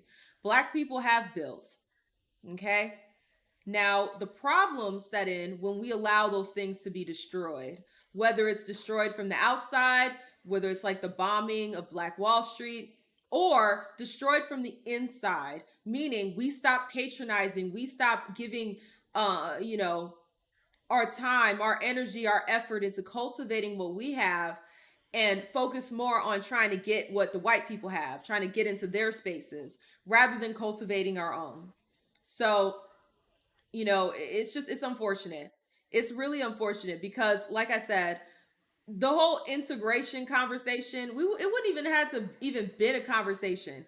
If we sat and did our own thing, business would have seen that it was beneficial to link economies than to keep them separate. So it would have just inevitably happened. But in this scenario where we keep building upon our own, if it gets bombed, rebuild. This goes back to what I was saying about that loser mentality. You have a lot of black folks, they'll use that. Oh, well, they bombed what we had. Okay, does that mean you just lay down, give up? If that's the case, shut the fuck up. If that's the case, then why are you even talking now? If at any point of conflict or resistance or a bump in the road, you're just going to say, well, they did that, then you might as well just shut up talking about it now. My thing is this. You are always going to have forces that are going to want to fight back. That's with anybody. You're going to have forces that are going to want to fight back. But here's the thing. If you believe in something, if you believe in your community, if you believe and you put that energy, that time, and you rebuild it stronger, you find a way to defend what you build, that's when you become a winner and you start to reap what you're sowing, which is something positive. But unfortunately, exactly, the Black community has a severe anti-intellectual defeatist problem. Exactly, Zyphon Productions. You are 1000% right. That's the problem. They bombed Wall Street. Okay, build it again. Well, they did. Okay, how do you defend against it next time? Well, just say you're a loser, lay down, and shut the hell up. If that's really that's how I really feel. Like when I hear people say that stupid shit, I just want to tell them, then lay down. Lay down. Pack it up. Because you're a loser. My mindset is you keep trying. You keep building. You don't just give up. You work smarter, not harder. You move. Actually, no, you work smarter and harder at the same damn time. You figure it out. You figure it out. You don't just give up. Ugh. This was the era of titans like Madam C.J. Walker, a daughter of former slaves who, through sheer grit and business genius, became America's first self-made female millionaire. This was the fruit of philosophy that said we would build our own. But as these economic successes were being built, the political reality on the ground was brutal. Under the Democrats' solid South, the penalties for being a Black Republican were severe. The fist of violence was present. Any known Black Republican activist risked being a target by the Karens. The pen of the law was used to create Jim Crow, poll taxes, and literacy tests to steal the vote. And the chain of economic coercion was the most common threat of all. And you think these people just woke up one day and saw Jesus and just stopped hating you and just stopped? Like, what are we talking about here? This is actually quite ridiculous, you guys. The fact that you could be so easily duped into thinking that the party switched or like that, it didn't happen. It didn't happen, you guys. I can't with this. I can't with this, you guys. I'm sorry. I want to get to all of these. I really do. But I feel my gas tank just, and I don't know if I'm going to be able to do it to the ability that really is entertaining. So what I'm going to do is we're going to definitely live stream again tomorrow, and I'm going to finish this list. So let me write down what I have. So tomorrow we got defend 3 bad takes. Okay.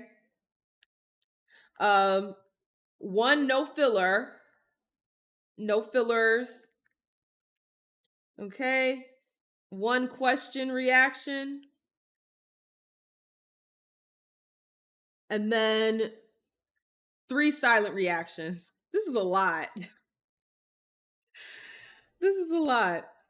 I want to make sure, I give y'all a good show, but I feel my energy meter is just gone.